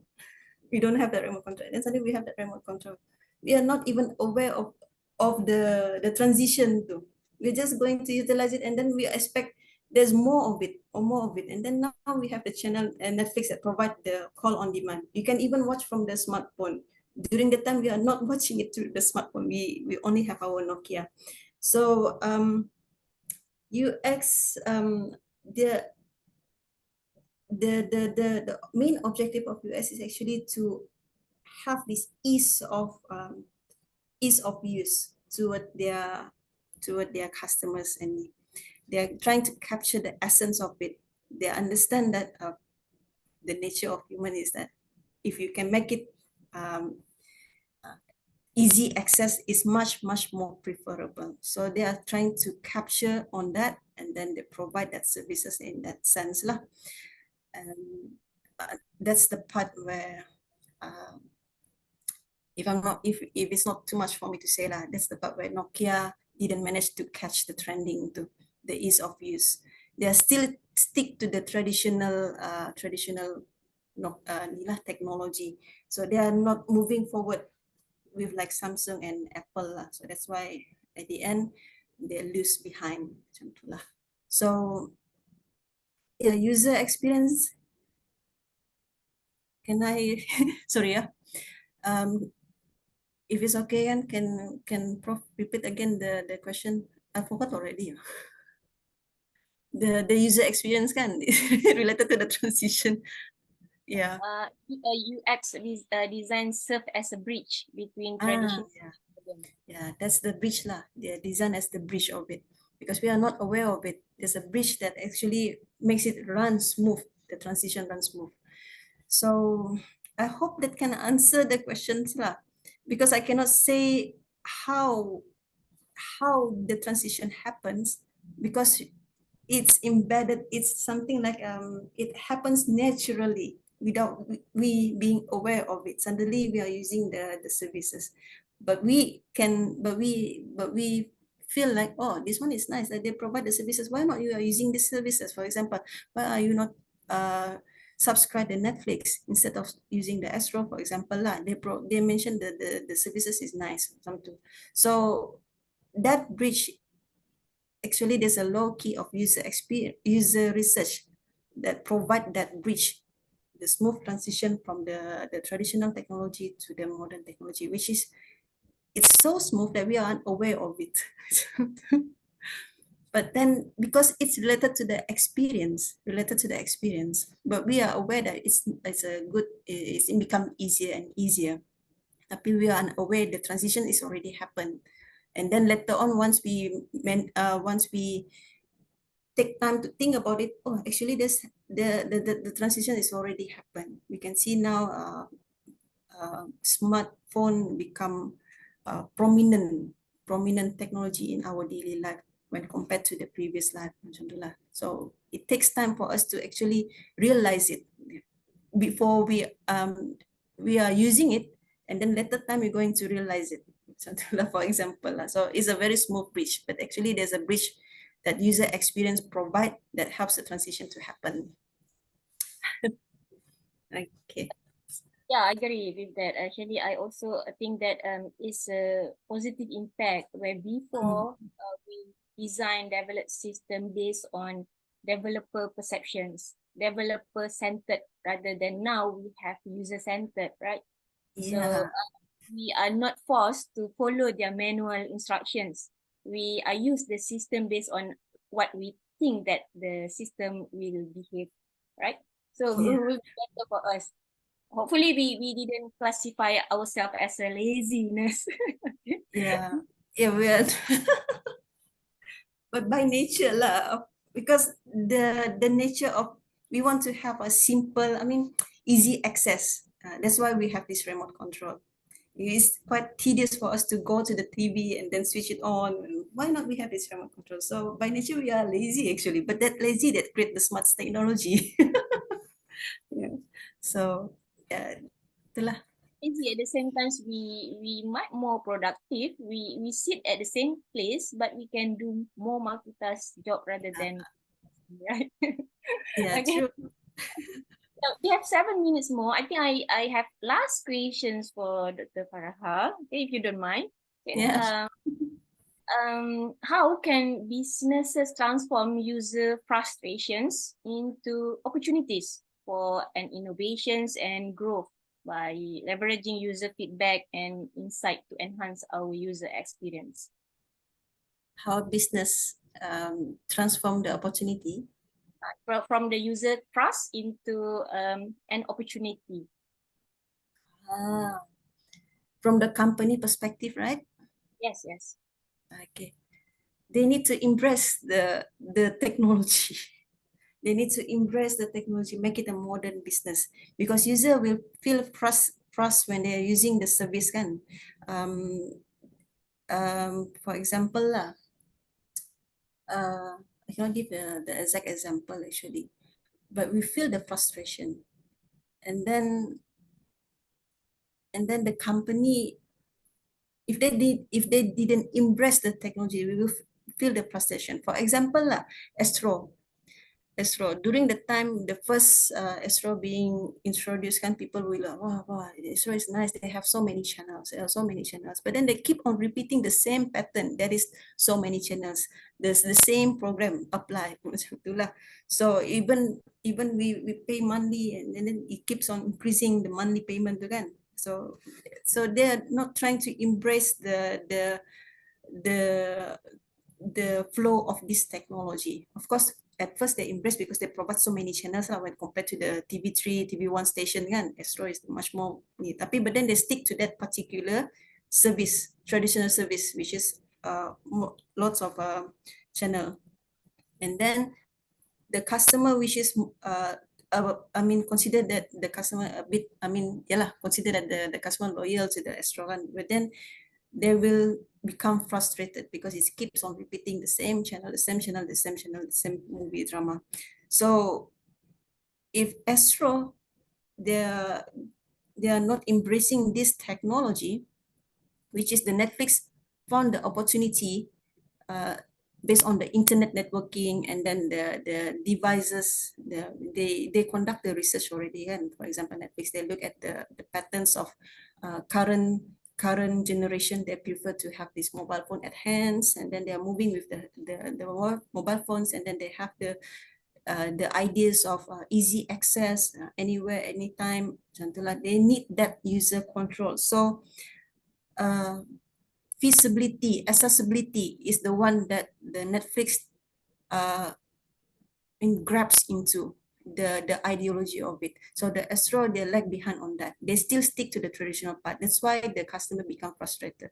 So to ensure that the customer feel like they're not going to frust with the services from time to time, kan, they need to improve lah. So that's why we can see that the Astro trying to introduce during the time lah, they introduced the call on demand, channel on demand, call on demand, something like that, a bit similar to the Netflix. But then Netflix is already moving forward, so they're left behind back again, because Netflix they provide more services than the Astro. So the way that we can transform the user frustration is that embrace the fast moving technology, makes the user feel like it's easy for them to use the product, the services, something. But that is what makes the difference between other services and products lah. The ease of use. Even when we look at the software itself lah, current software, so for example TikTok and so on, kan, they provide a short sequence video, which is easy for people to use it. So there are other social media which is provide the same patterns, but it's not popular enough when compared to the most popular platform. So we can identify there are some features that they are not embraced. They are not looking at the perspective of the user. So for yang TikTok, they provide a video about short duration times of video, 3 minutes, 3 seconds, something like that, kan, that can convey the information. Meaning to say, most people prefer to watch video with a short video that is informative for them, something like that. So the TikTok grabs that opportunity. That's why the platform, they provide video tapi a short informative kind of video. But again, people feels like that's how they turn the frustration. Maybe something like YouTube lah. YouTube, they provide a service of a long video and then with the ads and something. But TikTok, they don't provide that. They provide directly about the video. There's no ads included. It's a short video. So, but short informative video. So that's why TikTok a bit popular for younger generation, something like that. Even myself, I'm going to watch the TikTok for informative video. So I'm not sure whether my answer actually meets to your questions. Hopefully so lah. Very nice, very interesting insight. All right, thank you again, Dr. Faraha, okay, for your times and also for your support for this event today. All right, okay. I think that we need to move to another presenter because it's already 3 o'clock. Okay. Right. I think our next presenter, Dr. Sakina, is already in this Zoom. Okay. Let me introduce her first. Okay. So our next presenter is Associate Professor Dr. Sakina Ali Piche, is an Associate Professor at the Information Security and Assurance Program. She received her PhD in Computer Science from the University of Birmingham, UK, and her Master's degree in Software Engineering from UTM-KL. She obtained her Bachelor degree from UMT. She served as the Head of Program in Computer Science since 2015 until 2020. Currently, she has been appointed as the Deputy Dean starting January 2021. She has a passion for image enhancement, software engineering, and information security. She has been invited to serve as keynote and invited speaker for various hackathon, LinkedIn workshop, at webinars. She won many innovations competitions with 47 medals and was recently awarded the Innovations and Commercializations Award for 2022. Tokoh Inovasi dan Pementoran and Graduate Employability Personality Award for 2021 and Creativity and Innovation Award in 2022 for the faculty level. So many awards. She has been actively contributing her expertise to the Ministry of Higher Education, specifically the Matriculations Divisions, since 2013. In addition, she has reviewed numerous articles and has been involved in system requirement consultations. She has successfully supervised several postgrad students and has been appointed as an international external examiner. Besides, she was awarded 3 KPT PACE grant with the total amount 550,000 for graduate employability professional certifications. Her recent innovations on cybersecurity awareness, focusing on secure cyber citizenship, is utilized for the Service Learning Malaysia University for Society, Sulam course. With that, let's welcome Dr. Sakina Ali Piche. Dr. Sakina, I pass the screen. The screen is yours. So I believe Dr. Aslina can hear my voice.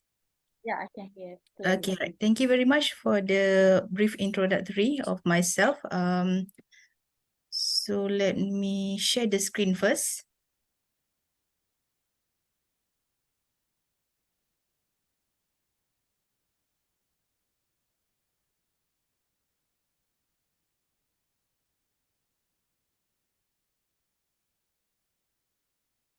Okay, how to close this? Too many. Hang pula. Okay, okay. Show small speaker, right. Okay, Assalamualaikum everyone, and very good afternoon. Thank you, Dr. Aslina, and also IEEE for inviting me for this online free talk. So today I'm going to share about secure digital life. Okay, we have 2 hours, so I hope we can try to relax and also share. I can share lots of informations on the innovative gamified approach. Okay, based on my experience. to enhance the cybersecurity awareness. Okay, if you can see, the QR code is actually that is on my LinkedIn. So for those who haven't reached me on LinkedIn, so you can find me on LinkedIn. So basically, I also have 2 certifications of exam. One is CTFL, Certified Tester Foundation Level. Another one I just also recently passed on the Certified Microsoft Azure AI Fundamental. Okay, this is also short biography about myself. I think Dr. Aslina already read it just now. So thank you very much. So I also have 6 copyrights on the innovation products. And actually today, this morning, I received a very wonderful, another good news on the award. Okay, maybe I could share with the participant today. Alhamdulillah, for the one of the application that I submitted for the OIC Cert Global Cybersecurity Award. So I've been chosen as the winner. So the judges is actually from the international judges. So and the award ceremony will be conducted at Abu Dhabi. Okay, it is next week. I don't think I can make it, but Alhamdulillah for that one. Not expecting that one because when I see the previous winner, all the winners are from the big organizations. So I just try my best, putting all the effort, documentation and so on. And suddenly I just got news today through email. So chosen as the winner for the OIC Cert Global Cybersecurity Award and won like about USD 1,000. So Alhamdulillah for today rezeki. And next, I would like to share about my sharing. Okay, first we want to talk about this, how we can secure our digital life. Basically, they have 16 approaches. Okay, and then what are the innovative products that I have developed with my team members? Okay, and how we can utilize this product to engage with the communities and also at the same time to increase their awareness. Okay, secure digital life. Okay, when we talk about digital life, is very broad topic. Okay, it could encompasses various aspects in terms of the online security and also the privacy. Okay, so here basically we have 16 approaches that I would like to share. Okay, the first one we want to talk about the online privacy best practices. Okay, many of us nowadays we use the internet, but sometimes we don't really follow the best practices of the online privacy. Okay, maybe some of you know what is VPN. If you're not from the computer background, maybe you didn't know what is VPN. So VPN is the virtual private network. Okay, if you don't use without the VPN, and of course your data is not encrypted. Okay, maybe some of you also didn't know what is encryption. I will explain later on in another slide what is encryption and so on. So with VPN, so you can have a very secure data to access any website. Okay, secure browser, and also you can control the data. Okay, it's not moving. Next slide. Okay. Online privacy best practices. So basically, this is also some of the figures that I got from the internet. So one of the way how we can actually educate our students or kids and so on, use the incognito mode. So I believe in the iPhone, in the Android, or when you turn on your YouTube, you can choose the incognito mode. Okay, and you can also deactivate the ad personalization. You can use the VPN. So this is what the best practices you can apply. Limit personal information when you share on the social media. So we know that we have a lot of social media account. Maybe you have to determine or decide which social media is actually you can expose yourself as a lecturer. We know we are as the lecturer, we have, whether we like it or not, we have to make our achievement visible, because if people didn't know you, how they want to invite you and so on. So you need to choose wisely which social media that you can actually represent yourself as an educator. Or maybe there are some social media like IG or Facebook, maybe you just want to keep it more private, okay, and less audience. Okay, and then next one, use a strong password. So we will also talk about this later on, and use encrypted apps to protect your messages. And then about the navigation, not many of us always turn off the GPS. Okay, it also actually exhausted our battery lifetime. Okay, and then you can also try to research yourself. Okay, these are the things that sometimes I also do. I try to type my name and what we can find. Maybe sometimes not, the photo does not belong to us. The photo is belong to us, but not, maybe not, we didn't upload it. So you can actually try to Google yourself by type your name, so you can see how many things that you can find by yourself. Okay, other people actually can find you. Okay, obviously as an educator, we cannot really restrict ourselves. People can find us in the website university as well. Okay, so you know your limit, what you want to update, and use HTTPS. Okay, HTTPS means they have a SSL, the secure socket layer. So of course you need to pay for it. And then you can also opt for secure or privacy focused apps. Okay, use apps that care about privacy, consider you using cryptocurrency, and also free apps. Okay, that is number one. Okay, number two. So basically we have 16 approach before we go to the another innovative idea. Okay, next, password management workshop. So these are the things that organization actually need to teach all the user, or maybe they sometimes we have to make it compulsory for all our user in the organization to change the password every 6 months, for example. Otherwise they cannot log in the email. So that is how we need to have the password management in our organization. Okay, otherwise when we just said, okay, you have to change every 6 months, of course nobody will do it if we don't enforce it. So through the organizations, so they have the the policy keselamatan cyber and so on. So they need to have this guideline. So every organization need to have this guideline. How frequent they need to update, what is the unique password, and also the complexity of the password. Okay, these are examples of 10 best practices for password management. Okay, encourage security over convenience, counter phishing attacks, drive strong passwords. Okay, record password changes, remove repeated password. Okay, sometimes the IT officer in the organization also can check whether you are using the repeated password when you are required to change it. Okay, and there are lots. Okay, best practices, multi-factor authentication. Okay, nowadays when we want to log in our email, of course, sometimes we have to key in our SMS, our phone number. So we'll get the SMS to update. Okay. Okay, number 3 is about multi-factor authentication. Okay, MFA campaign.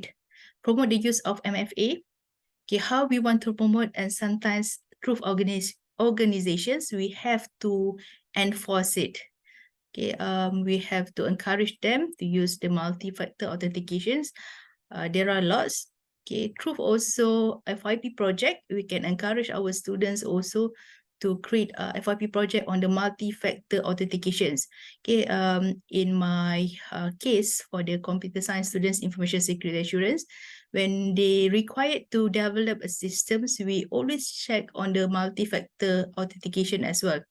Not only the complexity of the password, okay, not only enough with the simple login system. So we encourage them to use multi-factor such as the puzzles.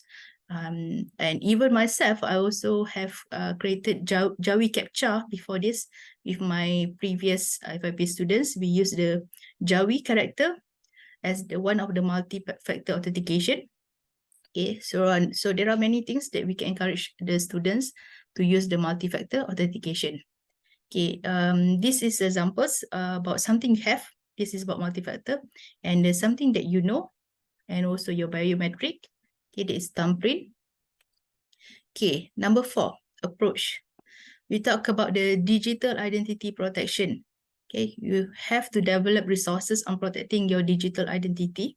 So including guidance on what information to share online and how to minimize the risk of identity theft. Okay, if we are from the computer science, I think not a big issue for us because we know what we need to make it private or not. Okay, for kids especially. So since the kids nowadays, once they just got birth, they will play the smartphone as their toys, no longer playing masak-masak and so on. So some parents just simply give the smartphone to the kids, to the baby. So we ensure that as a good parents, we have to educate what are the things that can be explored or not. You can also actually set the minimum setting, okay, for the kids, especially on the YouTube, or maybe you can also put some tracking. And then, for example, digital identity protection. Okay, this is the basic things. Remember to log out. Whenever you use any laptop, sometimes some people or students, they use their friend's laptop and they forget to log out their email. Okay, that is how simple that people always ignore it. Visit only trusted website. Always use open website that has HTTPS. So we can also educate our students to always check on the URL. If they have the S, that means they consist of the secure socket layer, they have the encrypted. Okay, check the privacy setting, protect all the device with antivirus. So I believe in many organizations, they provide free antivirus. So please install it if you don't have it. I know some antivirus disable a few things when you want to install something, but it's actually good for the protection. And then create strong password. Okay, number 5, approach is on the online scam awareness. Okay, how we can raise awareness about common online scams. So these are the things no longer very long time ago, maybe only computer science students know about phishing, ransomware. Okay, but due to this increasing of the online scam, I believe not only computer science background already know a little bit about what is phishing, but what is ransomware and so on. But the number of people know about this is actually quite limited. So we have to educate people on how to recognize and avoid them. So in my later slides, I will explain or share some cybersecurity product on how we can actually educate the students or the society. So basically, these are some online scam awareness by the PDRM. So they have the motto, be smart, stay alert. So we can see a lot of cases, even educated teachers also one of the victim. Yeah, I don't know how they got lots of money. Okay, and we could see the average guru mangsa online scam pada tahun lepas. Okay, that is last year. 3 orang sehari, that is very high. Okay, even an educator also can be scammed. So we need to teach our young generation how the scam actually can be developed. Okay, and these are the contact number. And then number 6, how we can secure social media accounts. Okay, we offer the tips and guides on enhancing the security of social media accounts, such as Facebook, Twitter, and also Instagram. Okay, now we also have the multi-factor, I believe, for the Telegram and also WhatsApp. So they have improved on some multi-factor authentication. Perhaps maybe you didn't know, you can try to explore it. Okay. Skype, I'm not so sure whether we still use the Skype. Okay, nowadays Skype is very not really common, okay, anymore. Okay, number 6, how we want to secure social media accounts. So we always need to teach our participants, our students, the kids on to choose a strong password. Okay, and then consider the 2-factor authentication, or known as multi-factor, and then review and also adjust the privacy setting. Okay, the default is always public. Sometimes we always share something, video or photo as a public. Okay, so we can actually change to only friends. Okay, do not share sensitive information. What kind of sensitive information? So these are the things also we need to educate the students. Okay, when I always review my students' activities, sometimes in the e-certificate they includes they asking the IC number. So these are the things actually a private data. Okay, it's a privacy data. So that's why I inform them you cannot ask people to include or request IC or passport number, even though for the e-certificate. I also joined some webinar, they ask for it. So I just put not applicable. So full name is already sufficient. Okay, we only give IC if only to probably like PDRM and so on. Okay, not for the certificate. Okay, unless you want to join a very big application, they require that one, that's okay. And then the home address also. These are the things that people don't always realize. They always include the full exact home address in their CV or resume. Oh, I always give talks on the resume development. So when I give talk and I also review a lot of resume students, and many of them like to share the full or exact home address. So you can actually just put the city and state. You don't need to give like number, the road's name, the house number. Do not include in the CV and also the resume. Okay, unless they will ask you through a form, then you can fill up in the form, and also the current location. So these are the things, and sometimes we want to go somewhere, you can update the location probably after you went somewhere, after the event. If you want to update before, probably people will know that you're actually not in the house for quite some time. Okay, before the program, you already said, okay, you are flying to somewhere and so on. And you put the current location and where you want to go. So that is could be, if you have like stalkers or people might know that you are not in the house for a few days. So that is very dangerous. You are giving the people to allow people to go to your house. Okay. Number 7, how to save online shopping. So I believe that everyone likes to go for online shopping, especially since the PKP.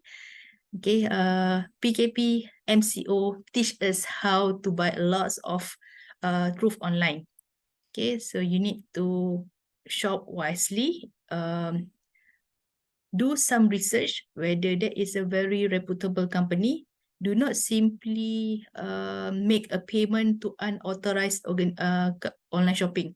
If you know Shopee, Lazada, then it's okay. But sometimes you just purchase online from IG. They just simply give you WhatsApp, and they didn't actually send the item. So that's why that is the risk if you purchase through the unrecognized website. Okay. And then these are the tips to shop more safely online. Stick to the beaten path. Make sure there is a padlock in the URL bar. Padlock means that is include the HTTPS. Okay, check your bank statements frequently. Okay, you need to check whether sometimes, of course, we know how much is the salary we get, so every month. Sometimes maybe you should check suddenly there is some your money might be lost about 100 or 200, so that's why you need to check it frequently, and then use a password manager. Do not shop online on public Wi-Fi networks. Okay, but many people still do this do transaction with the online public Wi-Fi. So if you want to do the online transaction through bank, please try to use your own data. Okay, avoid using the public Wi-Fi.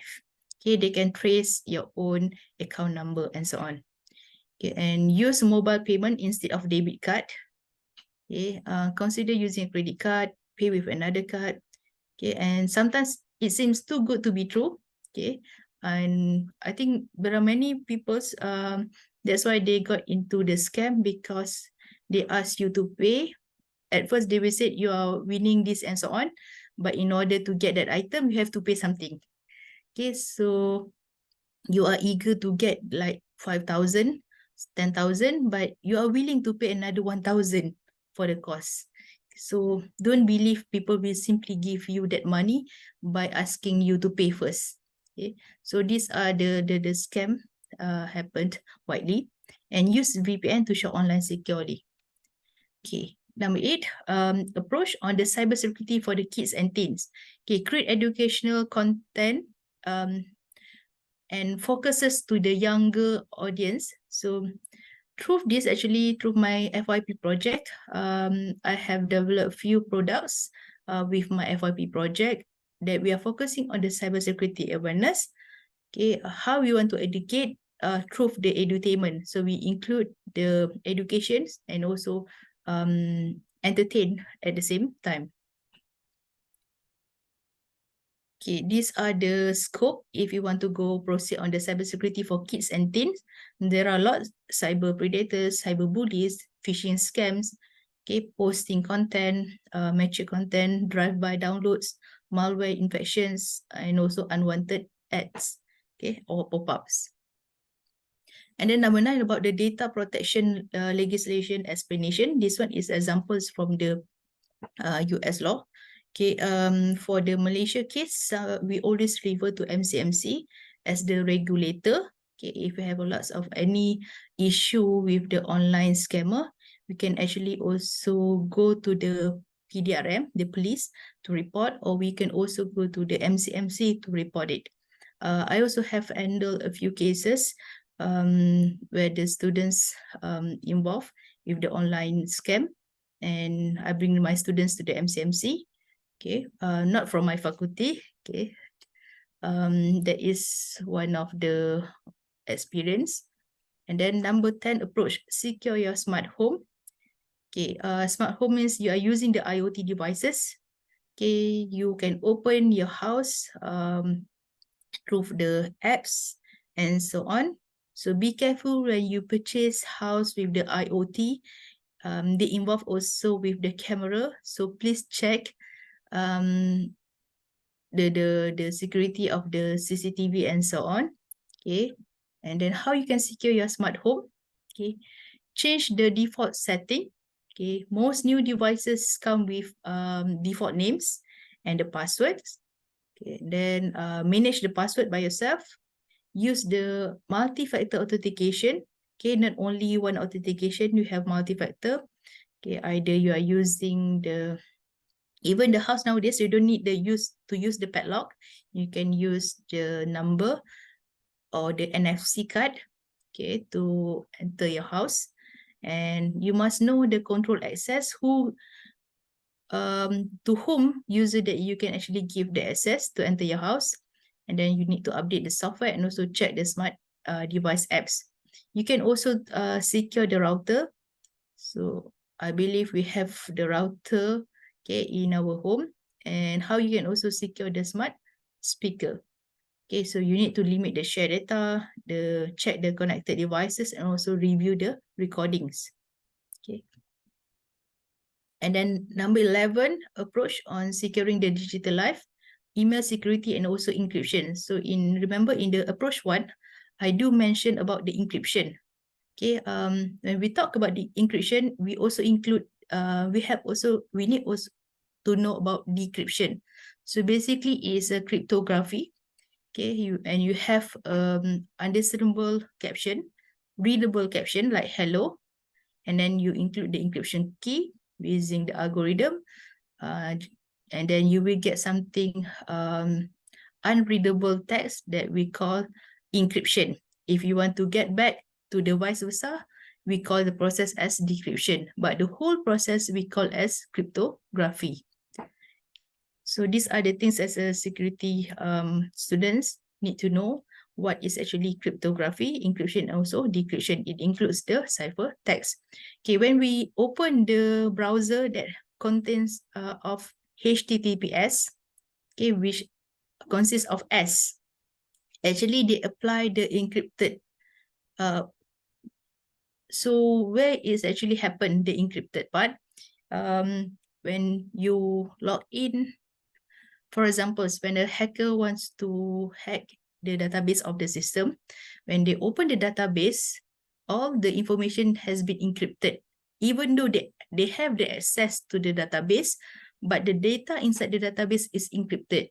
So that make it more difficult for them to retrieve the original data. If you see the website that does not has the HTTPS, the secured, they don't use the SSL. When you open the database, the hacker, they can just simply see all the record without encrypted. So that is the different HTTP and HTTPS. Okay, that is the basic understanding that I will explain to my students. Sometimes people know that HTTPS is secured, but how it is actually secured? Okay, you can give an explanation through the database, for example. And then number 12, approach employee cybersecurity training. So I believe nowadays, every organization have their own cybersecurity training. Okay, even many company, they already also develop or they propose cybersecurity department because now they realize cybersecurity has a demand because everything is actually stored in the cloud. So there is actually demand on this, on the cybersecurity awareness. And in the organization also, we have the CERT. Okay, CERT means the Computer Emergency Response Team. Okay, I also one of the member for the CERT in my organization. So when we have the issue on the cyber attacks and so on, so we will the first one get the information and how we can actually try to protect our data. So that is very important to educate also our employee on the cybersecurity awareness. Okay, the number 13 approach, online gaming security. So I think this is a very interesting part because that is my one of the expertise. Educate. So let me move my photo here. Okay, educate gamers about the potential risks in online gaming, such as account hacking, harassment, and how to protect themselves. Okay, nowadays we have lots of online game, but the online game sometimes they're very straightforward. They don't include the awareness, or sometimes you can only open the quiz without without playing any games. You just answer the quiz through apps. Okay, then you like for example, you open the questions.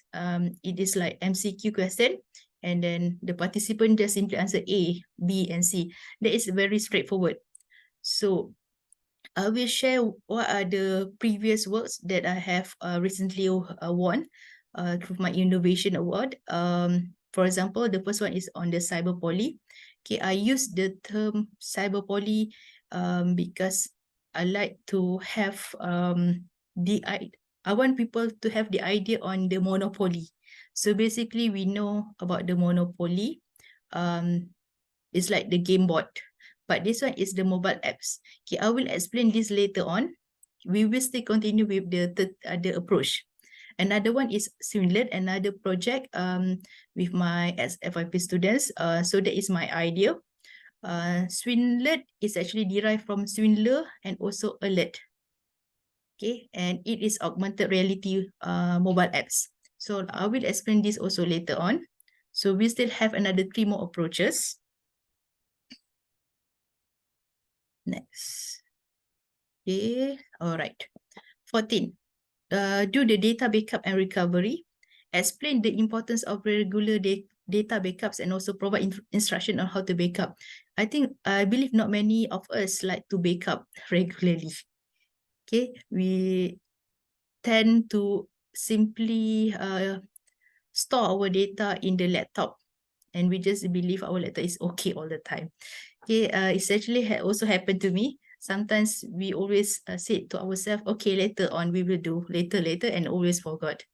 So one way how you can do the backup as a customer, as a common user, either you use the Dropbox, you use your OneDrive. If you has the Office 365, please utilize your 365 account. You have a lot of storage, I think 1 terabyte for the OneDrive. And then for Dropbox, of course, you have a very limited space. So if you want to use more, you want to sync all the data, you have to pay yearly. Or maybe you can pay for 2 years or 3 years. It's better to have it, make it a very small payment rather you lost the data. Okay. That is how we can actually try to backup our data. If you put in the DVD and so on, and also the pen drive, it's not going to be lost because sometimes they can also cannot be open or have the risk to get infection of the virus, especially the pen drive. Okay, when you use to at other people's computer, when you want to print something, you can simply get the virus into your pen drive. Okay, 15 on the community outreach and workshop. So how we can actually educate the society for the digital life. One of the I have practiced during Carnival Minggu Sains Negara on the 26th and 27 May. We have been invited as the one of the exhibitor. So we promote on the cybersecurity awareness. So actually you can see the students actually guide how to play the Swinlet through the tablet. Okay, so we as the local community try to educate the peoples through the online security. Okay, how the game is work, I will explain later on in other slide. Okay, we still have one more approach. Okay, one more approach on securing your digital life. We also can have cybersecurity challenges and also the competitions. So how we can actually conduct a lot of like CTF workshop and competition. So I believe many organizations nowadays, they have the awareness to conduct the hackathon and also the capture the flag competition. Capture the flag is more on the cybersecurity competition, while the hackathon, not only the computer science students, they actually open to anyone in the field, but they have some idea how to hack the digital technology. Okay, that is how we can actually engage or educate participants in a fun and interactive way. So I also been one of the speaker for 3 years, 3 or 4 years speaker, and also the jury. Okay, for USIM and also for UM hackathon as well. So basically, I have shared all the 16 approach. Okay, after that, I will proceed with, okay, before that, just a very brief conclusions. So remember that the specific approach that we choose should depend on our target audience. Okay, and also who is and also our own expertise in the field of cybersecurity. So not all approach can be applied to all audience. So we need to know, identify who is our target audience. Is it kids? Is it the employee? So you can learn how to, which approach can be applied. So the next one, the next slide of the topic today, we cover on the innovative gamified approach.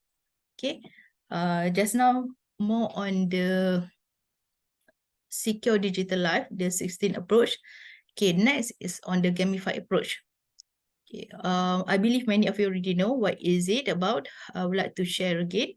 It is a game design principles and mechanics in non-game context. We want to engage and then we want to motivate the user in various activities or tasks. Okay, they need to have a few elements such as competition.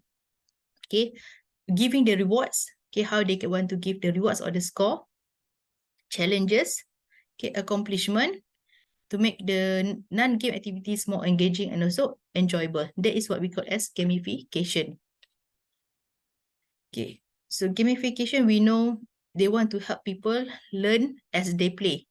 So that's why I like to use the word edutainment. Okay, we educate and we also entertain. Gamifications include elements such as the reward, and then we can learn, and then we need to have the goal. When we aim to develop any gamified product, we need to have the goal, not only playing. what is the scope we want to improve? Is it on the geography? Is it on the mathematics? Okay, I believe there are lots of application nowadays, but here my focus is on the cybersecurity, on the cyber attacks, and also the cyber crime as the goal for the gamification apps. Okay, and then it also includes the achievement. Okay, achievement means they will get the score and so on. The challenge. Okay, in my case, I will have the level of difficulties. So you can set the level of difficulties, whether it's a beginner, intermediate, advanced. Okay, also referring to the Bloom taxonomy when I want to create some of the quiz or the questions. Okay, because we as the educator, we always rely to the Bloom taxonomy. Okay, we don't simply create any questions or get from the internet without checking the Bloom taxonomy. We need to identify or filtering. Is it for the beginner? Is it for the intermediate? Is it for the advanced? And so on. Okay, and gamification also include the skill and also the user engagement. Okay, next, the slides I would like to share on the key aspects of an innovative gamified approach. First, we need to have the engagement. Okay, so basically when you use the gamification, is used to capture and then maintain the attention of participants by making the activities more interesting, more interactive. Okay, can be particularly useful in educational setting, for the employee training as well, or consumer marketing. Okay, that's they also include the aspects of the motivation. Okay, inspired, vision, potential, and also the goals. So the games often provide clear goals, feedbacks, and a sense of progression. So this one, some game allow you to have the profiling. So the next game, when they continue to play, they know they already reached certain level. Okay, this can motivate people to participate in activities they might otherwise find it going to be dull or boring.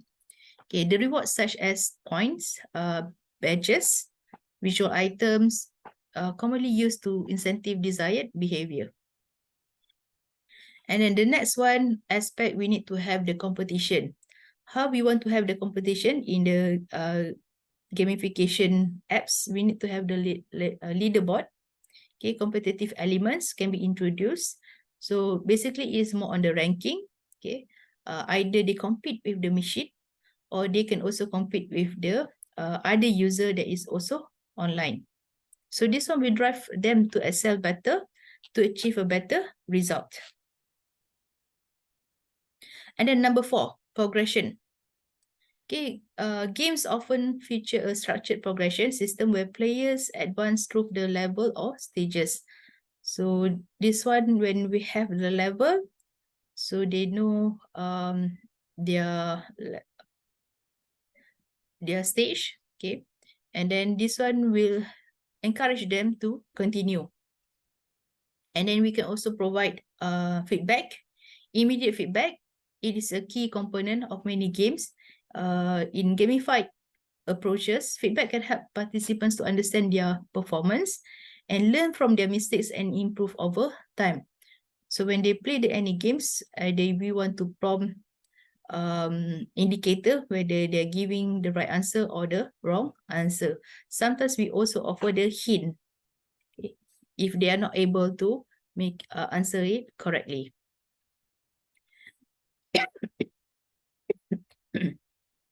Okay, number 5 on the customization. Okay, gamification can often be tailored to the specific goals and audience of a particular activity. So you have flexibility when you want to design the gamified system. In my case, I'll always do the user-centered approach, where I always encourage my students to do the preliminary survey first. So that means they don't simply design the UI UX based on their interests, but they need to get feedbacks from the target audience. So basically, we have two kinds of testings when we want to develop any mobile applications or system.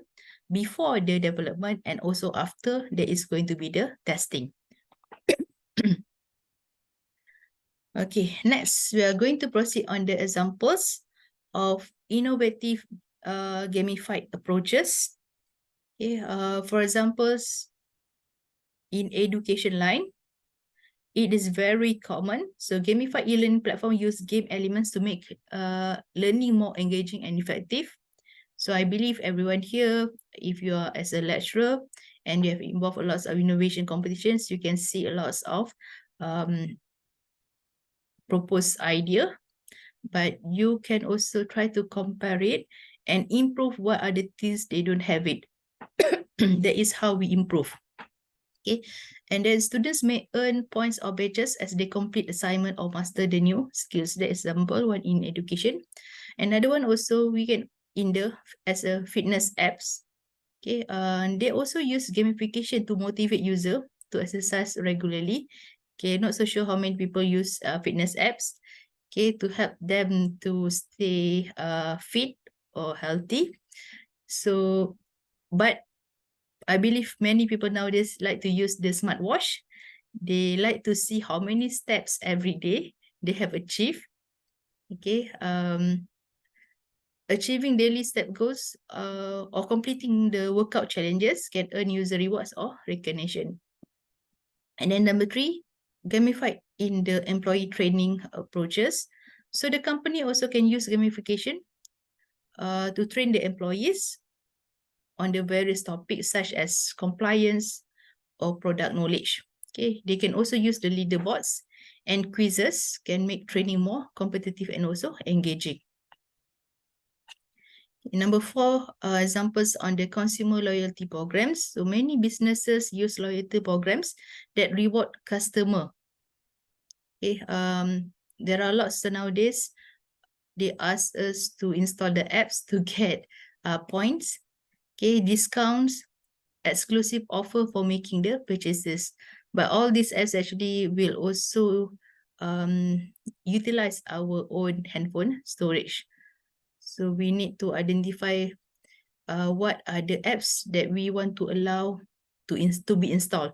Sometimes they will ask you whether do you want these apps to be to track your something to track about what you have searched and so on.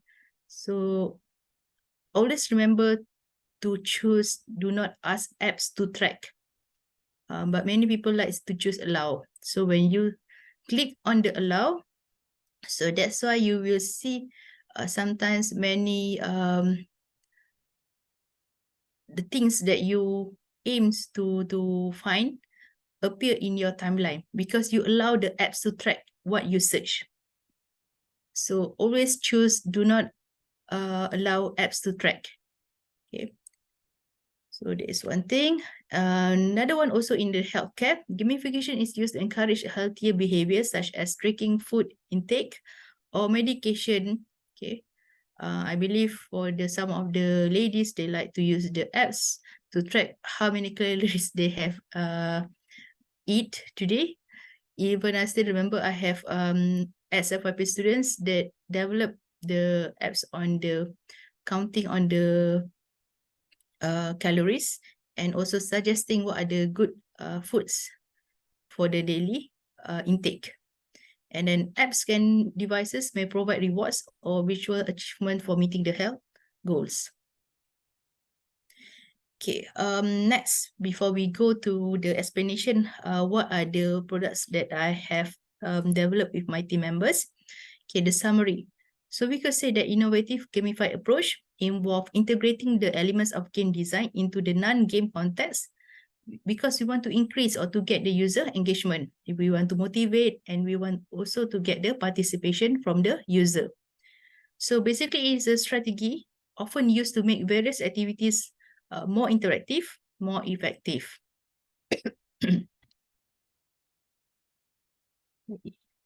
So I would like to also share before we proceed with the products, about the 3 pillars of cybersecurity. Okay, hold on. Okay. Just turn off the switch just now. Okay, let's continue again. About the 3 pillars of cybersecurity, we need to know when we want to develop something or improve the awareness, we need to know about the people, process, and also the technology. Okay, people always include the staff training and also awareness, professional skills and also qualifications, competent resources. Okay, about the process, it's about management system, governance, the best practices, IT audit. So all this already been covered in the secure digital life when we talk about the online best practices. Okay, either we want to be included as a normal user or in the process itself. Okay, and for the technology, you can deploy technology without competent people, support processes, or an overall plan. Okay, this is about cybersecurity awareness belief. I am not important. No one will find me.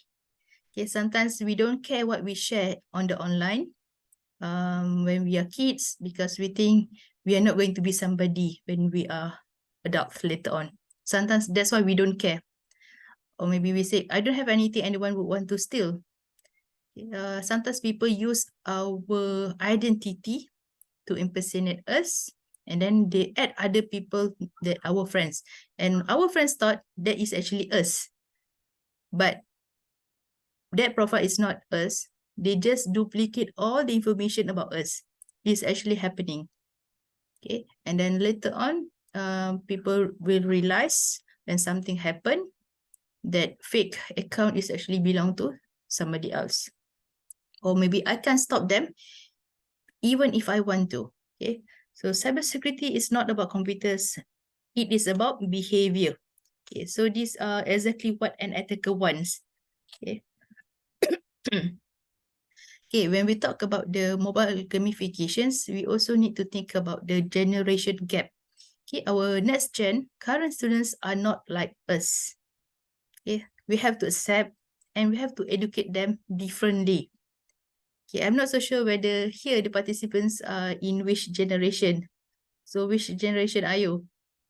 X, Y, Z? Okay, so you can choose which one generation you are from.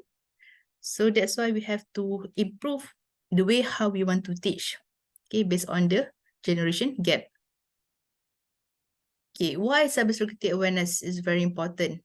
Okay, because cybercrime costs businesses billions of dollars every year. So no one is safe from hackers and cyber criminals. And there are also increasing frequency and complexity of cyber threats and also attacks. And 95% of all successful cyber attacks is caused by the human error. So these are sources from the IBM cybersecurity. Okay, the next one, why is it cybersecurity awareness is very important? So in terms of security, we must protect our computers, smart devices, data in the same way that we secure the doors to our homes and also the office.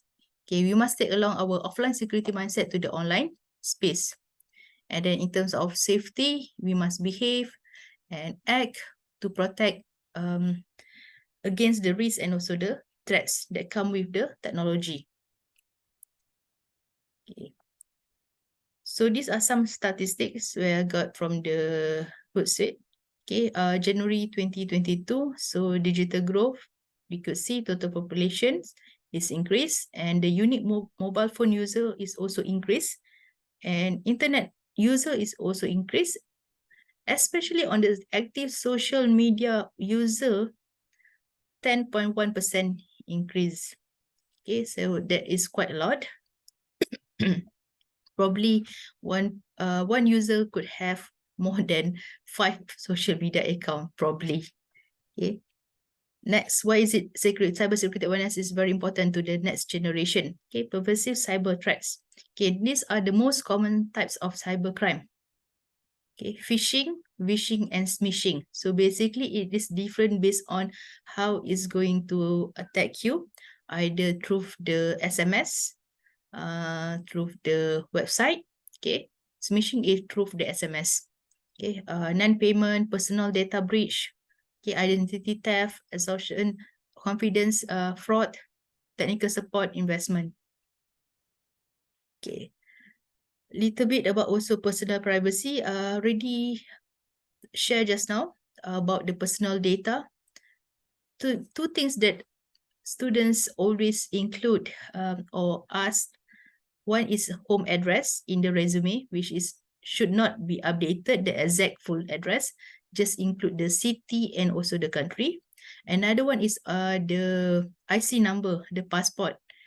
When you attend any webinar, they ask you to fill up the IC number for the purpose of ECERT. Do not simply give it.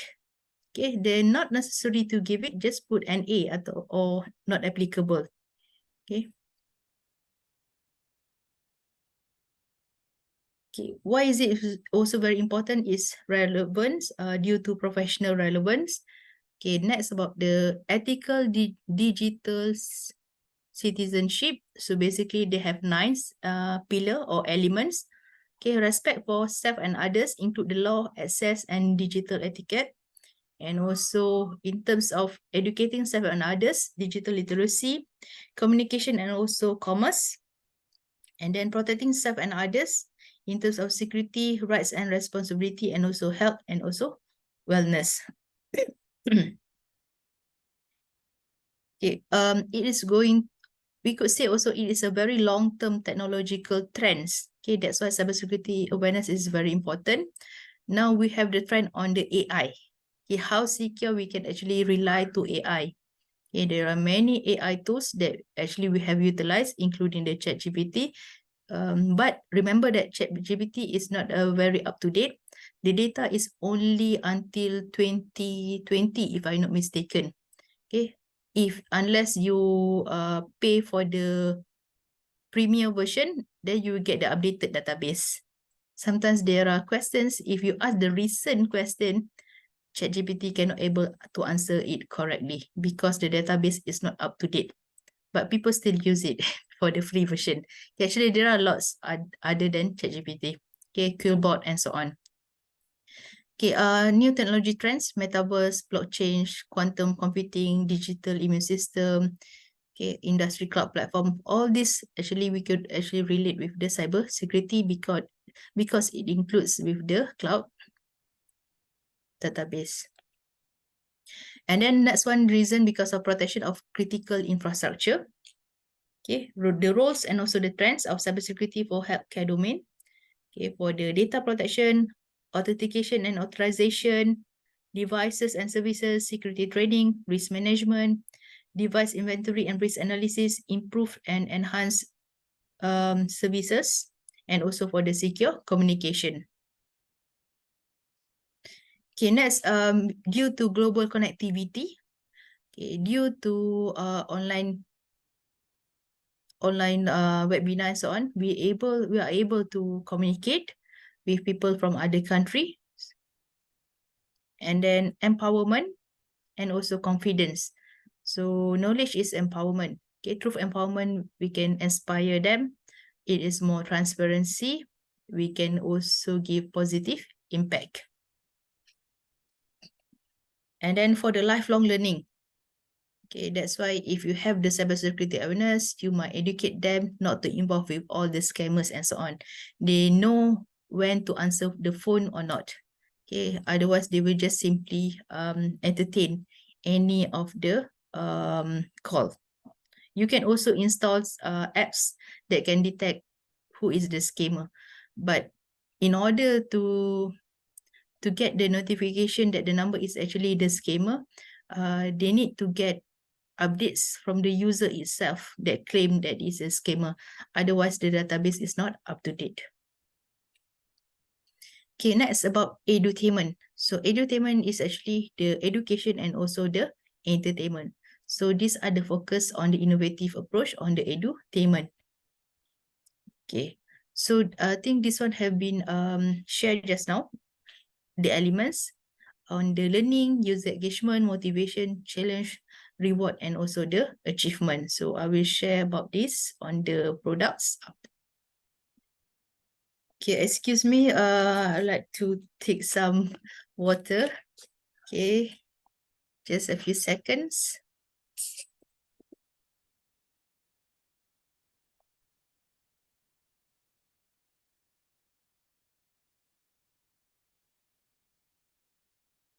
Okay, let's continue again. So these are the things, one of our product on the cybersecurity awareness in education and technology. Some interesting proposed solutions is cyberpoly, Swinlet, and also SET, known as the Secure Cyber Citizenship Set. So basically, you could see this is an article, okay, on the cyberpoly. You could see it's like a Monopoly game, but it's a mobile apps version playing with the machine. In order to play it, they have to answer the cybersecurity quiz based on the difficulties of level. Basically, they have 4 levels. And if they got all answer right, they will times with 200, for example, each question right. So they will get 1,000 as their initial salary. So that is the difference between with other products. So if other product, they just simply playing the game without getting any knowledge. Okay, even every stop here, they have informations on the cybersecurity and also the ethics parts. Okay, so this last year that we won gold at the defense security competition at UPNM. On the left side is actually during IUCEL 2022. At the end of the year, they have some budget. They actually, it is online during last year IUCEL, but at the end of the year, they invite all the gold receiver for the dinner ceremony and also the award ceremony at Hotel Sama-Sama. So last year, I've got 2 goal for the IUCEL, one for the cyberpoly project, another one is on the FinEd, financial education literacy. Okay. Right, next. Okay. You might be wondering what is again cyberpoly. It's a cybersecurity edu game. It's a mobile gamification to increase the security awareness. Okay, and then on the cyber attacks and for the digital society in a fun and interactive learning board game. So we already have the copyright. Okay, when we want to develop this, we employ the agile methodology. We do not simply just develop the design first. We get the user response. Okay. Based on the preliminary survey on 210 respondents among secondary and university students that show the lack of cybersecurity awareness. So basically, we identify 3 issues that cyberpoly addresses are the changes in online behavior. And then number 2, the lack of cyber attacks prevention knowledge based on the Cybersecurity Malaysia statistic. We found 21% increase cases of cyber crimes that occurred within the recent 5 years. And then required to use the best approach to increase awareness on cyber attacks to maintain the motivation and learning momentum. So we also include the Bloom's taxonomy when we develop the interactive quiz in the cyberpoly. Okay, we have the edu game, interactive cybersecurity quiz-based digital board game. We have the element of INAC. INAC means integration. I means integration of the NACLI and ACLI. For the USIM lecturer or students, they are very quite commonly know about what is INAC. NACLI is the knowledge on the hadis sudah. ACLI is the science knowledge, akal. Okay, so we include the elements parts or the ethics parts in this board game. And we also have the gamification elements such as the level, the points, and also the timer. So they have some time to answer it to improve the user engagement. So this you could see on the right side is the level of the game. So the questions, difficulties, you can choose either you want to have the beginner, moderate, advanced, or professionals. And then once you get all rights, you will get a lot of money for the initial salary. If you get only 2 rights, you get little money as the initial salary. So you can and then tap to dice to run the dice, okay, and then you can just continue playing the game. So they have the some parts of the tawakal, taklim, itikaf. So basically it's more on the relates with our life on the religions. Itikaf means like you stay in a mosque and then we have some nawaitu, but taklim is more on the education. Okay, they will teach you if you stop somewhere, you will get you need to pay some sedekah, so on. Okay, that related to Islamic value. Okay, why you need to pay the zakat and so on. Okay, it's not just simply you get the purpose, you have to pay the fine and so on.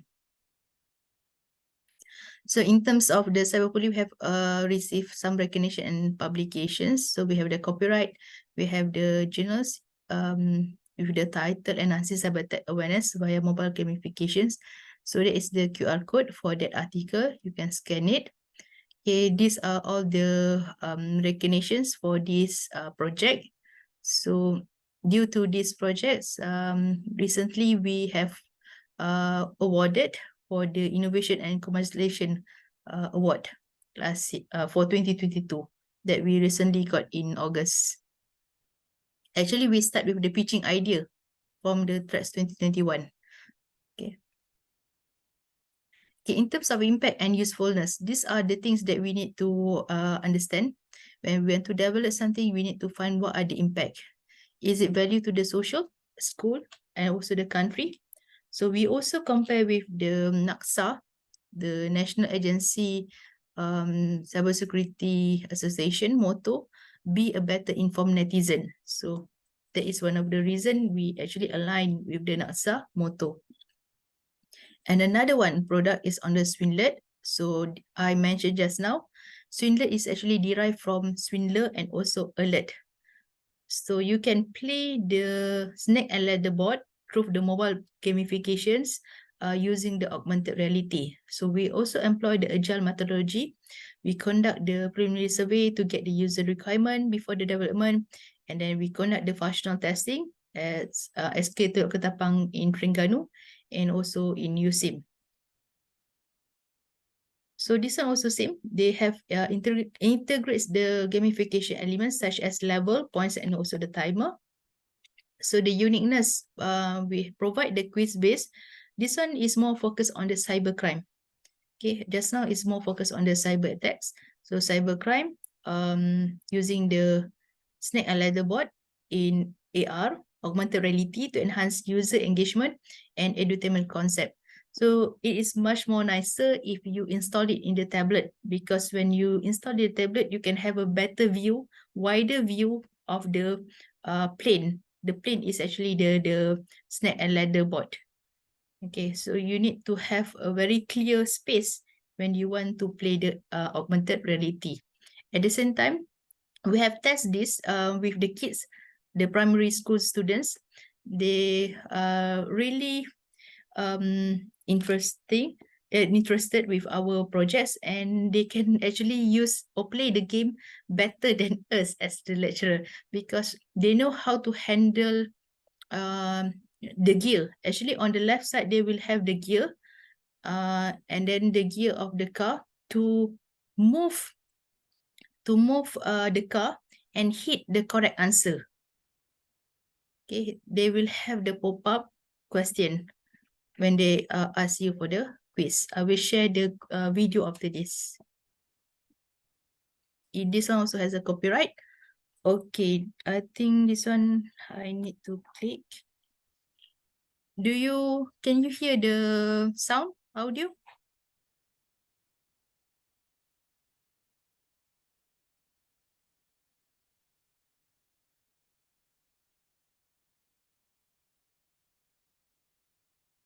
Anyone can respond whether you hear the sound audio or video?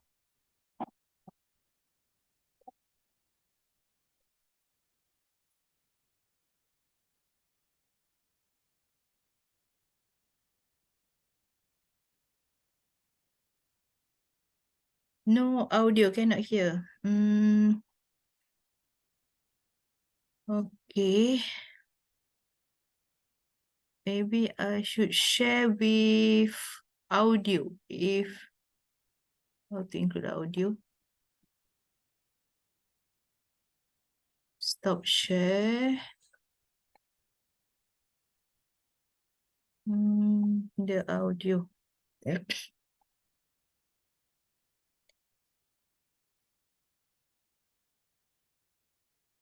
Yeah, sorry, I'm looking the original video.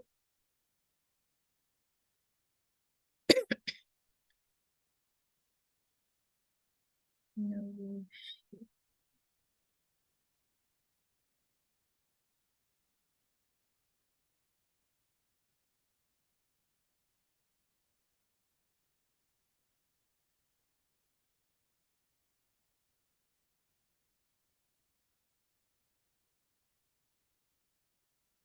Okay, let me share again.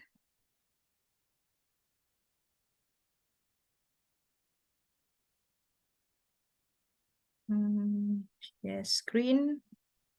Share sound. Okay, I should choose share sound.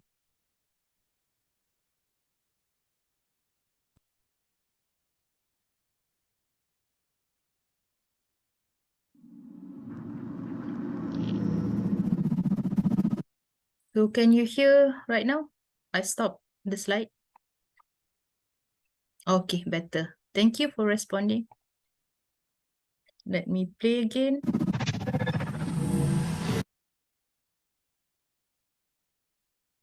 Oh, sekat pula.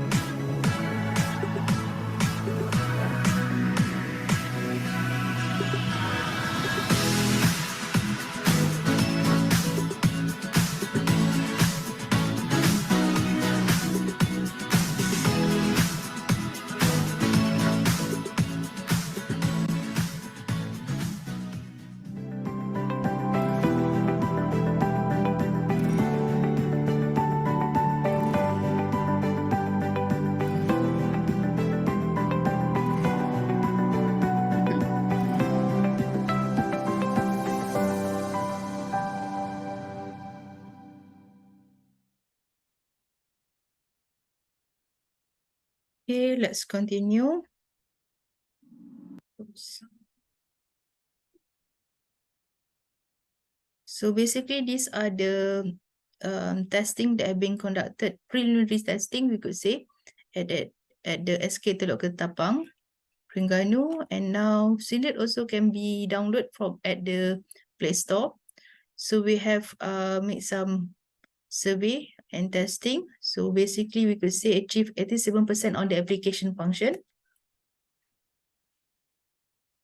and then achieve 88% on the security authentication testing. And then 98% agree that Swinlet has the successfully embedded the good gamification elements such as level, score, and also the timer. So these are some of the interface that you can actually find from the video just now. So they control the gear and try to hit the answer through the car. So you can see the students or the kids here actually use 2 fingers, right and left, to control when playing the game. So they are very addictive to play and also to answer it at the same time. So here we have the impact and also the usefulness. In terms of social impact, we can increase the cyber awareness literate society. In terms of schools, so it could be the engaging tool for the school and university students via fun and interactive learning.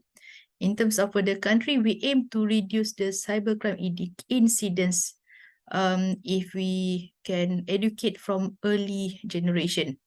So we actually align with the NACSA, Malaysia's National Cybersecurity Agency, and also the PDRM, Jabatan Siasatan Jenayah Komersial, Be Smart, Stay Alert. So these are some of the recent award for the Swinlet. We got special award as well for the educators category. So this one I presented for the pitching category. Okay, so Alhamdulillah for the Swinlet. And these are some publications on the Utusan Malaysia on the 31st August. So you can find from Utusan. So this is actually the screenshot. And this one has been written by my ex-FYP students, but normally I will always revise and review what my students wrote. But I always encourage and guide them. So they need to do this and that. Okay, the next one. So I have introduced the cyberpoly. I have introduced the Swinlet. And the third one is on the SET. SET is actually the short form from the Secure Cyber Citizenship. It is a physical gamification cybersecurity board. Okay, when I bring this idea to some innovation competitions, they might ask why I already have the mobile apps, why I need to have another physical. Because I have Sulam subject, Sulam course. So when we go to the school, the student is not allowed to bring their own smartphone. So that is one of the reasons why I turned the idea of cyberpoly into the secure cyber citizenship physical board game. But all the but I did not simply duplicate it exactly. I changed all the questions. We have the 2 versions of language. We have also different way or different styles of the board game. It's a little bit different. Okay, so the idea is the same, to reduce the cybercrime victims and incidents by educating more cyber literacy. That's why I say just now, it is an extension of the previous product innovation known as cyberpoly. So this one also, the uniqueness is also promotes the integration of nuclear knowledge. Okay, via the ta'lim. Ta'lim means education in Arab. Okay, where user learn the ethical features in the cybersecurity field. It also offer the portability, okay, easy to bring, accessibility, offline service. We can play anywhere, anytime, lifelong learning. Okay, outcome-based product provide 2 levels of interactive quiz. So on the board game, if they stop at the beginner steps, they will be asked very simple questions. If they stop at the L2 stop, they will be asked a little bit harder type of question. So these are some of the achievement of the set. Okay, we receive a gold award in the Malaysia Technology Expo, and the judges from the industry and also academician. So Alhamdulillah, we got the Gold Award winner for the category Social Innovation and Entrepreneur Management. So I bring that idea of all my cybersecurity awareness product into my Sulam subject, we call as the Inclusive Digital Society.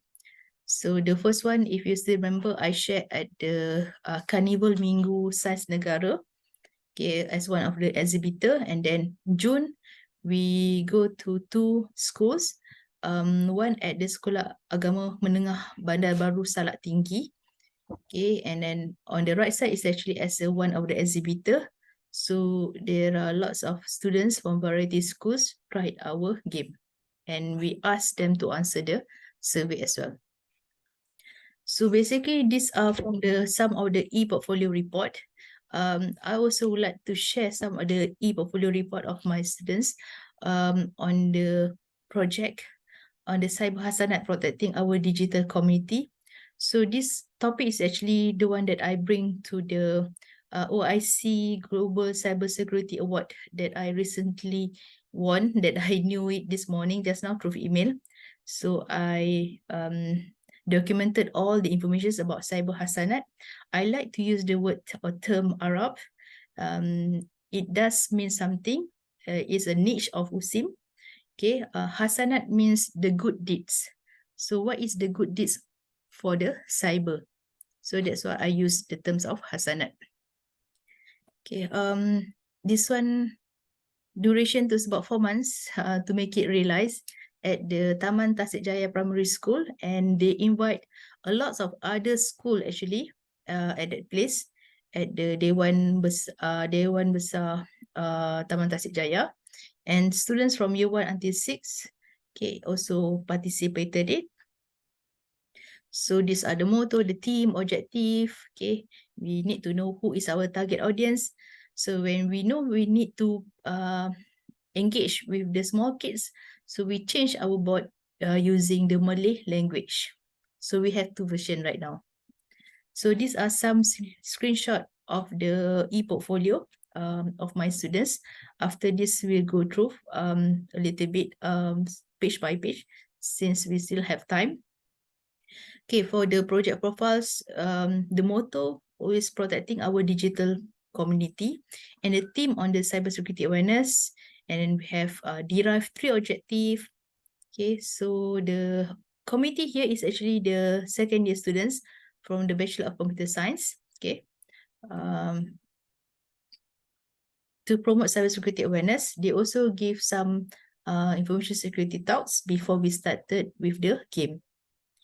Okay, so these are some of the situation during the game. We also have the checkpoint on the decipher dash, okay, and so on. So these are the IG and also the YouTube of my project on the Sulam. So all the innovation products have been utilized for my Sulam course. Okay, these are the articles that we have published on the USIM website as well. Okay, memperkasa kesedaran keselamatan cyber di kalangan pelajar.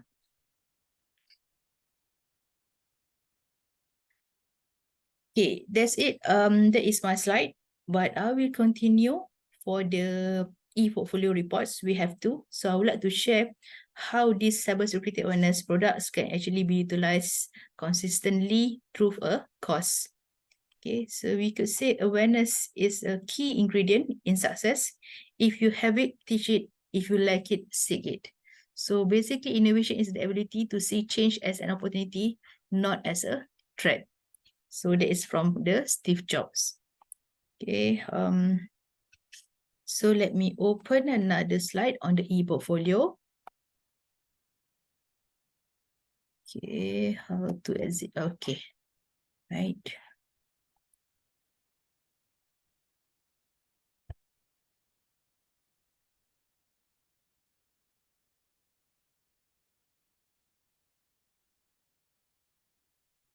Oh, make it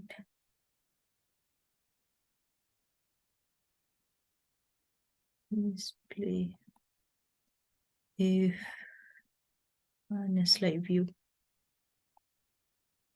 Oh, not this one. Full screen mode. Okay.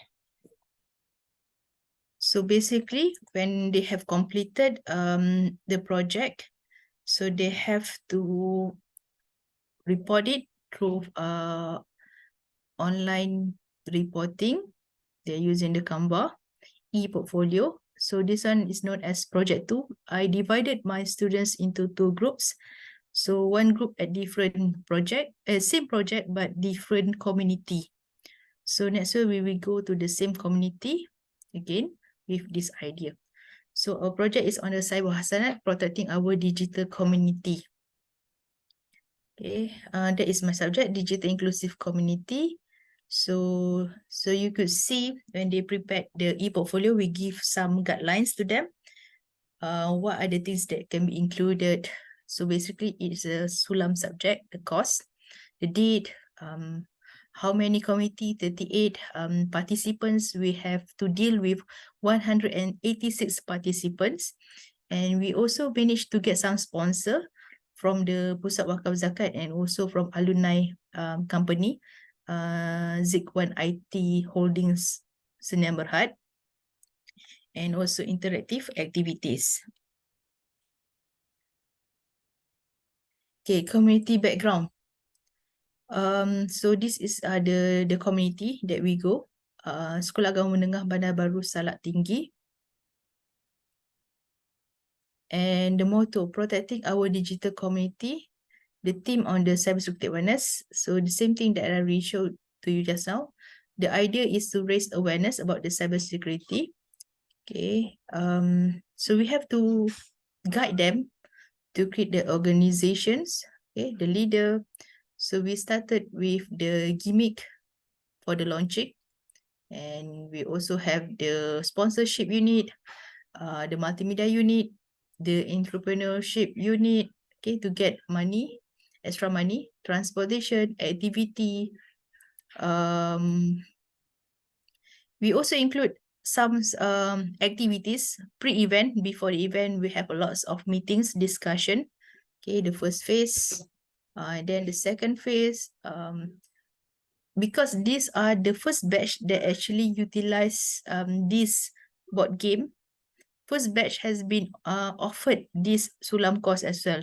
So they have to put more effort to complete the product, because I try to duplicate it into 10 board games. So we spend a lot of time actually to make it using a very quite not too many of sponsor we get, but at least we managed to make it more cheaper. Okay, I haven't got the sponsor to make it more commercialize it. Okay, so in the meantime, we just duplicate in a very cheap way first. So the third phase, the rehearsal session. Okay, so these are the event. During the event, we start with the talks. Okay. You also promote the board games. You also promote the explorers on the cybersecurity, on the decipher. Okay, and it was inaugurated by the principal, Sekolah Agama Menengah Bandar Baru Salak Tinggi, and then our students also give a cybersecurity awareness talk. Okay, and after that, we involve with the activity of the board game. So we explain to them how this one can be played. Okay, and we also make some competition among them, so to make it more engaging, so they will try to compete with each other. Okay, these are some of other activities as well. All this, the theme is on the cybersecurity awareness. Okay, the checkpoint, all these are checkpoint, firewall. Okay, the post-event, they need to create a video of overall activities, the e-portfolio, which that you see right now. Okay, all units will be evaluated. Okay, and then they need to submit the report. So this one is a one compilation from many units. Okay, these are the e-portfolio preparations, okay, the epilogue, the event article, and so on. So these are the budget, challenges. So when we want to organize some things, we always deal with the challenges.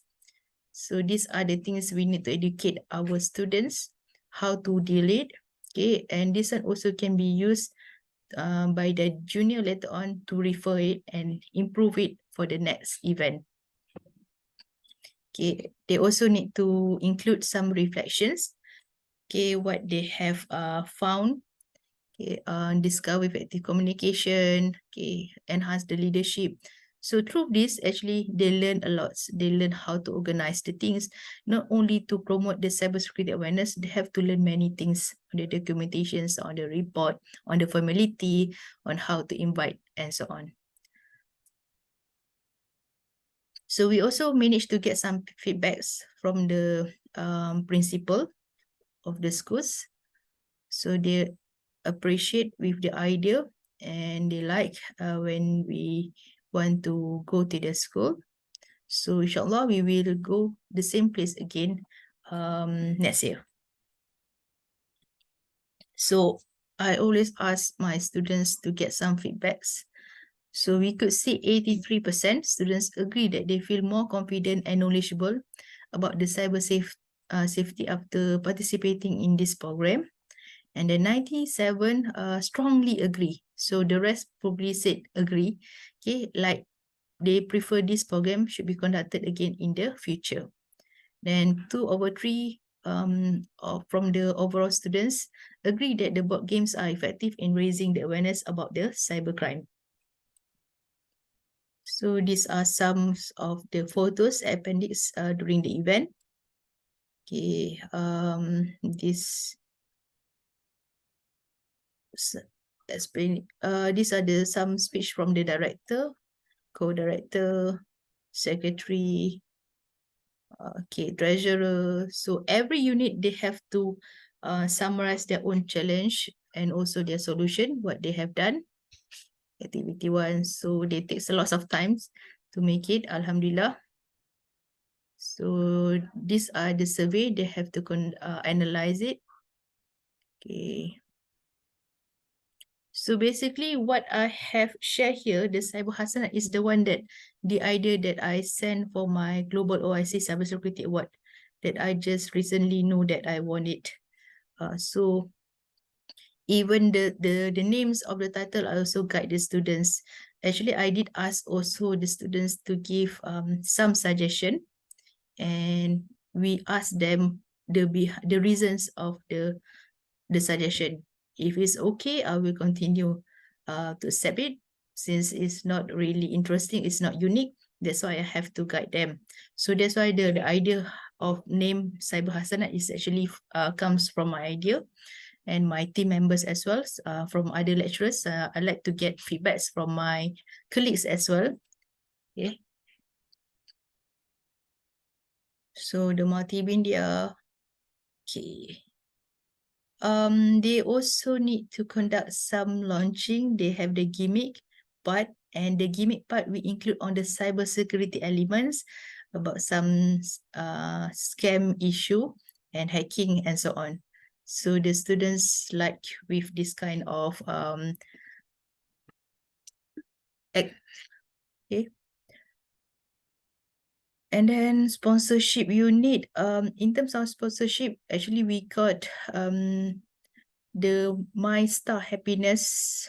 I'm not really remember the full name, My Star Happiness, but they will not, we cannot reclaim the money if we get that grant. We have to conduct the event. So we have to decline the My Star Happiness grant that we managed to receive, because the subject is actually going to be end before we get the money. So there is some challenges when we want to apply some outsource fund. Okay. Issue of the transportations, because there's lots of students and there is some issue on this. Still remember like 2 days before the event, and there is because due to the SPM announcement result, so the principal called us to conduct it early. So that is one of the difficulties that we face. Sometimes we aim to settle it on that day, but we are not able to make it due to SPM result announcement on that day. Okay, but alhamdulillah we settled it nicely in the end. Entrepreneurship. Okay, that's it for the first project. Okay, there is another one project. Okay, another one project at the Staja Sekolah Kebangsaan Taman Tasik Jaya. So this one we have the VVIP involved with the collaboration of the Jabatan Pendidikan Negeri Sembilan, and we invited the TNCAA as well because it is under academic division for the Sulam. So the same idea is we collaborate with the Center of Excellence for Teaching and Learning. Not only our program when we conduct this cybersecurity awareness, we also have other programs that join us but different team. Okay, and then for the community background, we have the primary school kids and also secondary school as well. Okay, these are the motto, the theme, objective, the target audience. Okay, overview. Just now, the first one we conduct on 8 June. And this one we conduct on the 14 June. 75 students of the committee and 1 lecturer, which is me. And organization chart.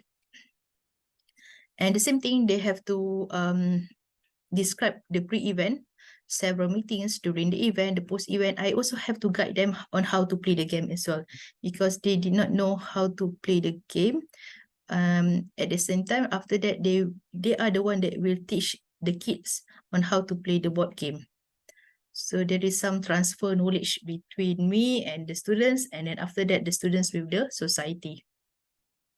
So these are the pre-event. Okay, we conducted lots of meetings, preparations. Okay, design the banner, bunting. So because it is first time, so all this, the banner and the bunting can be used, recycled again for next year. So I make it general. So these are during the event. We have the Deputy Vice Chancellor, Academic International. Okay, and then we have the CETEL Director.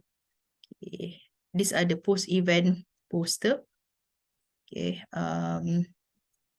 that is our poster on the right side, sponsored with the Pusat Wakaf Zakat and also the alumni company. And budget, challenges. Okay, and the reflection. They're able to improve their communication skills. They are actually from the generations from PKP. They are from the PKP or MCO students. So with this event, they know their friends much better.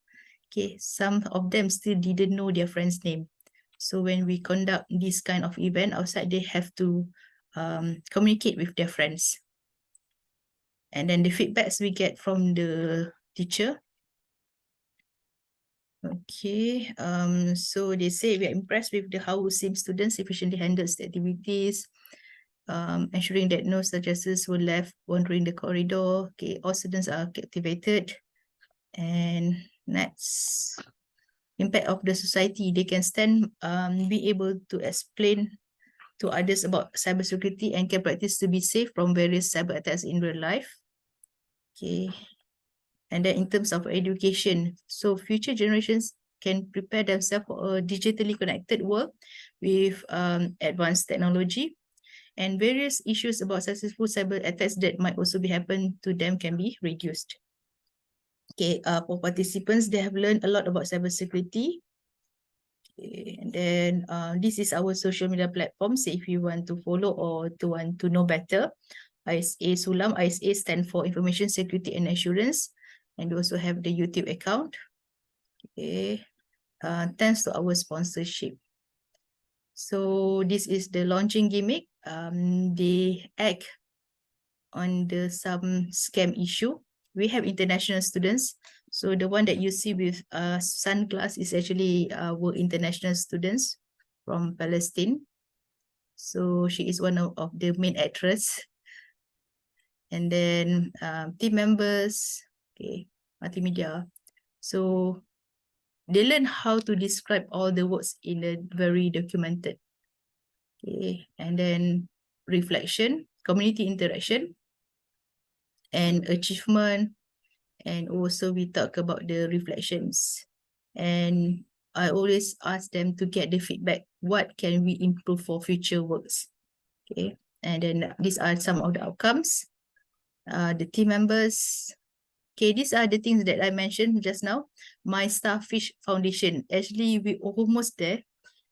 We almost got the grant to sponsor our project, but they want to supply the money after the semester complete. So we have to decline because no students willingly to continue with the community service after the semester. But recently, 2 weeks ago, I received some invitation from some residents in Sepang. They know my project Cyber Hasanat through article that published, and they reached me to invite for the community awareness, cybersecurity awareness for their kids. So they also apply for some grant, community grant, to accommodate us or to facilitate us on the foods and also for the gift for their kids. So that is very interesting because somebody acknowledged us through the articles and they want us to repeat this at the residence. Okay, so all this the process they have learned. Okay, problem, solution, issue on multimedia, members. Okay, testimonial feedback, we have it in the YouTube. Okay, so all this the poster, reflection, what else? We also try to sell on some stickers on the cybersecurity awareness. Okay, and all these are the committees, the planning, community interaction, okay, problem phase. So all this, the feedbacks, they have analyzed, lesson learned, transportation issue, because there are lots. My computer science students, about 110 or 115 students. So that's why we have some difficulties to get the bus at first. Okay, challenges. It's raining heavily in the morning. So that is very challenges also to them on that day. Some clips video, activity unit. Okay, these are all the reports that they have conducted it and they have documented it in the e-portfolio using the Canva. Okay, right. So there are many things. I'm not going to read it one by one. So, but the main idea is actually I promote my cybersecurity board game in my Sulam subject. Okay, including the gamification idea. Okay. So these are all the feedbacks that we got. Okay, some of the teachers, public. Okay. Let's see how many they have it. Even we have the activities on password guessing. Okay. So they learn how to secure their email and password. Okay, password guessing. Okay, cyber poly. So basically we reached the conclusion. And so our project Sulam title, I call it as a Cyber Hasanat, and the theme is the protecting our digital community. So inshallah next year we will repeat again with a different batch, but with the same community. So thank you. I believe I have spent like 1 hour and 45 minutes. Maybe I can spend the remainder time for the Q&A. I'll pass to the moderator.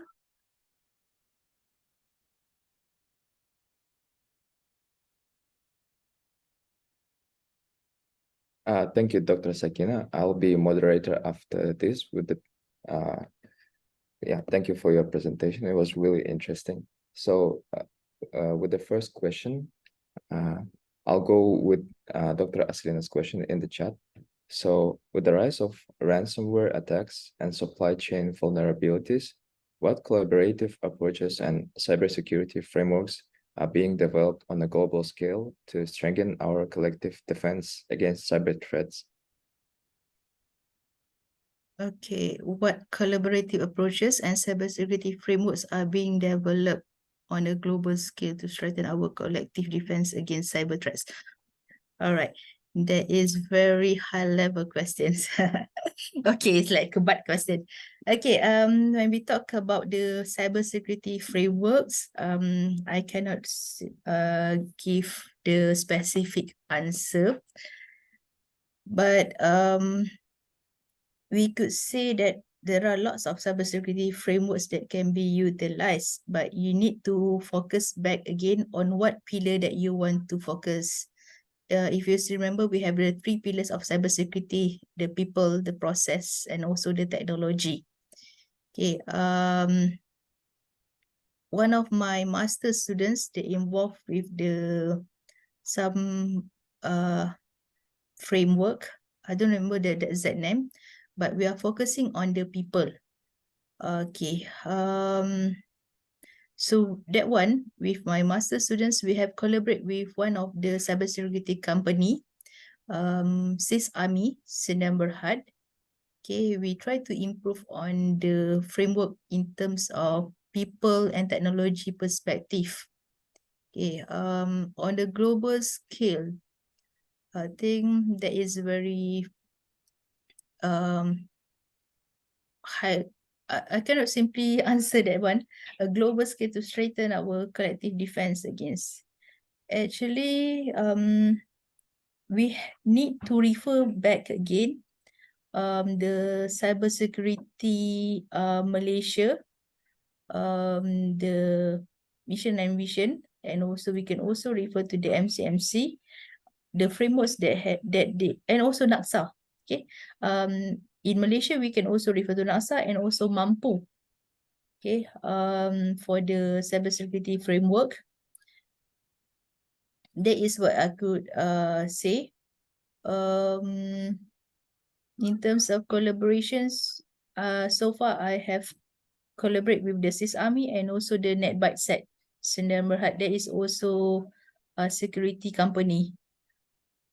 But if you want to go further on the frameworks, I don't think I'm the correct person to answer the correct answer. I hope I answer your questions, Dr. Aslina. Thank you, Dr. Sakina.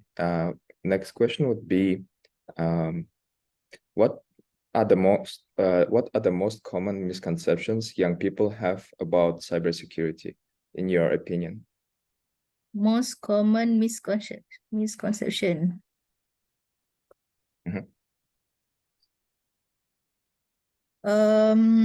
Most common misconception. I think I have shared one slide about I'm just very not a famous person, so nobody will going to find me, and that's why they think that security is only for a very VIP person, only for the famous person. I think that is misconception. Okay, everyone has to secure their own digital data. Even everything that you will upload in the internet, once we remove it, is still on the cloud. Okay, and that's why we need to educate our young generations that even though you are just a very common person, you still remember that people will always try to find your data later on. They might duplicate you to fake other people. So I think that is one of most common misconception, that people think that only VVIP or famous students actually have to secure the data. Another one, people will always think it's better to prevent rather than to take action. Okay, many of the organizations, they put less effort for prevention. Okay, they think they have to spend a lot of money for cybersecurity prevention, but when something happen later on, like cyber attacks and so on, they later on they need to spend a lot of money for the maintenance and so on. So I think that is one of the misconception for the organization itself. They don't want to spend money for prevention. Okay, so we also need to change that kind of mindsetting to educate also our bosses that we need to spend on something on the cybersecurity awareness, especially on training and also to secure our system. Okay, I believe many organization, they still use unsecured website. They did not utilize all the firewalls. They do not utilize some of the good practices because they want to secure their own money. Okay, so I think that is one of the misconception also. It's better to spend more during the prevention rather than something happen later on that might cost you much more higher risk. I think that is two things. One is for the people, common people. There is one other one for the organization. Thank you, Dr. Sakina.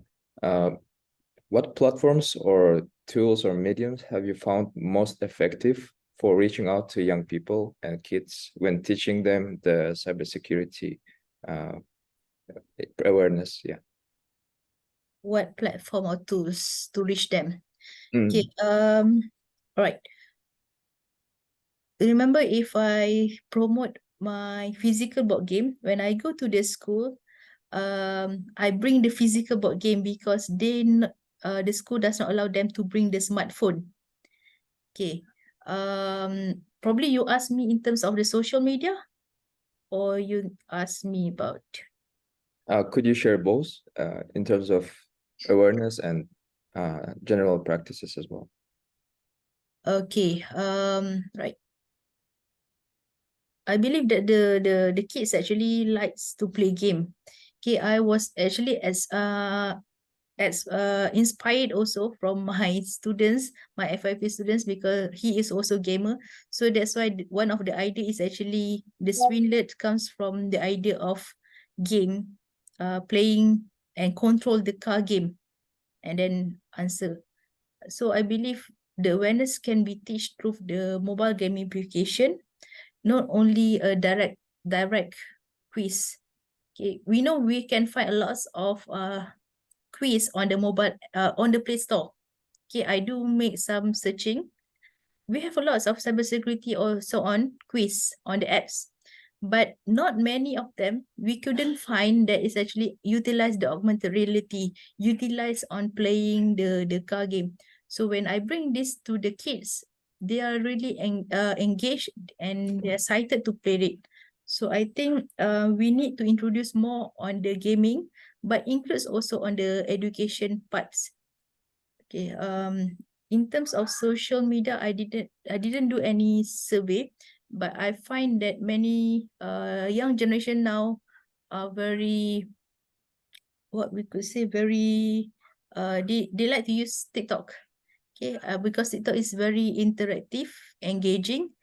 They have a lot of video, but I believe TikToks can only be registered for person above 18.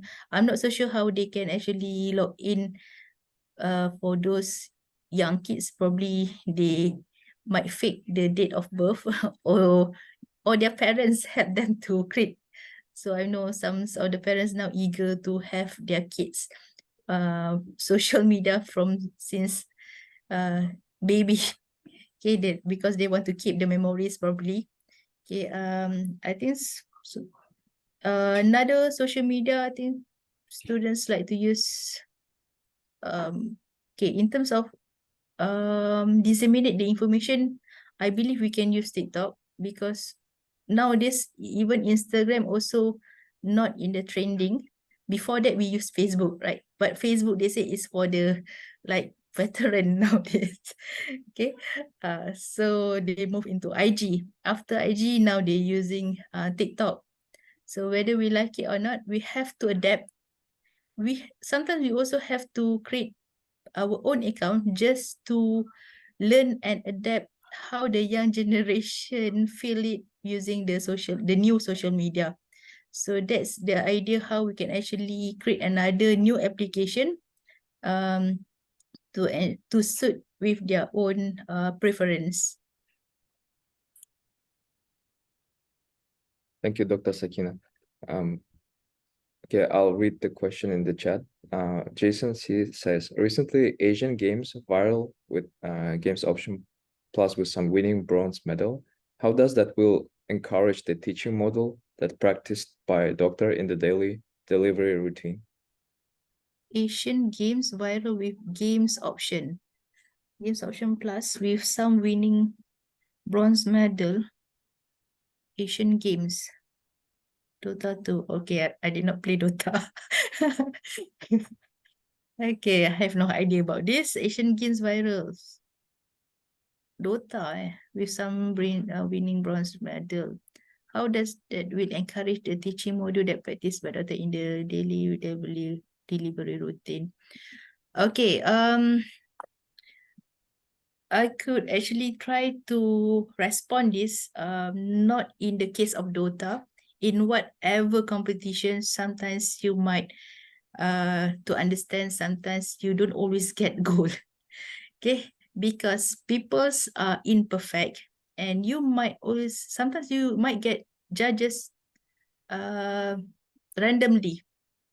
So if you are lucky, some of you will get judges that will understand the rubric and know what to assess you. Because this is not like mathematics questions. Okay, I'm not so sure in terms of Dota how it's going to be how you can get score. But I could say in terms of innovation competition, I want to relate with the medal and so on. It's actually because it's very abstract. Some people can say this kind of abstract, you can get 10. Some judges might say you can only get 9. Okay, that is very abstract. Even for beautiful, some people say this flower is beautiful. Some people say this flower is not beautiful. That is very subjective. Okay, how to encourage the teaching module practice by Dr. Dedeli? Okay, how to encourage? I think we just to accept. We don't always at the we do not always at the high level. Sometimes we could be in the middle. Sometimes one day we could be at the bottom. So we need to embrace and adapt or cope in what situation. So don't let these bronze or silver or you did not get any medal demotivate you. It's okay to feel down, but it's not okay to feel down forever. Okay, I think it's very common nowadays. If you go any competitions, they like to give medals. Okay, but doesn't mean if you go to that competition, you are not good if you got bronze, because this is very subjective. Unless it is a mathematics like 1 + 1, if you answer 3, you might get wrong. That is very straightforward answer. You need to get the answer right. Okay, but if something that is okay, somebody explain to me. I think the early question referred to the recent news about Malaysian won bronze medal in Asian game. Okay, bronze medal in what games? In Dota, because I did not play Dota, so I'm not really sure how Dota, how you can get score in the Dota. Okay, Malaysia finished the 19th Asian Games Dota 2 medal event in 3rd place. Okay, third place. After the sweep, present 2-0 in the bronze medal match on Monday. Okay, how does that will encourage the teaching module? That is very unique questions I've got. Okay, very interesting questions. You try to relate with the practice. I think for me, I will try to relate in terms of motivations. Not every day we can sustain our mood. Not every day we can always at the top. So just embrace it. If you're not good today, just try another one later on. Okay, I don't know how to play Dota, to be honest. Anyone can explain to me how you want to score in the Dota? So probably we can try to apply Dota in education. If somebody can share with me how you want to score in Dota, or maybe I should explore Dota after this, since we have this kind of game. Maybe I should explore this and take note how to play Dota. And we try to integrate with some education element to get more engaged audience after this, since Dota has a lot of people that play it. So very interesting question. Thank you. I really appreciate it. Interesting. Thank you, Dr. Sakina. I think we can end our Q&A session here since it's time for the next host. But thank you for this presentation. It was really educational and informative on the topic. So yeah, thank you. Okay, welcome.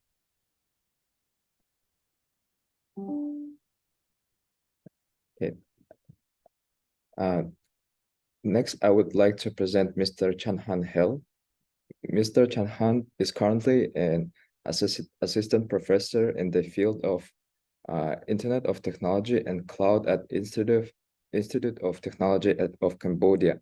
He also serves as University Industry Linkage Representative of Telecom and Network Engineering Department.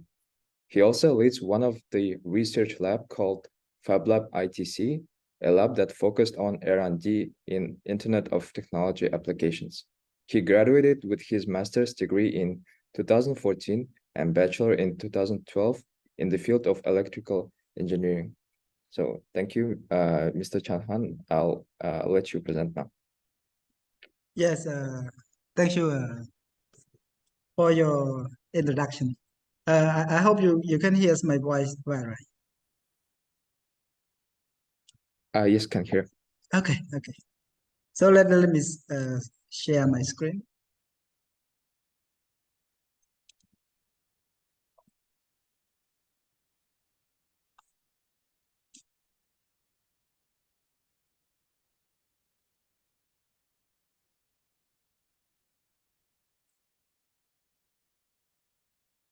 Okay, so you can see my screen from your side.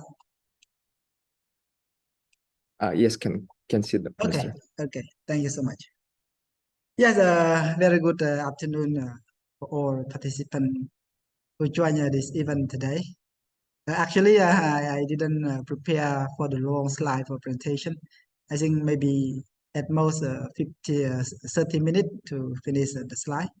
And after that, maybe we can have time to discuss or exchange any idea on the related topic to agri-tech, or we can say agricultural technology, from what my side is doing and what we can contribute to our country, or maybe another collaboration that we can make together in the future. Yeah, so as introduced moments ago, my name is Chantan Hel, and I'm from Institute of Technology of Cambodia, one of the leading technical institution in Cambodia that focus on science and technology, engineering. Yes, we have only like technology and engineering field. We do not have other field beyond this. And the topic that I am going to present today is related to agri-tech. Yes, if we say agri-tech, maybe it's a big scheme, maybe it's a big topic, but I will narrow down to what we have contributed for the great tech innovation by using our lab. So our lab we call Fab Lab ITC, and after the two slides, we will see what is exactly Fab Lab and what we are doing to innovate the agri-tech in Cambodia. So in my presentation, I introduce only three parts. So the first thing, just want to mention about the landscape of agricultural technology in Cambodia.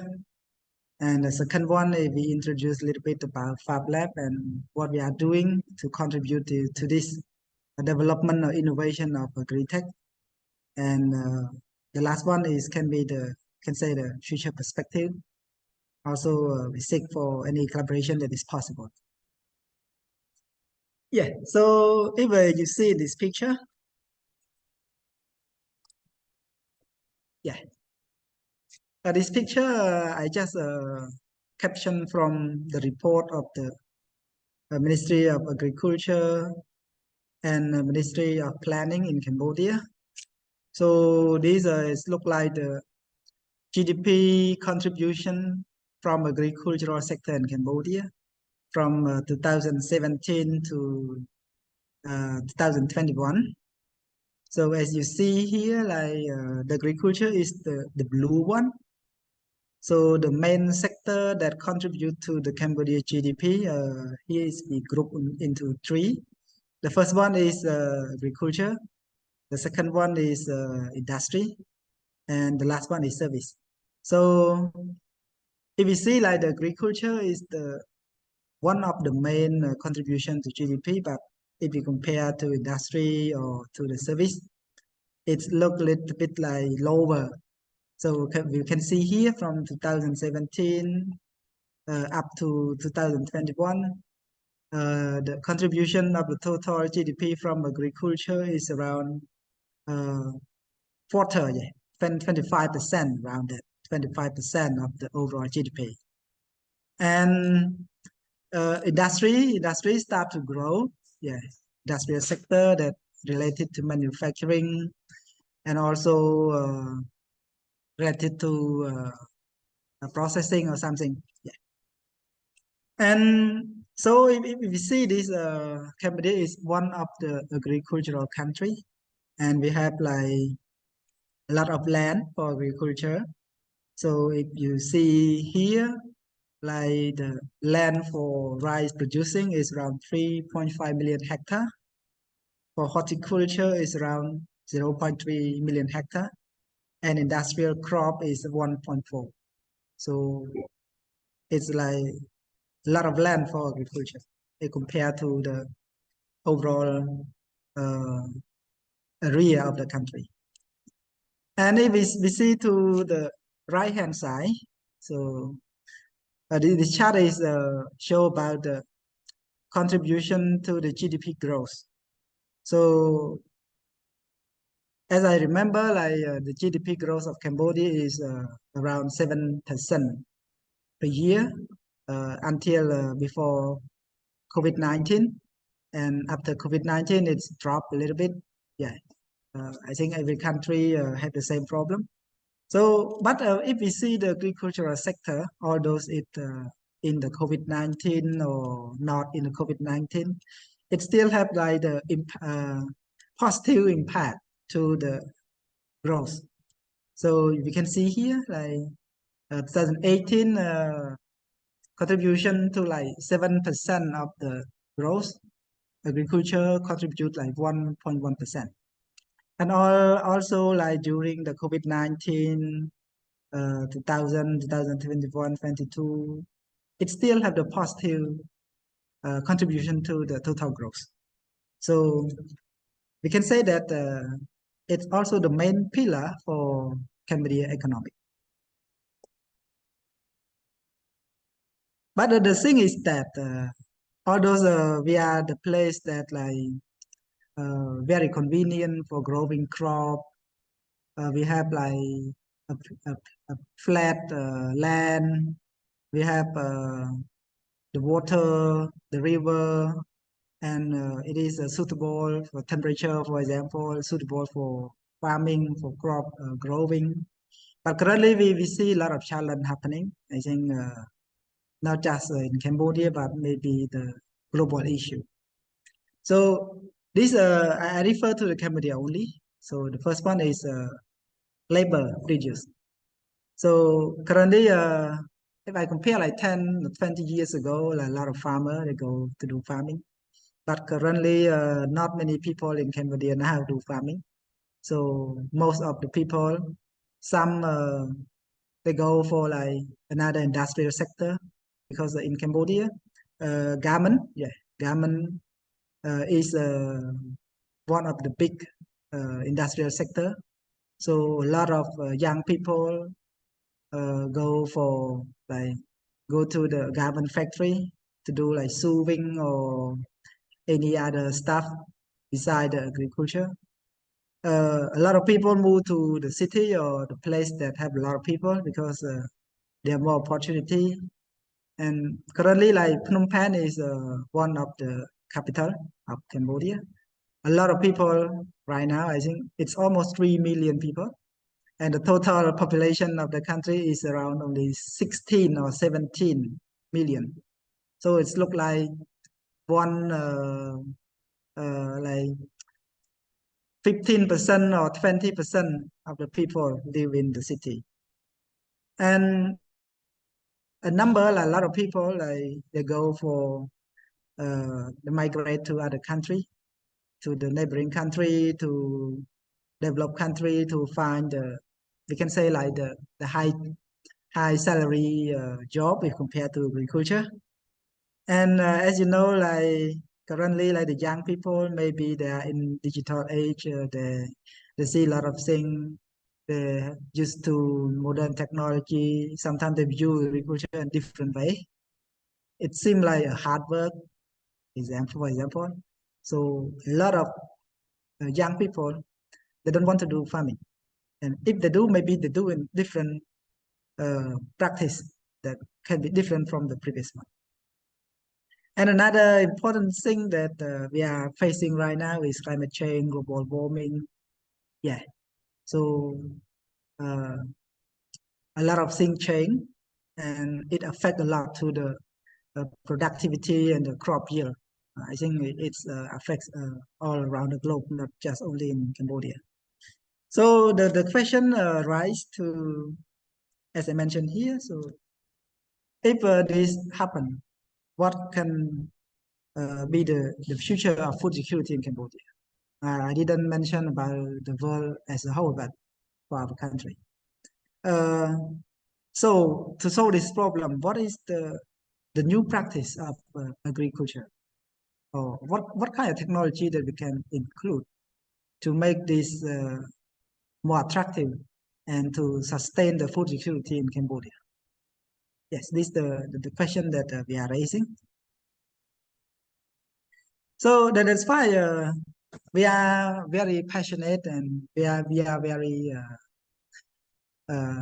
interested in new technology, agricultural technology. So the thing is we want to integrate the technology to agriculture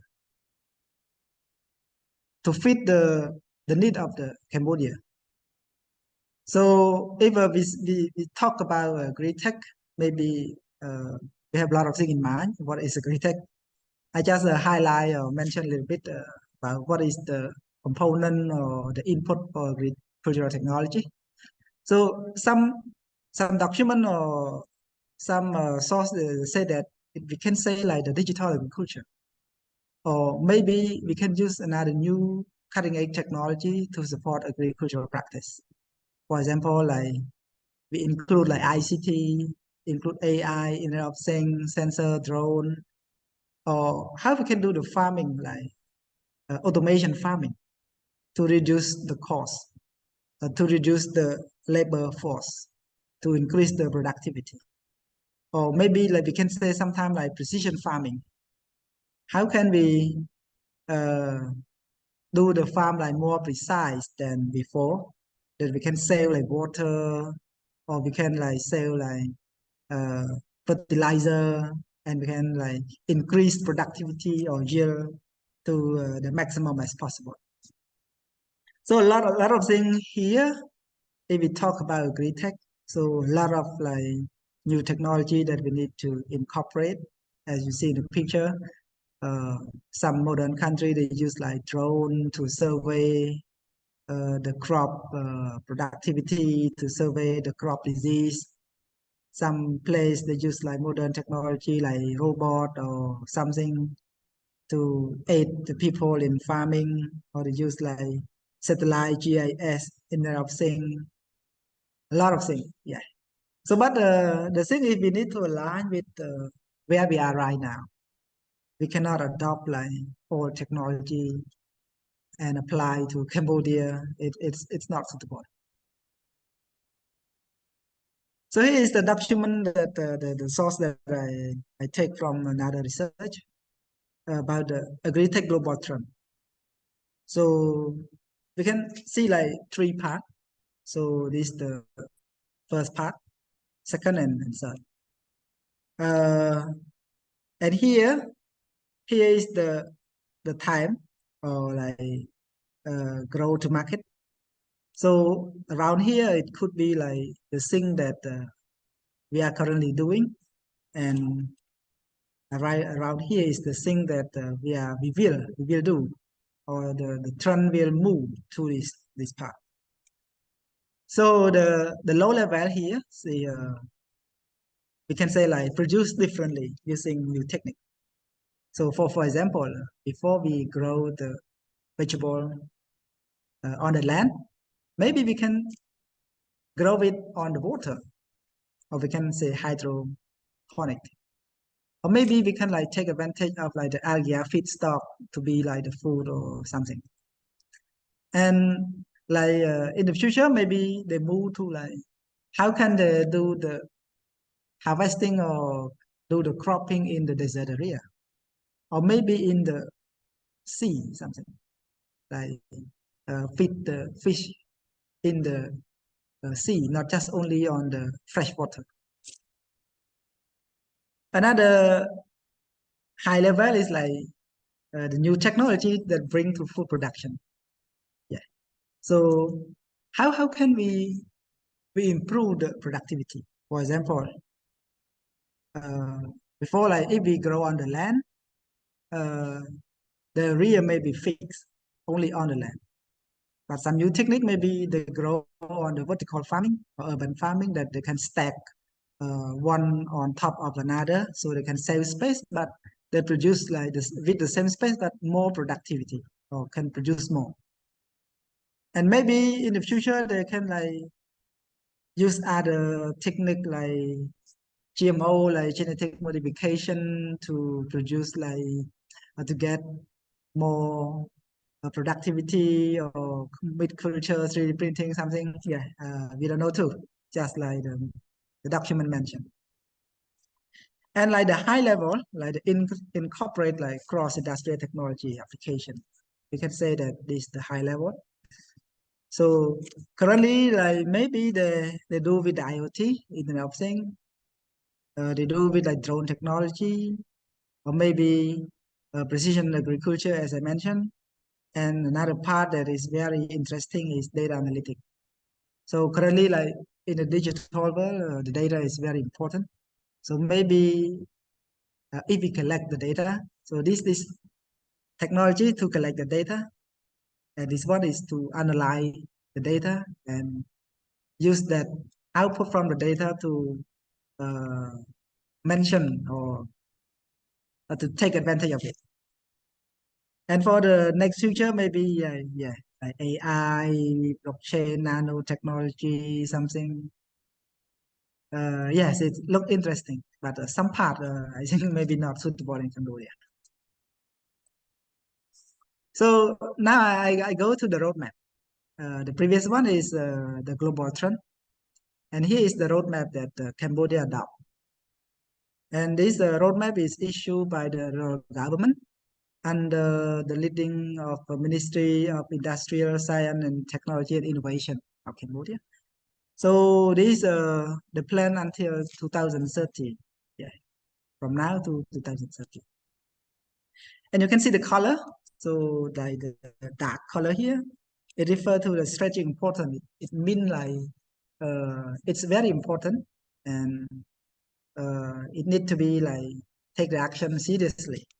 And like the light color here is like not so important. So in the vision of the roadmap is to increase productivity of agricultural commodity. Like the first thing is to increase productivity. Yeah. And the second thing is to have like the high value added for global supply chain. So first, increase productivity. The second, when we have the product, we need to add value to the product. Because sometimes we sell the raw material, it's yes, but the value is very low. But if we process that raw material to be like the another process to one or two process or final product, maybe it has more value. And to do this, they need to include technology and innovation. So we adopt the technology innovation to make this happen. And the strategy here, so they focus on farming technology, on water irrigation, on post-harvest, related to modeling, processing, and marketing and trend. So this one I will not discuss more. It's related to like marketing or something, but they say that it's very important. Yeah. So the thing that our lab is doing is we go to this part. It's related to machinery or technology and water management.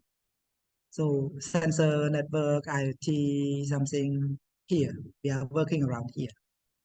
But if you see in the general overview, like for the short term, in Cambodia, the first thing is they want to do like the automation in the farm, like to include the machinery to the farm to reduce the labor force. They want to like manage the water, yes, because we need to save the water. Here is what we do, and they need to consider about the post-harvest technology, as I mentioned, because we need to add the value. So after the harvest, we need to process it to make it like have more value. Biotechnology also will be the technology that we adopt because this is very important to like create the new seed, to create the new species or new technology to have like new crop seed, something like that. Yeah, so here I just mentioned the overall overview of the agri-tech roadmap that adopted by the government of Cambodia. So to make this happen, the roadmap also mentioned about the four pillars that need to be working together to make this happen. We can start from here at the government. I think the government play a very important role to coordinate everything, to offer the policy framework, to set up the direction, maybe funding and coordination among the stakeholders to make this happen. Also the private sector. Because if we see like the main factor that push the economic or to push the real application is the private sector. So private sector will be the one who like play the direct role with the end user or to implement the real technology to the market. We are in R&D university, and we also play important role because technology, I think we can create from here, we can innovate from here. So we will be the part that have introduced new technology to the market, invent something to contribute to have the agricultural technology in Cambodia. And we are also the place to create the human resource for the new technology age, we call Industrial 4.0. Anyway, we also need the collaboration. So working with the local only is not efficient, it's not effective. So we need to have collaboration because, for example, in Malaysia or in other ASEAN country, maybe they have like more human resource, they create new technology. Another part of the world, or another partner, they have another technology. Maybe the private sector, they also have their own technology. So we need to work with them. Maybe sometime to transfer that kind of technology from abroad to Cambodia. And also some development partner, maybe they have on funding or maybe on specific issue on the agricultural technology. We also need their support from them. Yeah, for the landscape, I think I can finish here. So we will move to our lab. We want to introduce a little bit about our lab and what we are doing. So this lab, we call a digital fabrication lab or Fab Lab ITC in short. So our mission is we doing R&D, research and development in IT application. So we are interested on that. So application that we deploy, that we develop, it can be used in agriculture, in smart city, energy, health, industrial application. But in the first phase, we focus on agriculture. And the second thing that we do is we offer the service to private sector in Cambodia and also abroad, because we also offer the project service to the private sector from Hong Kong to design electronic product. So we focus on design for manufacturing. So we are specialized in design. For example, you have any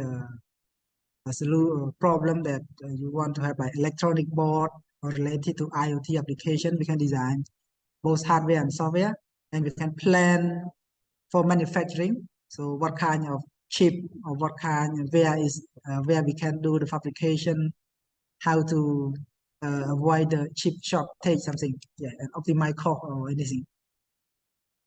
And the last one that we are interested is we want to support SME in Cambodia, yeah, because we see that the level of technology adoption and technology in SME in Cambodia is still very low. Usually they are the service provider, but currently like a lot of competitor. And if we want to have like more value added service or product, we need like to include something like IoT application inside. So we are happy to help them to innovate something that can apply to the market, and we can transfer the technology to them. So as an example, currently we are working with one or two private sector that they want to produce like the monitoring system on the like cold storage system or in the tracking system, and then we try to find a solution to develop that product for them to introduce to the market. And this lab is funded by the government under the loan from the World Bank, and we are around 4 years right now since 2019. He is our member, so we have several fields like from mail processing, IT, electronic, smart system. Yeah, that we are working together. And we also have several students, both graduate and undergraduate, to work with us as well. Here's just some picture of our lab facility. So we have, beside the source activity, we also have like some equipment like 3D printer, scanner for some modeling. We have equipment for PCB fabrication, for small scale fabrication. We have some kind of machine like laser cutter to cut small part or to do some prototyping. testing equipment. Yeah. So this is what we have. And here is our model. It looks a little bit messy, but I will try to explain it. So here is, we can say like our model that we are working. So we try to work together with from like different stakeholder, or maybe private sector, or external university or something, that we come up together to solve some problem of like the real world problem. And then we can introduce that solution. Yeah, introduce the solution that we come up together through R&D, prototyping, fabrication, and we test to the market. And then we can get like the feedback to remodify it. So here, as I mentioned, currently we are working mostly with the private sector in Cambodia. The company that they want to upgrade their service, or they want to adopt the technology product, electronic product to the market. So we will work with them to find the real challenge that they need to solve to compete with another producer or another manufacturer outside the country. And then we produce the prototyping for them to test their product, and it's possible we can do the large scale. Regarding to the agri-tech innovation, our lab, we try to develop some product that can contribute to the advancement of agricultural technology. So here is, we can say like the tester.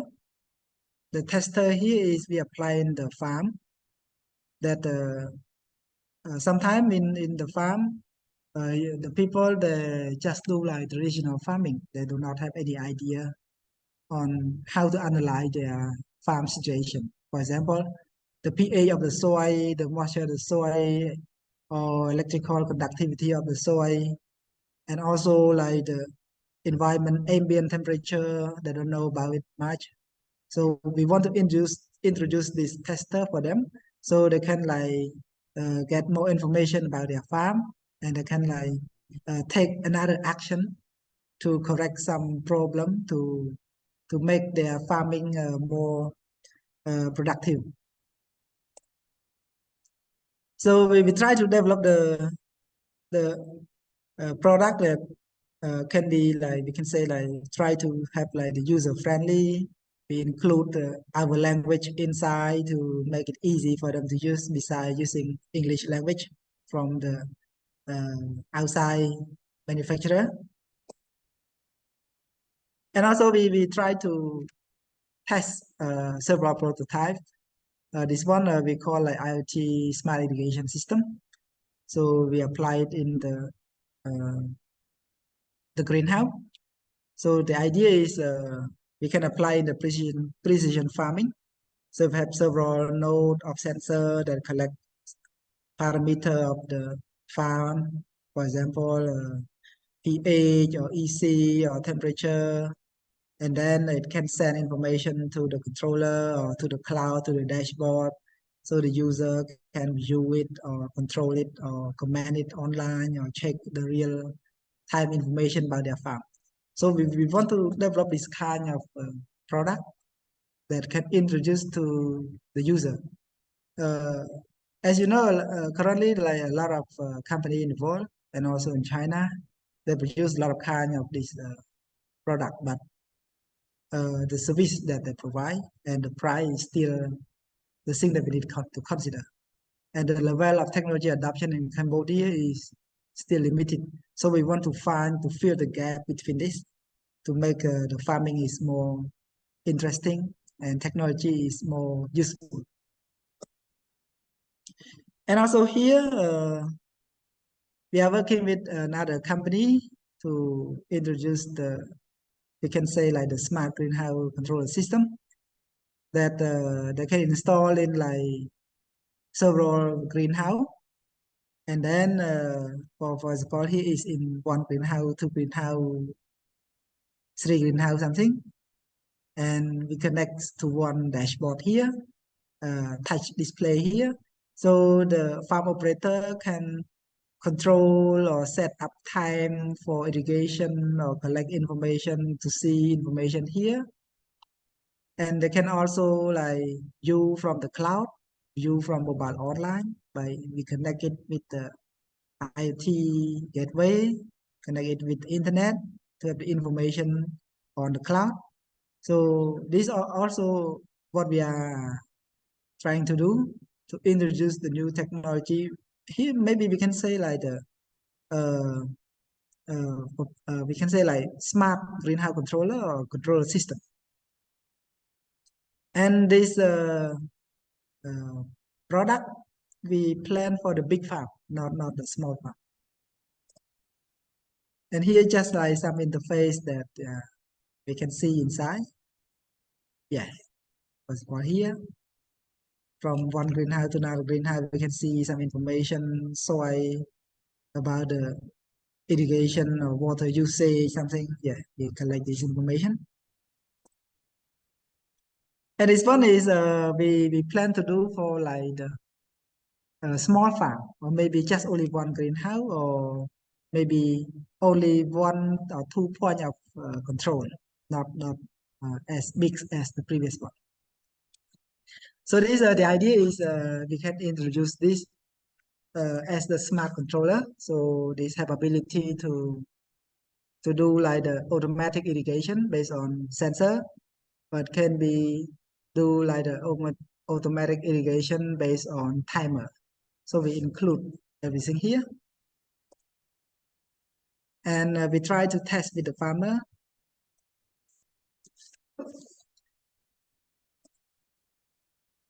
Another project that we are working is related to mushroom. This is the old project, and currently we are also working with IEEE, International Development Enterprise. It's the NGO. We work with the Smart Mushroom project. Another project continue from this one. So this one we worked around, I remember 2019, yeah, 1920, around that. So we want to introduce the new technique by including like a sensor. Yeah, we put the sensor inside the mushroom house, and then we try to control the temperature and humidity of the mushroom house. Yeah, based on like the fan, based on the cooling pad, and we also control the CO2 level inside the mushroom house. And the idea is we want to have like the automatic process of controlling the mushroom house to make the farmer is like more easy to manage, because like the straw mushroom is not easy to manage and it need to be taken care a lot. So this project we plan to have them on that. I think this the another project that we also work related to the mushroom. So we collaborate with another department in bio and chemical. So we want to design a machine and include the composting process, because it linked to the mushroom. After we collect the mushroom, we will have the store residual here. So we want to convert it to the compost, and we want to make it in the short period of time, because usually it takes like 6 months to 1 year to get the compost. But we want to shorten the time by introducing like the technology inside. So here's just like the project that the student is working on, design the structure, and we include the process inside our controller here, and we test it.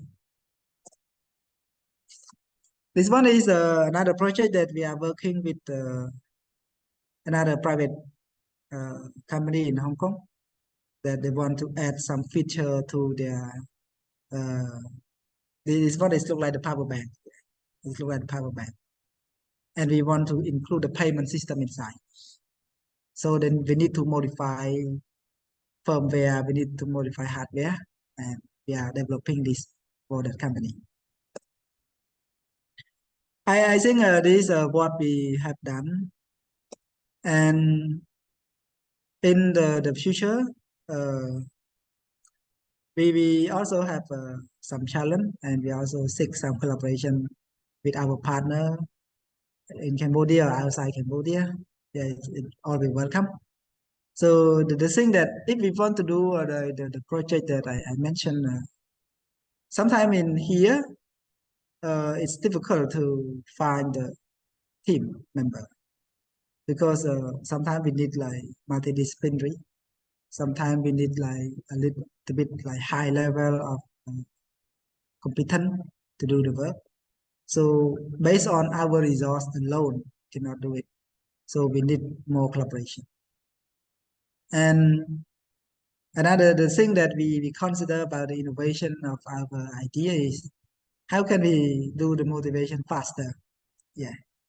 So sometimes as we don't have like enough resource team, we take longer time to introduce new idea. And as our experience, sometimes the idea that we think is sometimes it's already in the market. So to make it faster is also another thing that we need to consider. Funding and product to market it's linked. Yeah, I think innovation fast and market it's linked together. But this one is a little bit like related to connection to the market because sometimes as my experience at here, sometimes researcher or professor they don't have like strong collaboration with private sector. So sometimes the thing that research is does not respond to the current need of the industry. So that's why we have like the mismatch between the research finding and the real need of the market. So another thing that we need to consider how can we connect the idea between the researcher and the private sector. So we are trying as currently in our lab we're trying to go outside a lot and connect with our partner a lot to study, to learn, to share idea, to seek the point that we can like find the collaboration together. Yeah, I think it's all from my presentation. I spent almost like 50 minutes on that, and I think the rest of the time maybe we can take time for discussion or you can put or give any suggestion or idea about that. Thank you so much.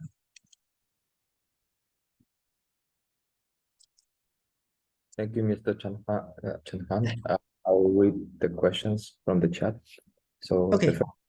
The first question is from Dr. Asina, and it says, how can FabLab ITC empower farmers and agriculture entrepreneurs to harness cutting-edge technology for sustainable and efficient farming practices?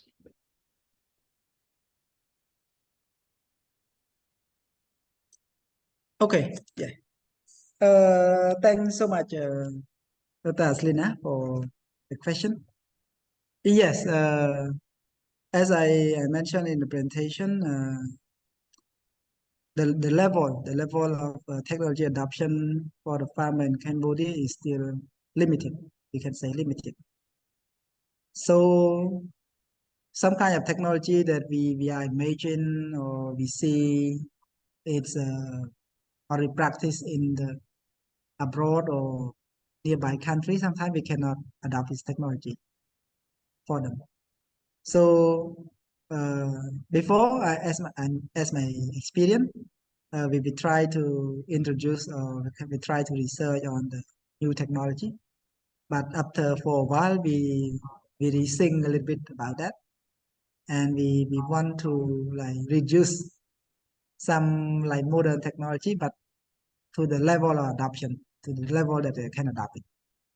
So as I mentioned in my slide, from for example from here, we want to have like a system, yeah, a system. that can work with the big farm. But after that, we try to introduce another one that is like for the smallholder farmer. So we try to make like more option that really need to it's the demand of the farmer.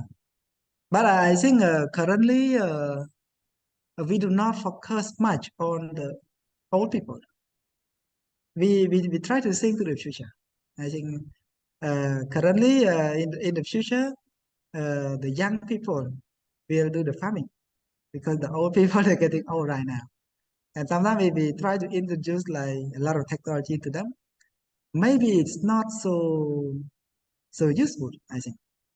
So for the old people, maybe the thing that they need to know just only like introduce like we can say like mechanic farming, introduce like putting the machine or something to the farm to reduce the labor force. But the new cutting edge technology, I think the young people should be the one that we need to engage because they live in a digital age. They have idea on how to use, for example, a smartphone or any digital literacy to adopt. So as my idea and as the model we are working, we do not try to encourage much on the old people. And regarding to entrepreneurship, yeah, we are also concerned about that. That's why in our Fab Lab model, we think in two ways. The first one is to work with the private sector. So they introduce the idea on what is the problem that they are facing related to agricultural technology that can develop. And then we form team, we define the problem and suggest a solution. After that, we transfer the technology for them to do the entrepreneurship. And we are working on, as like the R&D backup. So maybe next time we need to update something, we are at the back for the new or cutting edge technology. And the private sector, they introduce this. Another thing that we are thinking, because we also work a lot with like the farmer, with the agricultural association, so we have some idea on what we can introduce to the market. For example, this one, we have idea on introduce thing to the market, because if we compare the price that we develop to like we can compare to China, I think, because a lot of Chinese product in Cambodia right now, and be a lot of things. Our price is we can say competitive, and another thing that we can do is we have like the local support. Yeah, because we are developed in our country and we can modify it anytime. So we develop this kind of product, and then we will connect with private sector. So another way around. That for example, we have this product. So you are working in this sector, we can introduce this product to the market, and let's see what is the demand or what is going on. And we are the one that focus on the development. And to make it more sustainable, we're also thinking about building like the technical team and R&D team in the private sector company. So this the idea that we have. For example, for this kind of product, one company is take it for the market, and we do not have like my resource on maintaining or developing like another new feature. So maybe they can build up their own R&D or development team, and we can transfer what we have done to them for further development for this category of product, for example. Yeah, I think this is the first answer I answered to your question. Thank you, Mr. Chanhan. The next question would be, what are the most pressing challenges facing the agri-tech industry today, in your opinion? You mean like the factor that affect agriculture, right? Yeah, the agri-tech industry, like the biggest challenges that you're facing in the industry. Okay. The challenge for agri-tech, yeah. If I say about Cambodia, first thing is the human resource. I talk from the supply side. Yeah. So we can see a lot of product in the market, but it's from other manufacturer or it's from outside seller. But we don't have much startup or many organized private sector in Cambodia that devote their work on this kind of new technology. So if we go to the market, we can see, yeah, we can see controller, we can see some equipment that we import from other country. But this kind of thing, okay, we can use it for the short term. I think it's useful. But for the long term, if we still keep continuing to do this, we lost a lot to the economic growth. And we cannot have like technology in hand that compete with the other country. So this is the main challenge. And regarding to the human resource, as I mentioned, for example, to develop like electronic PCB board or design firmware, sometimes it's a high level one. As we experience, like our undergrad students, sometimes they take a long time to catch up the idea, to catch up the technology.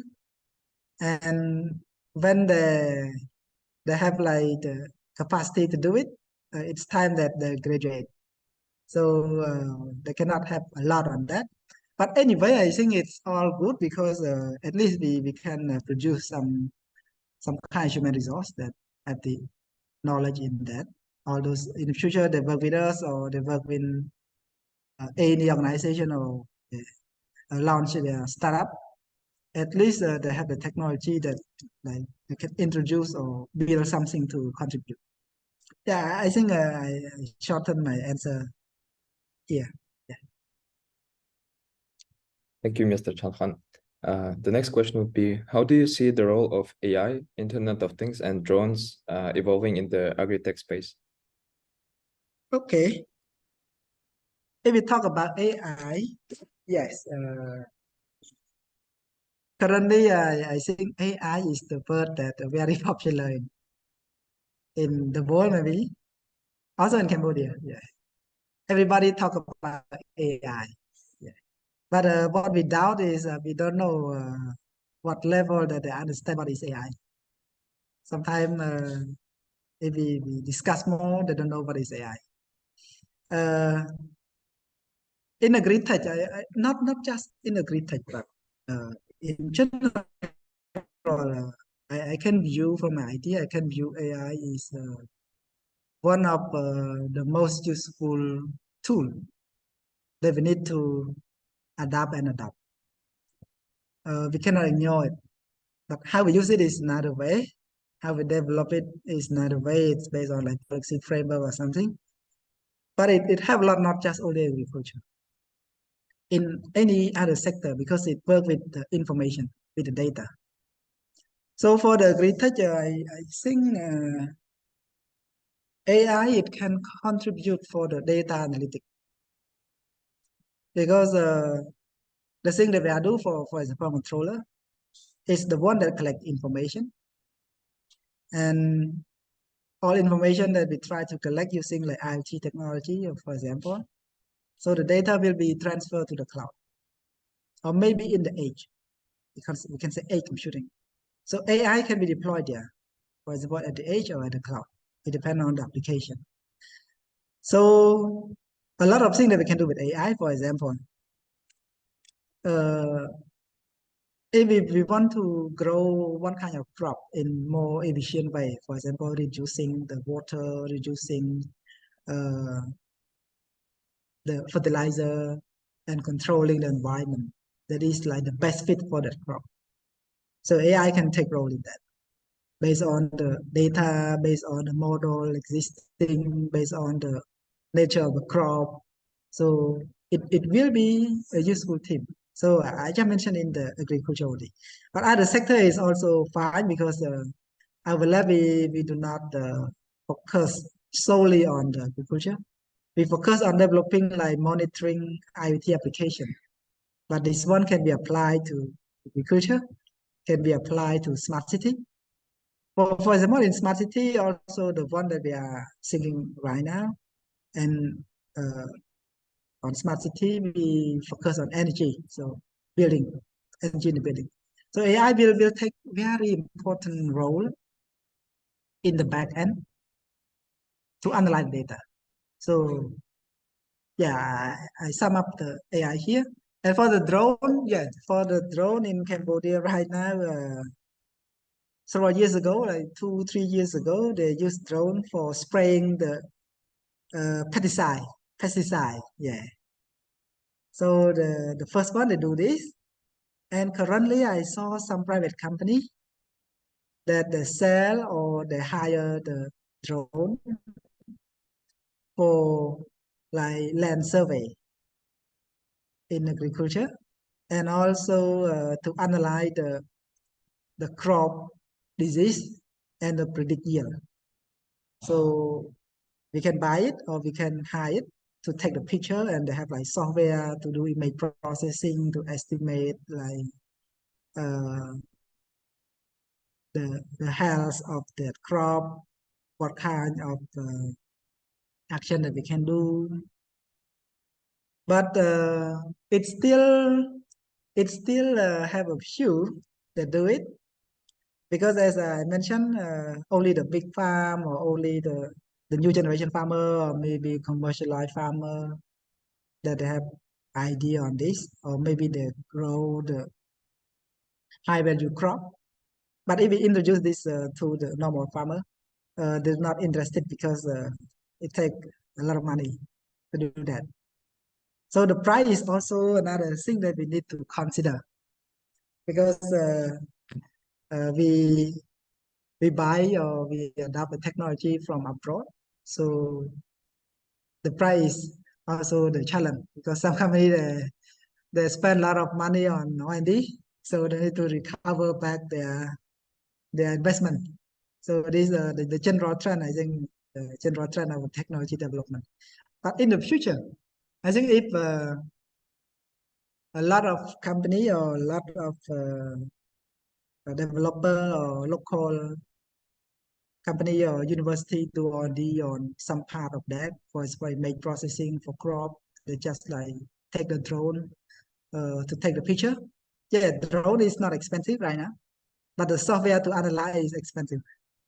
So this is the challenge that we need to consider for the drone thing is I think it lies in the software development. Yeah, yeah. I think I answered to the second or third question. Thank you, Mr. Chanhan. I'll read the question from chat from Dr. Aslina. So in your experience, what are the most promising areas of agri-tech innovation that FabLab ITC is actively exploring or should consider exploring in the near future? Okay, yeah. In the near future, as I mentioned in this work, so we will focus on the IT application. So we integrate like controller.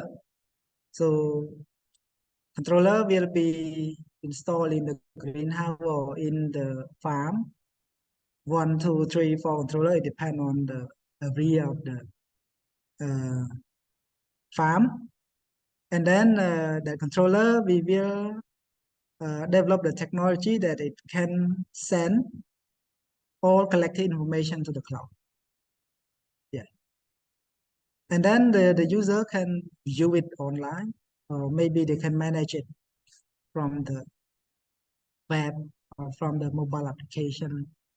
For example, like irrigation, scheduling, or apply some automatic algorithm. So they just like put like, for example, if the temperature is above this level, they could like have like other action to do based on the automatic thing.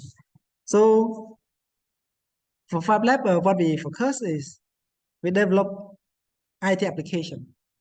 So IT application, it include the hardware, like for example, controller. We include firmware in the controller. We include the technology for connectivity. For example, we use LoRa or we use other low power Wi-Fi or something. And we focus on the edge computing as well. So for example, the farm can be standalone or can be connected to the cloud. And at the cloud, currently we also have the idea on how to develop our platform. You can say like agri-tech platform that currently we focus, we collaborate with another department, IT department, to work on that. But as I mentioned, this not just only apply in agriculture, we can apply to other sector. We just modify a little bit on that, but the backbone is, I think, not very different. So it's different. For example, different only like the low level, like the farm level, but for the high level, it's maybe the same, interoperable. Yeah. Thank you. Thank you, Mr. Chanhan. The next question would be, are there any government policies or regulations that are promoting or hindering the growth of agri-tech in Cambodia? And if not, could you provide any good example as a country where this regulation exists?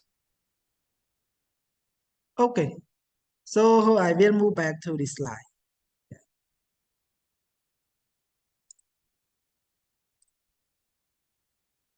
Yeah. We have a roadmap. This roadmap is endorsed by the government. And one ministry we call Ministry of Industrial, Science, Technology and Innovation, that take responsible of this roadmap. If you see, like they need like a lot of interministerial and interaction with other stakeholders to work together, but they are the one who coordinate.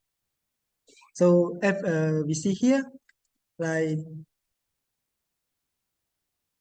this roadmap is, as I mentioned earlier, they want to increase the productivity of agriculture, and they want to add value to the product or service from agriculture.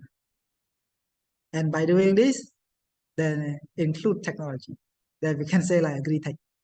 Yeah. So you see here, like for the early stage, what with their focus is productivity, produce more than before. Medium stage, we have more product, more produce. How can we add value to the produce? For example, we have rice. Rice is the main crop in Cambodia, around like 10 or 12 million tons per year. But usually we sell the raw material. Yeah.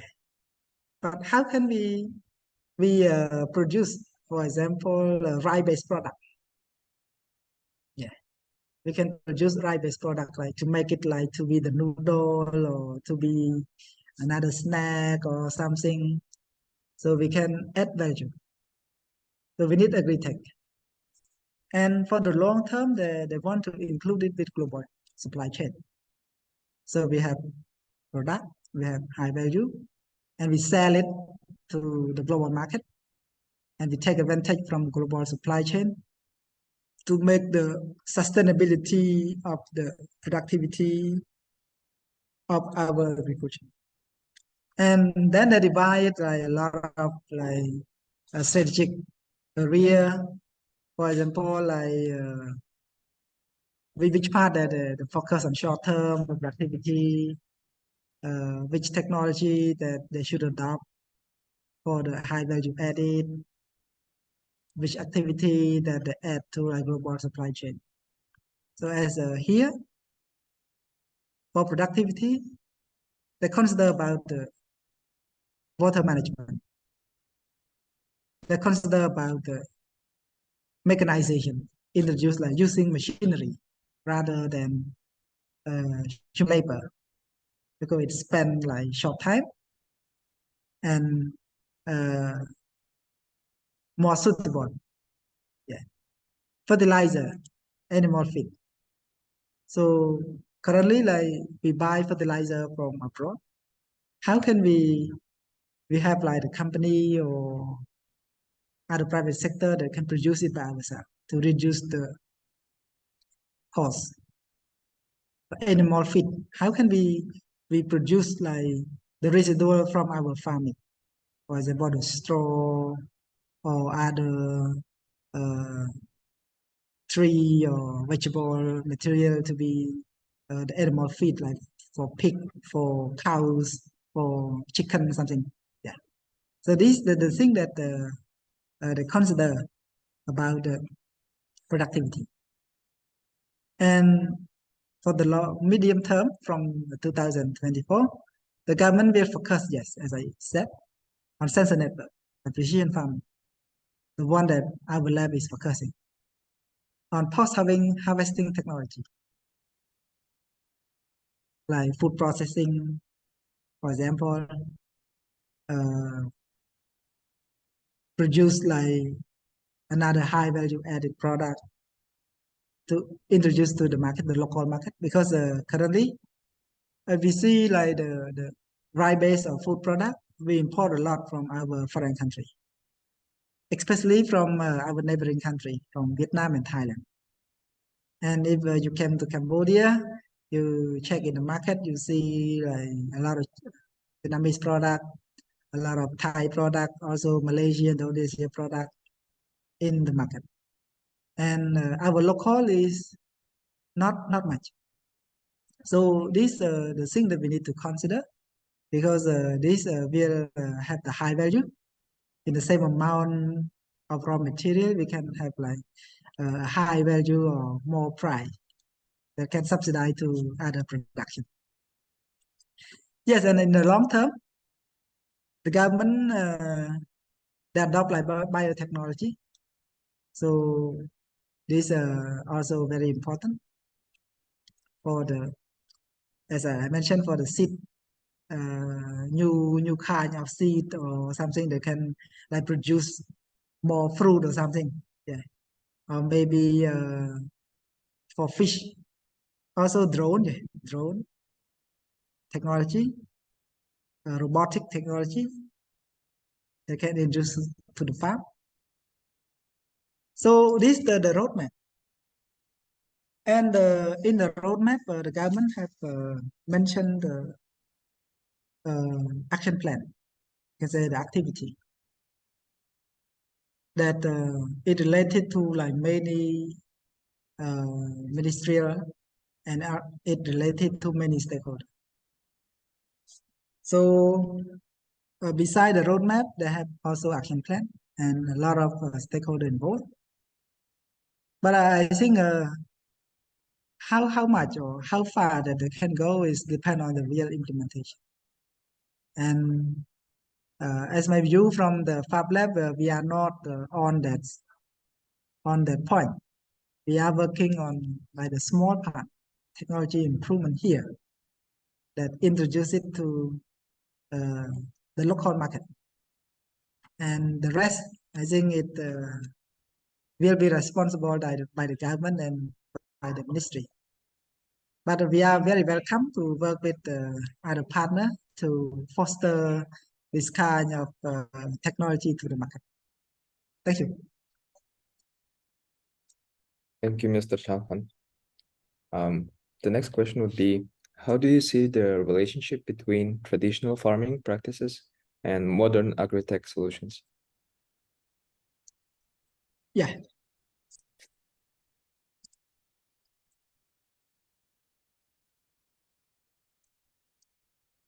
Yeah, if we talk about like the traditional, currently in Cambodia we still use a lot of traditional practice.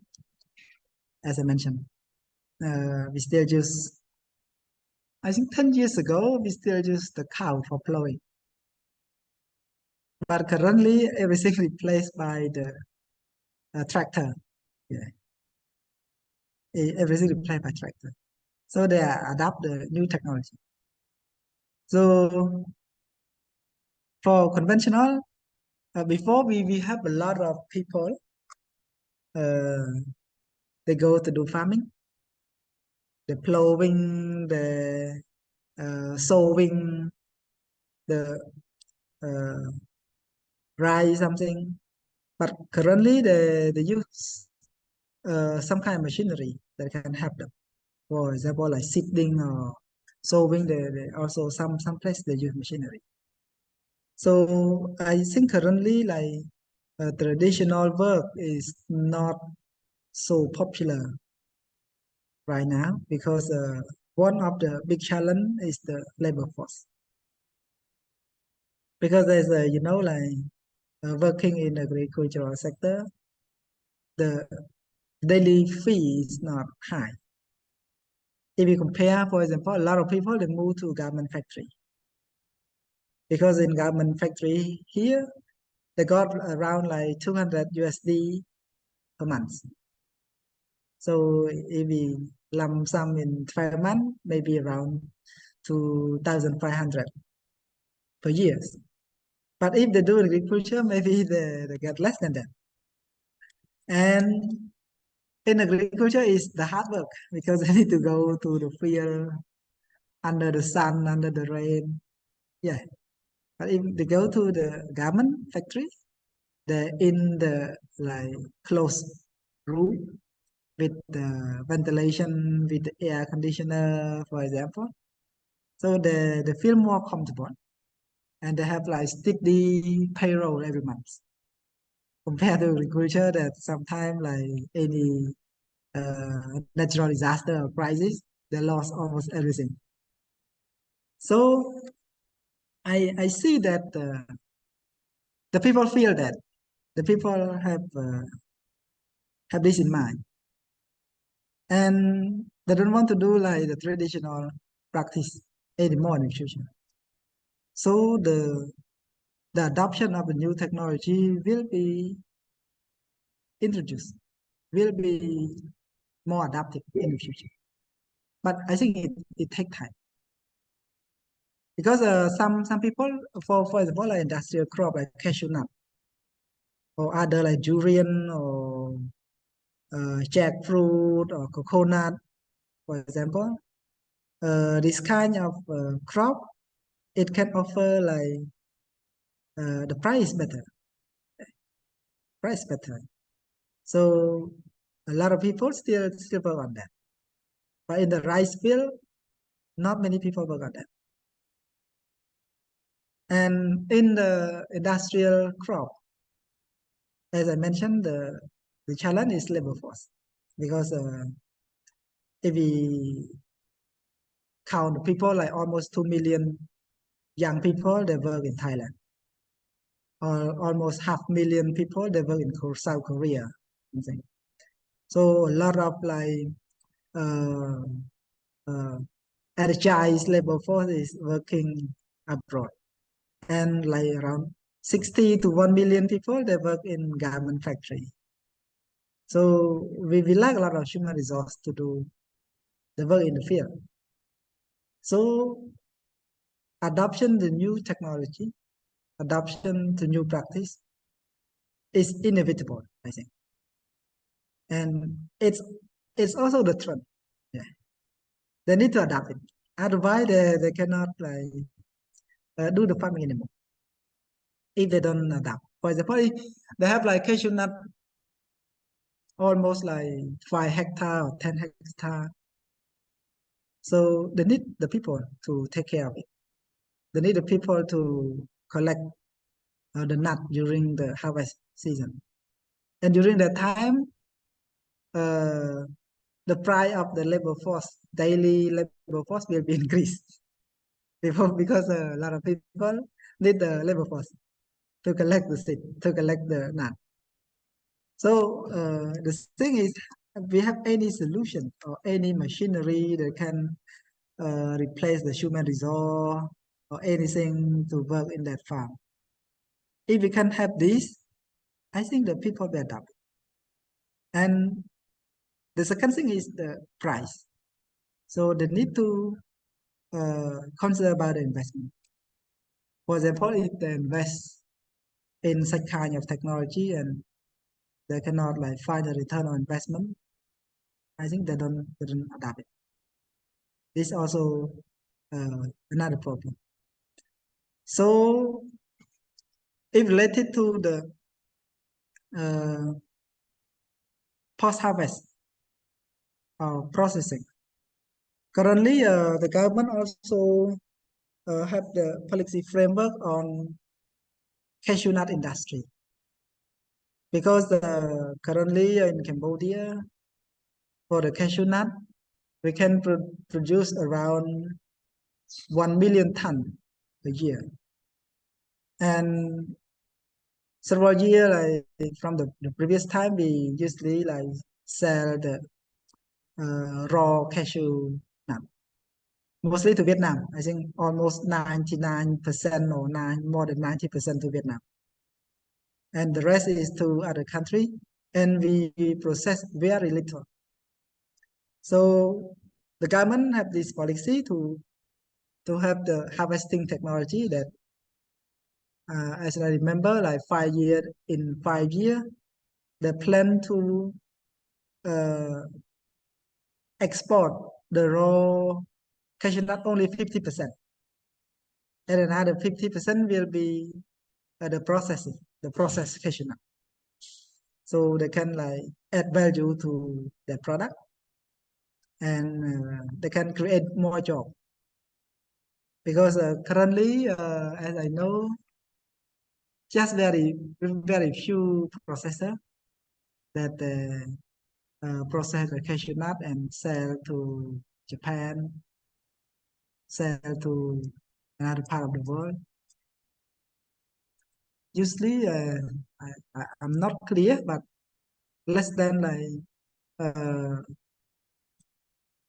10,000 kilogram, or less than, yeah, less than 10, not kilogram, 10,000 ton. Yeah, per year they can produce. So it's still very small quantity compared to the cashew nut that we produce.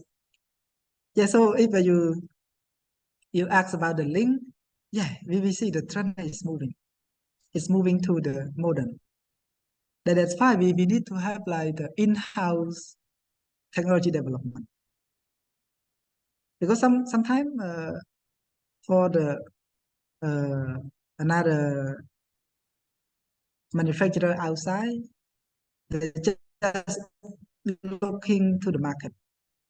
So if the market is big, they will produce this kind of technology or machine. But sometimes to solve the current problem, the market sometimes is not so big. It's like moderate market or medium market. But we need some people to develop this kind of technology. So another thing that I see is the government also have a lot of funding right now to support the R&D. If you compare to like 5-6 years ago, it's not much. This PubLab is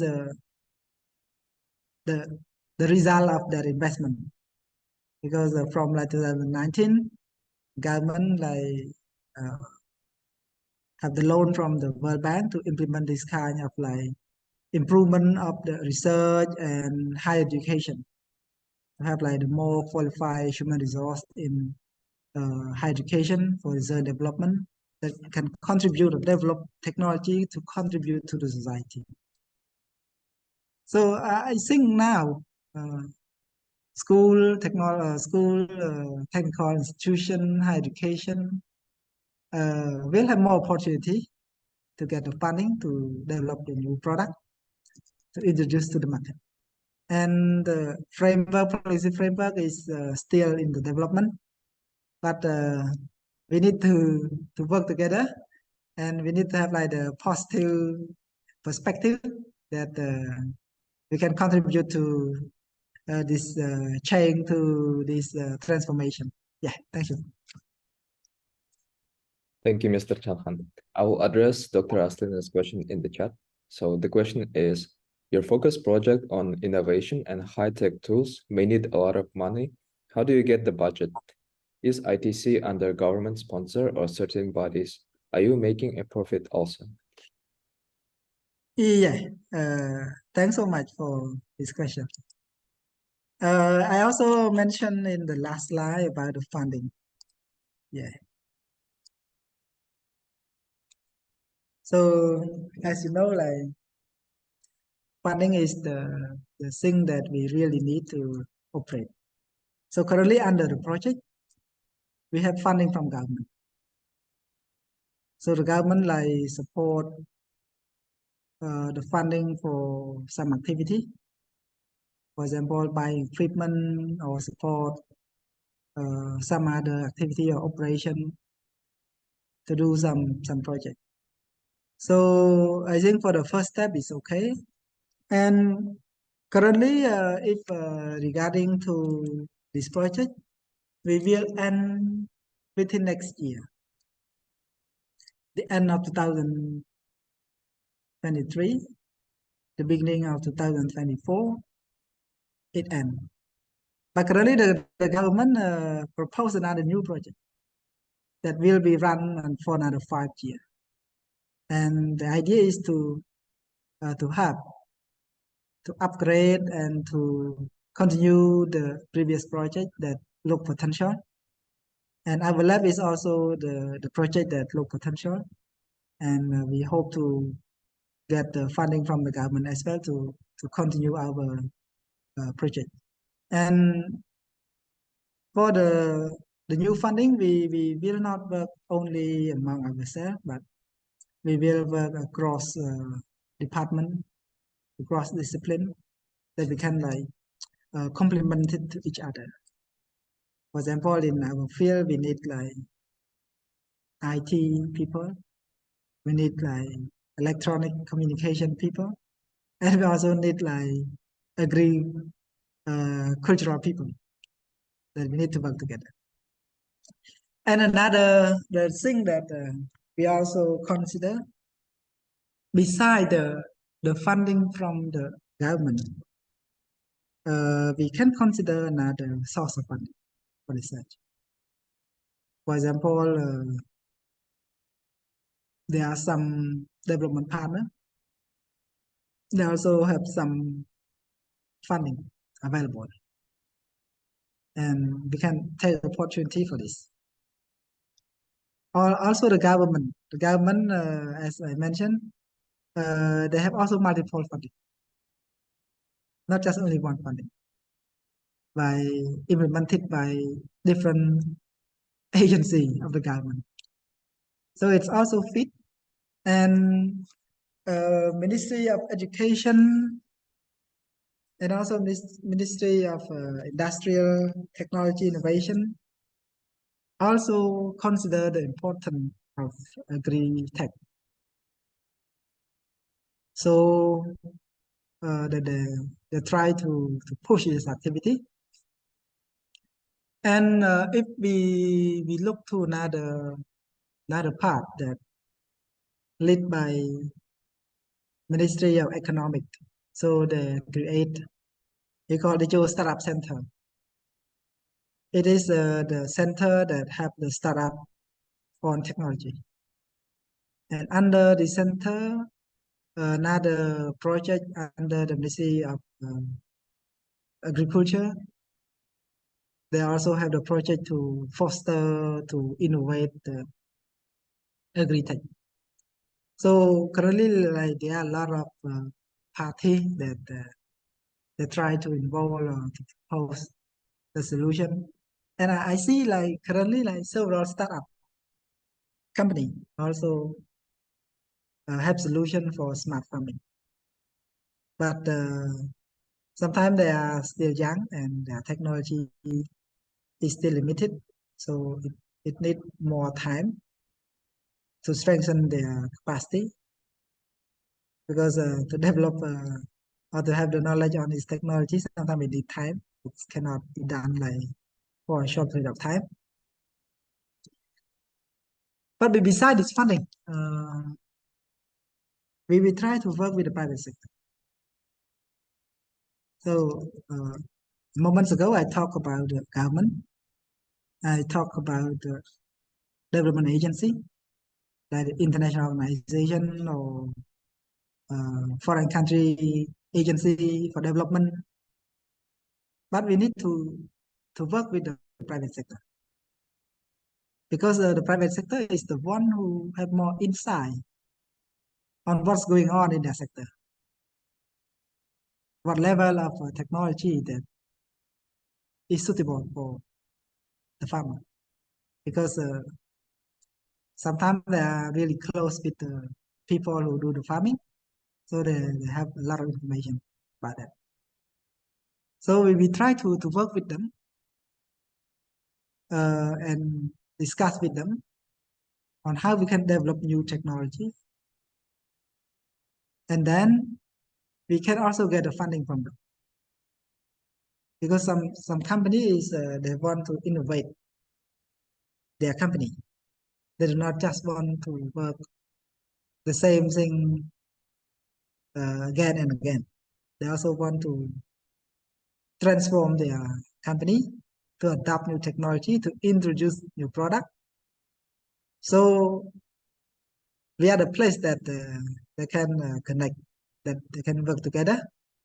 So after that, we can work like, we can get the funding from the private sector based on like the project, or we can also like joint development. Yeah, joint development. But for the joint development to produce technology, maybe it need long term for return on investment. For example, technology is introduced to the market. We do not take the money back in the short term. But for the short term, as I mentioned, we need to do the project, or like the consultation fee or something from the private sector. So they pay the money, and we pay the intellectual and the development for them, and then we join work together. Yeah, I think this is the answer to your question. Thank you, Mr. Chan Han. Next question would be, in agriculture, there are a lot of different products, plants and everything, and there are like different climates. So would you say some of the products are better to deal traditionally, and some of them are better to grow with the architect, or is it universal for all plants and products? Thank you. It's not universal. It depends on the crop. So for example, for the vegetable currently, according to the climate change, it's not easy to grow outside, because there are a lot of insects, there are a lot of disease, and the temperature, like for example, temperature is a little bit higher right now, so sometimes it affects a lot. So if they grow outside, they need to use a lot of pesticide to attack it, so it's not healthy for users. So what we need to solve is, we try to do the greenhouse, introduce the greenhouse, because as I know, currently like ministry introduced a lot of project for the people to use the greenhouse to grow, because they can grow vegetable all the time in the year round, because it's like a protected environment. And then for example, in this case, technology can be applied, for example, to maintain some level of temperature, to maintain some level of soil humidity, to maintain some level of soil quality. So we can apply this technology, and these can be like, for example, use controller connect to internet, and if they have like several greenhouse or several farm, we can introduce technology for better management, because sometimes the farm owner does not stay at the farm all the time. And for example, if they have like 2-3 farms that is far away from each other, so it's really difficult to manage. So in this case, they can introduce like the IoT technology that connect the farm to the dashboard, to the cloud. So the farmer can have real time, or can have the insight of their farming, although they are not in the farm. So they can manage, at least they can manage. Because usually they will like have the farm manager to manage. But if the farm manager does not manage well, they don't know if they do not have any information. But the technology that I mentioned, for example, smart controller, IoT, application, cloud, for example, so they have information. For example, if they check like in random in their farm, they see that the temperature or the soil moisture of this place is very not so moisture. Yeah. So they can know. They can call or instruct to the farm manager to take care of it, so that they can manage the performance of the farm manager or the farm operator as well. So this we can say like one more kind of technology. For example, other crop, as I mentioned, like durian, like coconut, like cashew nut. It's like the fruit, yeah, like the fruit tree. So sometimes we do not need to have like very precision as the vegetable, because vegetable is take very short time to harvest. But for the fruit tree, it take longer time. So what we need to collect, maybe we need just only like weather station to collect information year round on wind speed, on temperature, on humidity, or maybe some sample of the soil condition over there. So this like we can like introduce another kind of solution that is not so precise, for example. And for example, in this kind of big farm, maybe they need another technology beside this, for example, drone. They do not need like precise information, precise control, but they need another drone, for example, to take the picture of the big farm, because human cannot see all the information, all the condition. Take drone, analyze the disease, something like that. So refer back to your question. It very depend on the type of product, the type of the crop that we are producing. And here I just speak only for the tree. We do not speak on the animal or feedstock on the livestock yet. Yes, the livestock or animal or fish is another thing, but the technology deployment is similar. I think it's similar, because the solution that Farm Lab is developed is monitoring and control. So if we apply with the tree, with the plant, maybe we need to collect this kind of information. If we apply with the livestock, maybe we need this kind of information. So the things check is only the sensor, only the sensor. And for the control algorithm or for the decision making, it's different. So the check is sensor and decision making algorithm based on AI or something. For example, animal is different thing, crop is different thing, different animal also different thing, different crop also different thing. So it's very adaptive. We cannot design one thing to fit all. It's impossible. Thank you. Thank you, Mr. Chanhan. If you could rank like top 3 products that are the best to grow with agritech, what would they be and why? And also like 3 most challenging ones that are better off with the traditional farming or with traditional methods. Yeah. I think the product that we can start here, I think in Cambodia only, we should consider a little bit high value product. Yeah. For example, for the vegetable, we have some vegetable that we can sell in a higher price, like broccoli or something. Yeah, it's a little bit higher price compared to some kind of product. For example, like sweet pepper. Yeah, sweet pepper. It's also have a higher price. And also we can consider like another import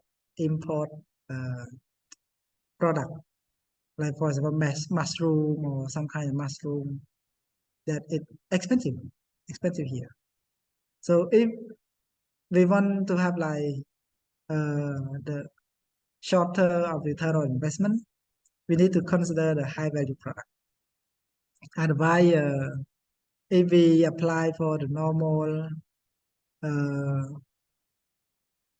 crop or something, it's possible, but the return on investment or impact that we can convince to the farmer is a little bit difficult, because they sell it in the lower price. If we add like the new technology that increase their costing, so they will not adopt that that idea. Yeah. Thank you, Mr. Chanhan. For someone who wants to enter into the architect industry, what would you suggest or recommend? Okay. For agri-tech, as my experience, we say agriculture in general. Agriculture is one of the work that can say like have a very high risk. It's very high risk sector, because it affects a lot from the outside environment, and also the knowledge of the producer. So the first one is the outside condition. For example, currently like it's sometimes it rain or it like the heat wave or something that's unexpected. So for example, if we predict for this year we get like this year or how many tons or something, but suddenly some climate change a little bit, it reduced like 30% or 40%. And this if we use or we grow in the closed environment, it's okay, we can control it. But for the industrial crop, we grow in the outside, we cannot control it. So the idea that the thing is to produce another seed that adapt to the new climate. So this we need biotechnology. And if someone is want to go inside the agri-tech, I think first thing they need to love this kind of business, need to love this kind of work. And the second thing is they should have specific skill on which part that they want to take place. they want to join. They want to work in the production. They want to work in the harvesting, post-harvesting, or they want to work in processing, or they want to work in the input production, for example, fertilizer, seed, or other input to the agricultural practice. So they need to define where they want to go and their skill, or they want to produce more some kind of new seed that adapt to the new climate change. Okay, they can develop it and it's success. They can sell it to the market. It will be like very profitable if we can like sell produce something that it withstand with the climate. Yeah. So as I sum up with this, the first thing is they need to interest in it. The second, they need